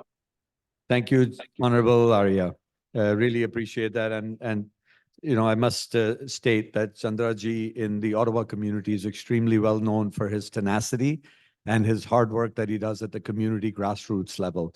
And he's lived in the community, he's worked for high-tech companies, but he's also migrated his career at a later age and done so very successfully. So, he's certainly a very welcome addition of our community in Ottawa. Next, we'll go to Dr. Hughes. Welcome to the panel. And I'd like you to take a minute or two to introduce yourself as well as a few notes. Well, thank you very much. It's my absolute honor to be with you all. And Dr. Singh, thank you so much for the kind invitation. It's wonderful to see you again. I wish I could be there in person. It's a busy time right now for higher education in Canada. So many things going on. What I did want to share with the group is that before becoming president and vice chancellor of Yorkville University, I was the founding dean of the Lang School of Business and Economics at the University of Guelph. So I come to my role through having an MBA and a PhD in organizational behavior. And I have drawn on that discipline in every leadership role I've had. I'm a self-described higher education disruptor. I was disappointed with my own experience as an undergraduate student. So I've made it my life's purpose is to help transform higher education so it serves students well, that it supports transformational learning journeys. And I could not agree more with our moderator's comments. Raj, it's wonderful to meet you. One of the things that I've really focused in on is the need for all programs, whether they're business or otherwise, to focus on helping students develop transferable skills, foundational skills that will future-proof their careers. And as far as I'm concerned, most disciplines do not spend nearly enough time focusing in on that. There's been a number of reports in Canada of what those skills are, and we follow those very closely, as well as the United Nations Sustainable Development Goals. One of the pleasures of my career is that I actually got to address the United Nations General Assembly in New York City on behalf of business schools from around the world who were committed to developing graduates who would embrace the concept of business as a force for good. So business that understands the phenomenal and positive impact it can have on families, communities, countries, but it's ethical leadership, and it's leadership that seeks to develop products and services that will make a positive contribution and be produced in an ethical way. So I've spent much of my career working hard to help develop educational programs that do that. And so at Yorkville now, I'm so proud to share that we have what we call our signature learning outcomes. And this includes one about being digitally capable. So I have written myself on ChatGPT as something we should not be afraid of. We need to embrace it. We need to embrace it wisely. We need to understand its sort of its dark side, but how do we harness it? So I absolutely agree. And we need students who have a really great understanding of themselves. So being self-aware, being collaborative, being creative, being communicative. Those are just some of the signature learning outcomes. And so how do we do that, right? How do we, if you become a student at Yorkville, how do you become assured that you will have the opportunity to develop those skills that will see you well throughout your life? So we're very committed to a couple of things that really set us apart. One is that we have embraced a pedagogical philosophy based on relationship. So there's a great book called Relationship Rich Education. And in there is a concept of relentless welcome. So we deliberately hire faculty who want to engage with students in small groups and more of a mentorship model or an apprenticeship model. And all of our faculty are not just academically qualified, but have a depth of practical experience in the subjects that they're teaching. And we further support that with small class sizes. So none of our classes are bigger than about 30, 35 students. Most are around 20. And the design of the classrooms is very flexible. So our students are working together. They're learning how to collaborate as they're learning the subject matter and having that opportunity to apply theoretical concepts or research to real problems and creatively generating solutions. So it's our vision to support transformational learning journeys. We've articulated what we believe are the essential skills that students need, and we've created a warm, welcoming, and engaging learning environment. And I think those are, I couldn't be more pleased to finally have the opportunity as the president to implement these ideas across all of our programs. So again, pleasure to be with you all here today. That's terrific, Dr. Hughes. Thank you so much for an excellent introduction on the capabilities that your institution is actually bringing to the market. We'll complete the online folks, and we'll move to Dr. Hashemi. Thank you. You need to unmute. Yes. Good evening, everyone in India, and good morning to my colleagues here in Canada. My name is Mohammed Lashmi. I'm the President and Vice Chancellor of Toronto Metropolitan University. My background, I'm a professor in civil engineering, and my research has long focused on sustainable construction materials. Beyond my professional pursuit, I consider myself as a global citizen. I was born and educated in North Africa, completed my grad studies in North America, and pursued work in Europe, Asia, and in Canada. This diverse journey has instilled in me a profound appreciation for the interconnectedness of our global community and the transformative power of education. Our panel discussion today is not just a topic, it is a mission statement, a vision for the future. As we dive into today's discussion, I'm thrilled to explore how Canada's education system can shape global leaders and boost employability. At our university, TMU, we are not focused only on academics. Equally as important is our mission to create innovators and problem solvers ready to address real world problems. And I can assure you that we have many of them around us. Our zone learning model, which I hope to share more about during our discussion, is a great example of this, offering students hands-on experience, turning ideas into impact. Today, I will share insights into fostering a culture of innovation, the importance of experiential learning, and how international experiences can prepare students for a global job market. We will also discuss the potential of Indo-Canadian collaborations to enrich education and empower students. Thank you very much to our host, Amity University, and to my fellow panelists. I look forward to our discussion and the exciting exchange of ideas and strategies. Thank you. Thank you very much, Dr. Lashemi. You know, I had the pleasure of meeting you when Minister Bains visited India, and we met at the center Ryerson had set up in Mumbai, and I'd led his business delegation to India. So moving next to my left, Nadira, you're next. Thank you. Thank you so much, Dr. Singh, for inviting me here. It is so wonderful and invigorating to be surrounded by students and the teachers, the academia, because it's always good to have that energy around you. So thank you for this opportunity. Mr. Arya, I would also say the same, that it was wonderful meeting you. And since then, I've been reading so much that you are saying. And I really wanted to say that you left an impression at that time.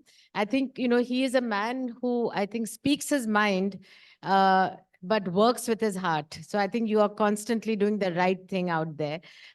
Professor Julia, wonderful to hear from you. And Dr. Lakshmi, to hear what all you are doing. We heard Dr. Singh as well, Raj, and all of you. Arun, I'm sure we'll hear from him next. Just such learned people. I'm still learning. I don't think I've reached that, so my words I may not be able to speak in that fluent manner that you all are speaking, but we just want to say that we are here to facilitate. We are part of the Indo-Canadian Business Chamber. We are the only chamber based in India, which is dedicated to facilitating trade, investment, business between India and Canada. And today, business, trade, economy, it is all based on the foundation of education. You have to be educated in the right skills, the right technology to be able to cope in the world of tomorrow. Again, it is a global community. No longer can we learn in India or you learn in Canada. You have to learn in India and Canada. You have to learn on a global level. So the more collaboration there is, the better it is. The students gain a lot of knowledge from both the areas and in different sectors. So it makes for a well-rounded knowledge, a well-rounded learning experience. That is what we have to aim at. So on a lighter note, Raj, if I could just have 15 seconds more, I just want to talk about the India-Canada relationship. So when I started, I've been here for 12 years now, 12 and a half years in this role. And, when we started earlier, we would be educating the people, we'd be doing road shows in India and saying, look, when you want to work with Canada, there are few things, please remember, do not say no problem, because that causes the biggest problem. Every time anybody from, they say that, will you be able to deliver in time? Will you be able to do this? And we had the tendency to say, no problem. And that is a problem. Or to, like how to give your soft skills, to say yes, shake your head, say no. Don't have to just do it through your facial communication, but resort to vocabulary. So, I mean, those are the things. And today, we don't have to tell them, how to engage with Canada. In fact, you have to tell them that how to do it. They're all ready, all prepared. Business is ready to go on and to move forward. And whatever you may have heard in the last few months about the India-Canada relationship, things business-wise, things are totally online. We are doing our best. Today, we had a meeting with the former High Commissioners, the present High Commissioner, Premier Scott Moore is in town, and we had a meeting where Arun was also present, and everybody said the same thing, that we are here to strengthen business and we are here to talk business. So, that is the way to go ahead. Education leading to good business ties between India and Canada. Terrific. Thank you, Nadira. I must say that, I met you in the very first week of your appointment at ICBC at High Commissioner Beck's residence in Delhi. And, I was impressed then, and I'm in awe now because I've seen you grow as a person. I've seen you grow as an executive who really carries Canada on her heart. What she has done for India, Canada is incredible. And I can speak from experience. She's led delegations to Canada. Over 100 people came with you to Canada. And over the years, I've seen all of the different events that you and your team have been incredible in managing in different cities of the country. And as we all know, India is not easy to navigate. So if you can do that, you're doing really well. On that note, we're going to hand it over to our champion, Sir Arun Pandya. Sir Arun Pandya. I like that. Anyway, thank you very much, Professor Gurinder Singh and Raj Narula. And I'm very happy to be sharing the panel with esteemed and very high-level colleagues from Canada. I must say at the outset, my job has become very, very easy. They've already said it all. So I have hardly to say anything, except that I have seen the Canada-India relationship evolve over the last 16, 17 years since I joined Air Canada. There was nothing. There was no relationship to speak about at that time because there was very little economic and trade engagement. There were many, many challenges between the two countries to sit down together and evolve a joint strategy to do business. And I used to tell a lot of delegations that used to come. They used to be extremely happy when I would meet the members of these business delegations, ministers from various provinces, including the federal ministers. I would tell them, it's very nice to hear the amount of MOUs that have been signed. But my question is, how many actually take off? Because there is this fear, at that time, there was this fear between the Canadian businesses of engaging with India long distance. They were unaware of the opportunities and the way Indians did business. And I would like to acknowledge the fact that the Indo-Canadian Business Chamber and my colleague here, I've been sitting on the board since about 16, 17 years. And Nadira came on board. And the way she has systematically gone about in creating that bridge between Canada and India to enhance the engagement is absolutely credible. And Air Canada became one of the biggest supporters for Indo-Canadian Business Chamber because we saw a hell of a lot of value in what was being done between the two countries and where it can take us together. On the institution side, on the education side, which is very, very important. And without this, I don't think we can move forward. I really don't think we can move forward because good education, good educational engagement, good collaboration is all about creating that synergy, exchanging ideas and technology to enhance better education and better understanding between the two countries. So we'll speak about that as we go along, but I must also acknowledge the role Raj has played between these two countries.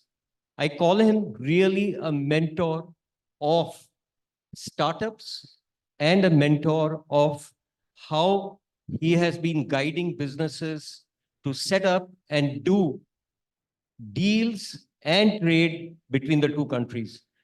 I've had many conversations with Raj, and what has always interested me is every time I've spoken to him is the new idea that he comes with after doing his entire research. And then he goes around the country. He's already identified who he needs to speak to create that engagement and to create that collaboration between India and Canada. So kudos to you, my friend. Thank you for the kind words, Arun. I must state that, India, being Indian, is very close to heart. My last company, I started in India in 2006, and I exited in 2015. Upon the exit, I had 200 people working for me in India in 2 different centers. And in the last, 4 years, during pre-COVID and post-COVID, I actually seeded some ideas in the northeast region of India. Those ideas have permeated into creating what we called an opportunity for the entire Northeast region. We all know that the Northeast region of India is extremely poorly connected and poor infrastructure as well as opportunities. So our aim was to leverage Canadian skills, Canadian technologies, as well as Indian know-how and technologies in creating opportunities for the residents of the Northeast region, which represents about 60 million people. So as one example, we've used a Canadian technology, which is used for healthcare for senior citizens. They don't actually have to leave their home. This is a very small startup out of Ottawa that created an IoT device that connects to a smart TV, connected with 5 home devices, including a blood pressure oximeter, temperature thermometer, and a scanner off your mobile phone. All of these provide your daily vitals, and you have immediate connectivity to a surgeon and a doctor of your choice. You can actually have that in a real live environment because the Northeast has very poor connectivity, road infrastructure, and all that. So I'm just, sharing with you that collaboration, connectivity comes in many formats. And one of the takeaways of today's conference for all of the students, and this is something I chatted with earlier, was the fact that you need to learn to collaborate and be very open about it. And one of the first ones is make sure you have a good LinkedIn profile. LinkedIn is about business. Facebook and Insta are about your social life. Social and business lives must be kept separate because if you want to succeed as a professional, you must know how to manage those 2 profiles. And be careful on your social profile because some of it can permeate over to your business profile. And therefore, for all the students, always when you reach out to somebody, reach out with a purpose, reach out with a message. If you're connecting with Nadira or myself or Arun, or anybody that's online with us, please drop a quick message and say, this is why I'm connecting with you or would like to connect with you. So it's a simple takeaway because our conference is about collaboration. It's about the 5 C's, right? That we've used here of transformation, collaboration, creativity, critical thinking, communications, and community. All of these are skills that you must develop. And on that note, we're going to kick off with the very first question to the panel. And I'd like each of the panelists to, answer in a very short format that you can, because we have a number of questions and we're going to try to keep under a time check as well. So first question is, how do you perceive the opportunities for further strengthening Indo-Canadian education and corporate collaborations or industry collaborations? And let's kick off, Nadira, maybe with yourself, and then we'll go to Dr. Hughes. Quickly. Yeah, education collaborations. Of course, you can have academic, so student exchanges. Then we have the teacher training exchanges that we can do, joint research projects, and student mobility programs. For corporate, we can also have corporate partnerships where corporates and universities can collaborate and then have courses where they can then employ people who can use those courses. And, so I think a lot of these have already started, I think, collaborating both in Canada and in India. So hopefully these are the really main things where you can. Great. Thank you, Nadira. Dr. Hughes, you'll be next, and then we'll follow by Dr. Lashami. Thank you. Well, to start, to say how delighted I am to have our relationship with Amity. So this was Dr. Gurinder Singh's inspiration, where students can join Amity, study for a few years, and then come to Canada and join our campus either in Toronto or in Vancouver, British Columbia. So I think that's a wonderful example of a collaboration. We also collaborate with our alumni. Many of our students in our Vancouver and Toronto campus come from India. We have students who join us from over 100 countries from around the world, but certainly many come from India already. And when they graduate, they have an opportunity to become mentors to current students. And I think that mentorship role is so important. But what I'm thinking about from this panel, and so I love by how participating in something gives you new ideas. Nadira, I've already reached out to you on LinkedIn. So just to reinforce that point about how important LinkedIn is, because I think that we have an opportunity to do much more with groups like the one you represent. So it could be people in India, people in Canada who want to come in and be guest speakers, who want to help mentor our students, who are looking for employees for their businesses. I think one of the things that makes Canada a wonderful destination for students is that they are not just allowed to work while they're studying, but encouraged to, so that they have that opportunity to be immediately applying in their employment what they may be learning in the classroom. But I do think that there's an opportunity for us to do more with your organization and others similar to that. Thank you. Great. Dr. Jimmy, over to you. I see many opportunities for collaborations, such as joint research initiatives, technology transfers, and exchange programs that can leverage our respective countries' innovative educational models and vast talent pool. I would also like to mention the importance of building upon existing partnerships. Sometimes we try to develop new ones, but we do have a lot of existing partnerships. And I can tell you, our university, TMU, currently holds 14 international partnerships with Indian higher education entities, and is constantly evaluating opportunities to expand those partnerships in India. I would also like to add that our approach to partnership is not limited to universities only. We are keen to engage with the industry on the shared challenges we face by the world's big cities. And you mentioned the partnership that we have with the Bombay Stock Exchange, where we have an incubator running in Mumbai. Another example that we do have, we have a Center for Urban Energy that partner with Tata Power, DDL, to explore new solutions to integrating renewable energy sources into traditional power grids. And we have had many opportunities to actually have research collaboration, but implementation of the outcome of those research collaborations, both in India and in Canada. That's terrific. Thank you, sir. Arun, over to you for the last comment. Sorry. Chandraji as well.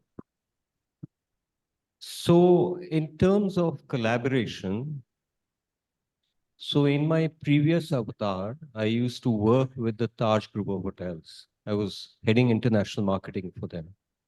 And something that I saw at that time and I got engaged with is something I'm sharing because it's been going on for many years, but I don't know how much the Canadian universities are involved in this kind of an activity. Especially for the MBA students in Harvard, Yale, MIT, etc., we used to get study groups to India. They used to stay at the Taj. There was an itinerary, and Taj used to help in engaging with them and their alumni that are in India.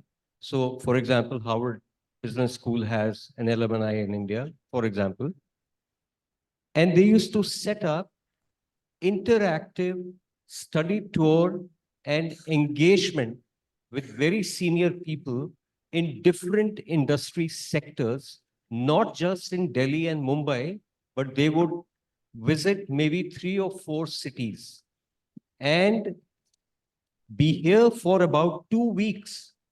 And this was serious engagement. Let me tell you, when they used to go back, it was all credit driven. So they would get credits for coming on this study tour, engaging and submitting a report or a write-up of what they have done in terms of takeaways and what have they given back in terms of their perspectives. Okay. And I engaged with a couple of these companies, executives who were involved with this, and all of them said that this was something really very innovative at that time, many, many years back, and that they would welcome such engagement year over year. So that is something I don't know how many Canadian universities are doing, but definitely I can tell you the Indo-Canadian Chamber of Commerce, Nadira has been speaking about it in our board meetings, but we have not really kicked off. So there is an opportunity to collaborate through ICBC and see how we can create this kind of an engagement of study tours where they actually go and visit factories. They actually have interactive sessions with very senior people. So that's one. The second takeaway is more recent. So the government of India has actually liberalized its policy of establishing foreign campuses in India. And these campuses can be standalone or collaborative. So for example, let us assume Amity decides to collaborate with, say, University of Toronto Metropolitan University or some other university and do a joint campus in India and bring in programs that are relevant for India. Example, AI. AI is the real big thing happening in the world today. Canada is a pioneer in AI. So the collaboration always happens when you do your own evaluation of what you have and what you want to collaborate on.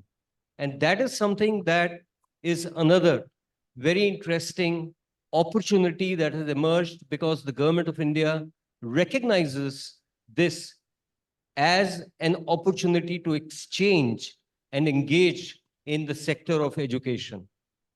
That's from me. Terrific. Thank you, Arun. And lastly, we'll go to Honorable Chandra Arya. Thanks, Raj. Listen, I'll make it very quick. I'll focus on only 4 things. One, the students come to Canada. They're helping us, Canadians and Canada, with the skills and expertise you bring in. You also contribute to our GDP in a big way. International students contribute $20 billion to Canadian GDP. Just to give a comparison, our manufacturing sector, automobiles is the biggest segment in the manufacturing sector, and the automobile manufacturing contributes less than $20 billion that the international students contribute. So you are big. We need you. Where you can get value from Canada, that's where I want to touch 4 things. I'm sure you all know that Canada is the leading knowledge source for the artificial intelligence. A lot of our universities have got very high-end research on artificial intelligence. That is one area. The second one is, electrical vehicle industries is growing across the world. The batteries are very important. 2 things in the batteries. One of the leading battery research facility is in a Canadian university, where even Tesla collaborates with. Tesla being the biggest, rather the most famous electrical vehicle manufacturer in the world, collaborates with the Canadian university for the research in batteries. And a few weeks back, Bloomberg ENEA came out with a long list of country rankings on the critical minerals that are required for batteries. Guess what? Canada became number 1, displacing China in terms of the critical minerals availability. So the research to the supply of raw materials to the battery manufacturing, Canada is ahead. And that is one of the areas you can focus on. The third is semiconductors. Semiconductors, the chips have become very, very important these days. I think India doesn't have much of the semiconductor chips manufacturing. Obviously, it's dominated by Taiwan and the United States. However, in Canada, we have got excellent semiconductor chip design companies, which are critical. Apart from Intel, which also designs and also manufactures, most of the chip companies are basically designers like NVIDIA, and they get it manufactured elsewhere. So that is one place where you can help Canada, and you can also help India in the future when the semiconductor industry goes forward in India. The fourth one is, in the nuclear sector, Canada is developing the small modular nuclear reactors. Indian government has already expressed their interest to get as many SMRs, as we call it, to India to meet the high energy needs of India. So Canada is on the verge of commercializing that. And if you guys can come, study, and work in SMRs, you both will be helping Canada, and you will also be helping India whenever India picks up on implementation of SMRs. So there are a wide range of areas where you can provide value to both Canada and India. Thanks, Raj.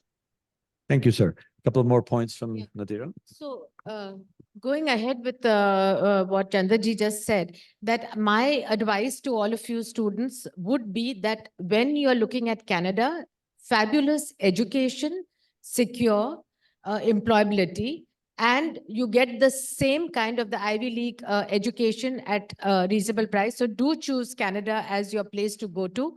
When you're going there, think in terms not of which university you've heard of, but which university provides you with the right skills. Employability is something that you all are looking for.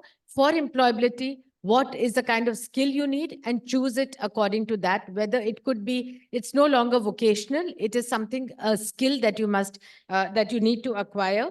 When you're going to Canada, also see your expectations, what you're going for, what you expect over there. The chamber is, we have a kind of a launch pad. We have a kind of sessions where the High Commissioner of India to Canada, he attends and they talk to students as to what to expect from them, how to go there. So please keep that in mind. We are happy to work with you, Dr. Singh, on putting up a special program for your students and tell them a little more about Canada. For the Canadian universities who are here, just want to say that for internships, choose India because, they have to experience working in Indian companies to equip them for working globally. And we can help you with that because the industries are our members. We can take out special internship programs with, like whether it is in Bangalore or Bombay or Delhi, where we can have, where they get an all-round experience of working and get that kind of a support system from the chamber. Thank you, Raj. Great. Thank you, Nadira. And before we move to the final question of the evening, I think I'd just like to add one of the things for all the students. One of the biggest takeaways for you is when you graduate from a specific program, you may have come out of engineering, you may have come out of international studies, but be flexible on that first job. It's so important for you to get a break into the door of a corporate. When you move in, start working in a corporate, your life then is dictated by the work you do at the corporate, not by the choice of job that you're looking for that you'll wait for 9 months to get. So be very clear, and this is something that you'll benefit in your career. Now, to the last question, which is, how can we, in a collaborative environment, benefit the students of India to go to Canada? And, I'd like to get some viewpoints from all of us. And Arun, let's start with you, and we'll make it very quick responses as we have another 4 minutes to wrap up. So Nadira also mentioned, and Raj also mentioned, there are hundreds of students in Canada who are currently getting educated. Okay. He mentioned about 400 alumni from Amity. If you have a process, doctor, if you have a process, try to identify in which universities these students are studying. All of you are, whoever is interested in going and studying in Canada would be approaching different universities for admission. If that list is there, if those connects are there, pick up or send a mail to this student who's studying in that university in which you are keen to take admission in, perhaps even the same course, engage with that student because he's your fellow alumni. He will give you first-hand experience and will guide you the best instead of a counselor. I'm sorry to say, but this is the new trend I'm seeing that has emerged. I was talking to somebody yesterday and they said, do you know there is a counselor in India who is doing this? He's connecting Indian students who want to go and study at a particular university with students who are already studying there. And that's the best counsel you can get. What a novel idea. Over to our panel online. So we'll quickly go with Dr. Lashemi, followed by Dr. Hughes and Chandra, and then we'll come back to Nadira for the final word.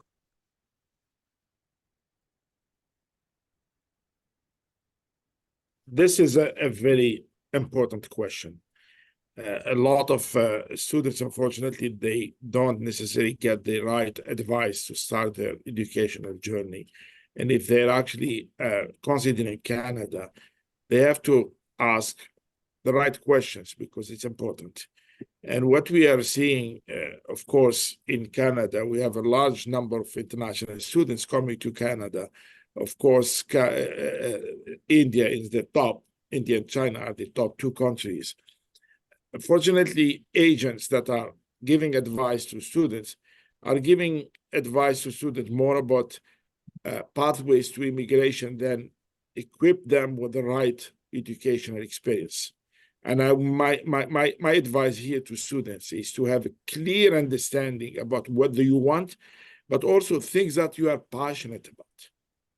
And I can tell you there is a clear need for students to gain more international exposure and also practical experience in their field of study. Ask those questions.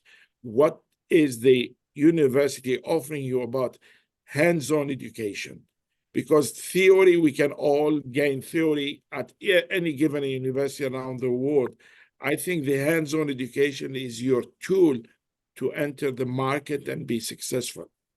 And we must give to students opportunities to experience learning opportunities in Canada, but also around the world. I think you mentioned the mobility of students. We need really to train and educate global citizens. And that actually the questions that you should ask, because this will give you a pathway to other markets, not just Canada, the US and other markets, and ask those questions and make sure that you embark in a pathway to be successful. I can tell you, I'm seeing a lot of bad practices by agents around the world, not just in India, where the only advice is just go this way and then you will end up as immigrant in Canada. You need actually to have a foundation to be successful in Canada. It's not just about immigration. It's about having a solid foundation to be successful and have a career that is going to be giving you best opportunities for you and your families. Thank you, Dr. Lashemi. Excellent advice. Over to you, Dr. Hughes. Thank you. Well, I would just like to reinforce all of those points. I think from a Canadian point of view, we see incredible interest of students from so many different countries coming here, but also seeing that interest in Australia and Great Britain and other sort of the United States, other Western countries. And I really appreciate what a big decision that is, to leave your country, to leave your family and friends, to make a significant financial investment. And I just really want to reinforce what Dr. I'm sorry, is it Lashemi? Am I saying that right, Mohammed? Lashemi. Lashemi, yes, is saying, I really want to reinforce his point. It's a really big decision. And like any big decision, we often make the big decisions in our life on emotion rather than the facts. And so I think it's to really take the time and do your homework. And I really like the idea of connecting with people who you know who are already in Canada. What has their experience been? The alumni of the programs, what kinds of careers were they able to were they able to launch after their studies? And then the other point to really reinforce, coming to learn. It's not coming just to get a ticket to immigrate. It's coming to learn. It's coming to develop skills that will set you up for a lifetime of different opportunities. And I just think that's remarkably important. And so, you know, what do the classrooms look like? Are you going to be comfortable learning in a classroom of 1,000 students, or are you going to thrive in a smaller classroom environment where maybe you'll be receiving more personalized support? And again, those opportunities for experiential learning. So important. But I just now want to come back to what Raj was saying about first jobs, because that really, really resonated with me. When I graduated with my Bachelor of Commerce degree, an undergraduate student, I got a job with a restaurant chain. And I had to be trained in every role in the restaurant, including washing dishes. And I thought, what am I doing with my business degree washing dishes? But I will tell you, I learned more about how that restaurant was really run by being in the dish pit. And it set me up for always appreciating every employee as I rose into different management positions. You don't necessarily start at the top, but you can learn so much about yourself, about people, about organizational cultures in any role. So, and then finally, this whole panel is just making me think, Dr. Gurinder, that I need to come to India and I need to be the student and I need to learn more about what you're doing. So I will commit to making that a priority in the coming year. Thank you. Thank you, Dr. Hughes and Honorable Chandra. I just say two things: research and be flexible. Research, you know, I talked about the semiconductor chips or the battery technologies or artificial intelligence or the small modular reactors. Do the research. Find which is the best university, who are the best professors, which is the best program. Do your research. Everything is available online. Do your research, come here, get expert knowledge, and support both Canada and India. The second is be flexible. You know, I came to this wonderful country 20 years back. No family, no friends, no job. Not a single name, not a single phone number, no jobs. Me, my wife, and our son, we landed here. And within 11 years, I became an MP because I was ready to be flexible. I was ready to change myself to the needs of Canada. And you should also be ready to change not only to the needs of Canada today, but also to the needs of India tomorrow. So be flexible, do your research. Please come to Canada, make Canada your home. Thank you. Fantastic. Thank you. So on a recap, I'd like to thank all of our panelists, Dr. Lashemi, Dr. Hughes, Honorable Chandra Arya, Mr. Arun Pandya, Nadira Hamid, for a very insightful conversation and discussion. I hope it was practical and useful for all of our panels as well as for all our audience. And Dr. Singh, most of all, thank you for the trust and the loyalty and the hospitality and your friendship that you have bestowed upon Canada. And we as Canadians, I can tell you, really enjoy interacting with you and your organization and appreciate all the opportunities. Thank you. Thank you, Mr. Raj Narula. But what I like and admire most in my good friend, Mr. Raj Narula, is, whom I say Raj, is the one person who's always passionate, always helpful.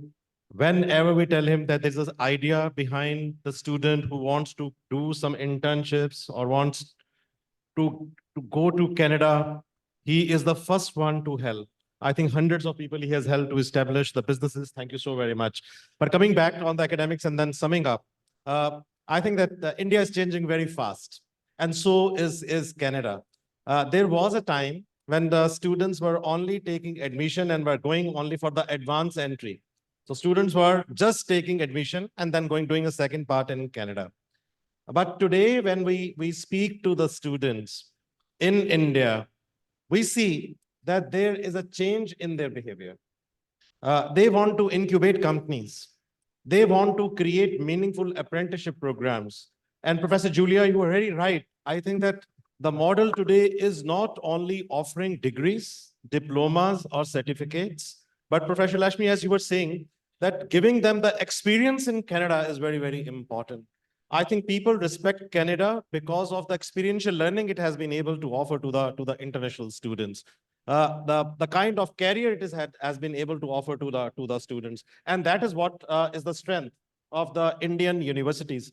MIT is trying to create the largest network of companies where we can help the students to go for the certifications. For example, if a student is going to Canada, they are not only looking for the educational qualification, but they are also looking for the certifications from the industry.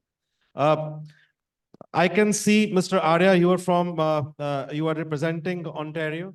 In your constituency, there is a company called Digital and US.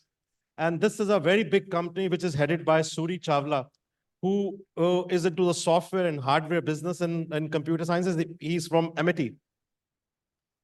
Long time back, he thought that he had two choices after doing his grad with us. He was doing a post-graduation from Canada, either do a job or to create a company. He thought that let him incubate a new company. So he created that company there, which is now having a base in Ontario, but is also in California.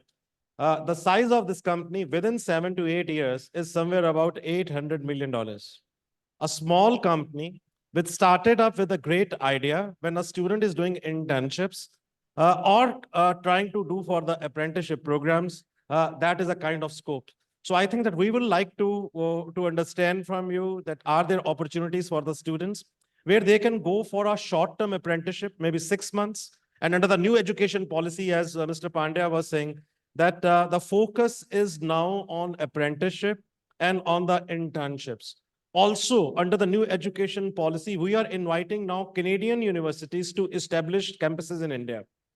So become a partner of MIT, of India, and let's try to create programs where there can be transfer of credits, not only academic credits, but we are able to transfer and bring the credits from the experiential learning to apprenticeship programs or through internship program. But good to see our friends, Professor Julia. You have to come to India and give my regards to Professor Ashley and to a wonderful team. They were here last time. And it seems like yesterday I was with all of you. Give a huge applause once again to Professor Julia. Professor Lashmi, thank you so much. I think that we have not been able to meet personally, but virtually, the kind of respect you enjoy at MIT, it is your own university. Keep coming, and we would like to explore that what we can do together. Give a huge applause to him. Mr. Arya, your story is truly, truly inspirational. We feel so proud that someone from India goes to Canada and becomes a member of parliament and is able to guide hundreds and thousands of people there. Give a huge applause to him.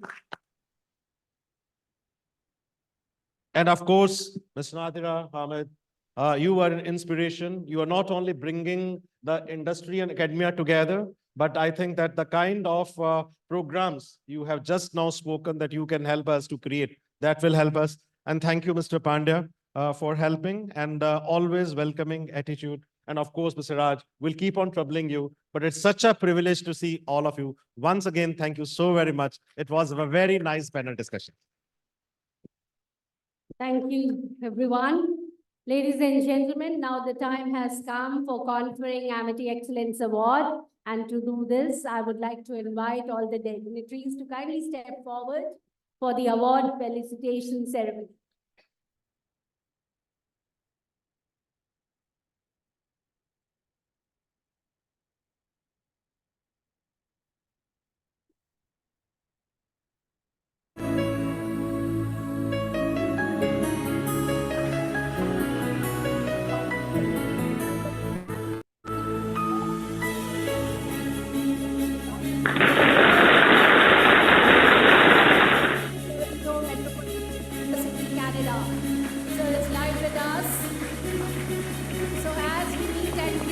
Shortly, this award, we will in person hand you this award.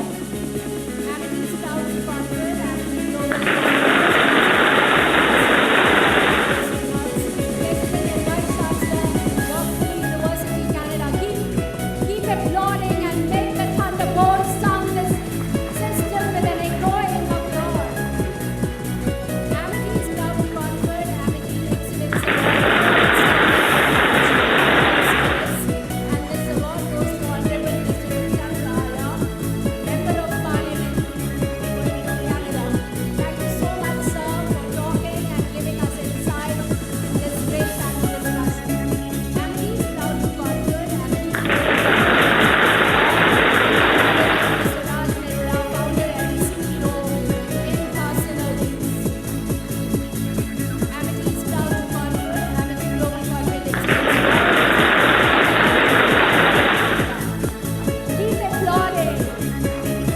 Amity is proud to confer Amity Excellence Award for fostering creativity in India and Canada to Ms. Nadira Hamid, CEO, Indo-Canadian Business Chambers.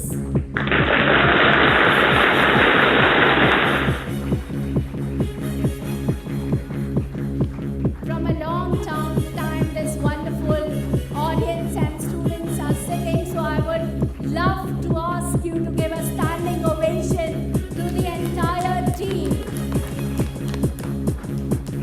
So this is the end of the third session of first inaugural day of INBUSH Era, where the theme was empowering change through 5 C's of transformation, collaboration, creativity, critical thinking, communication, and community.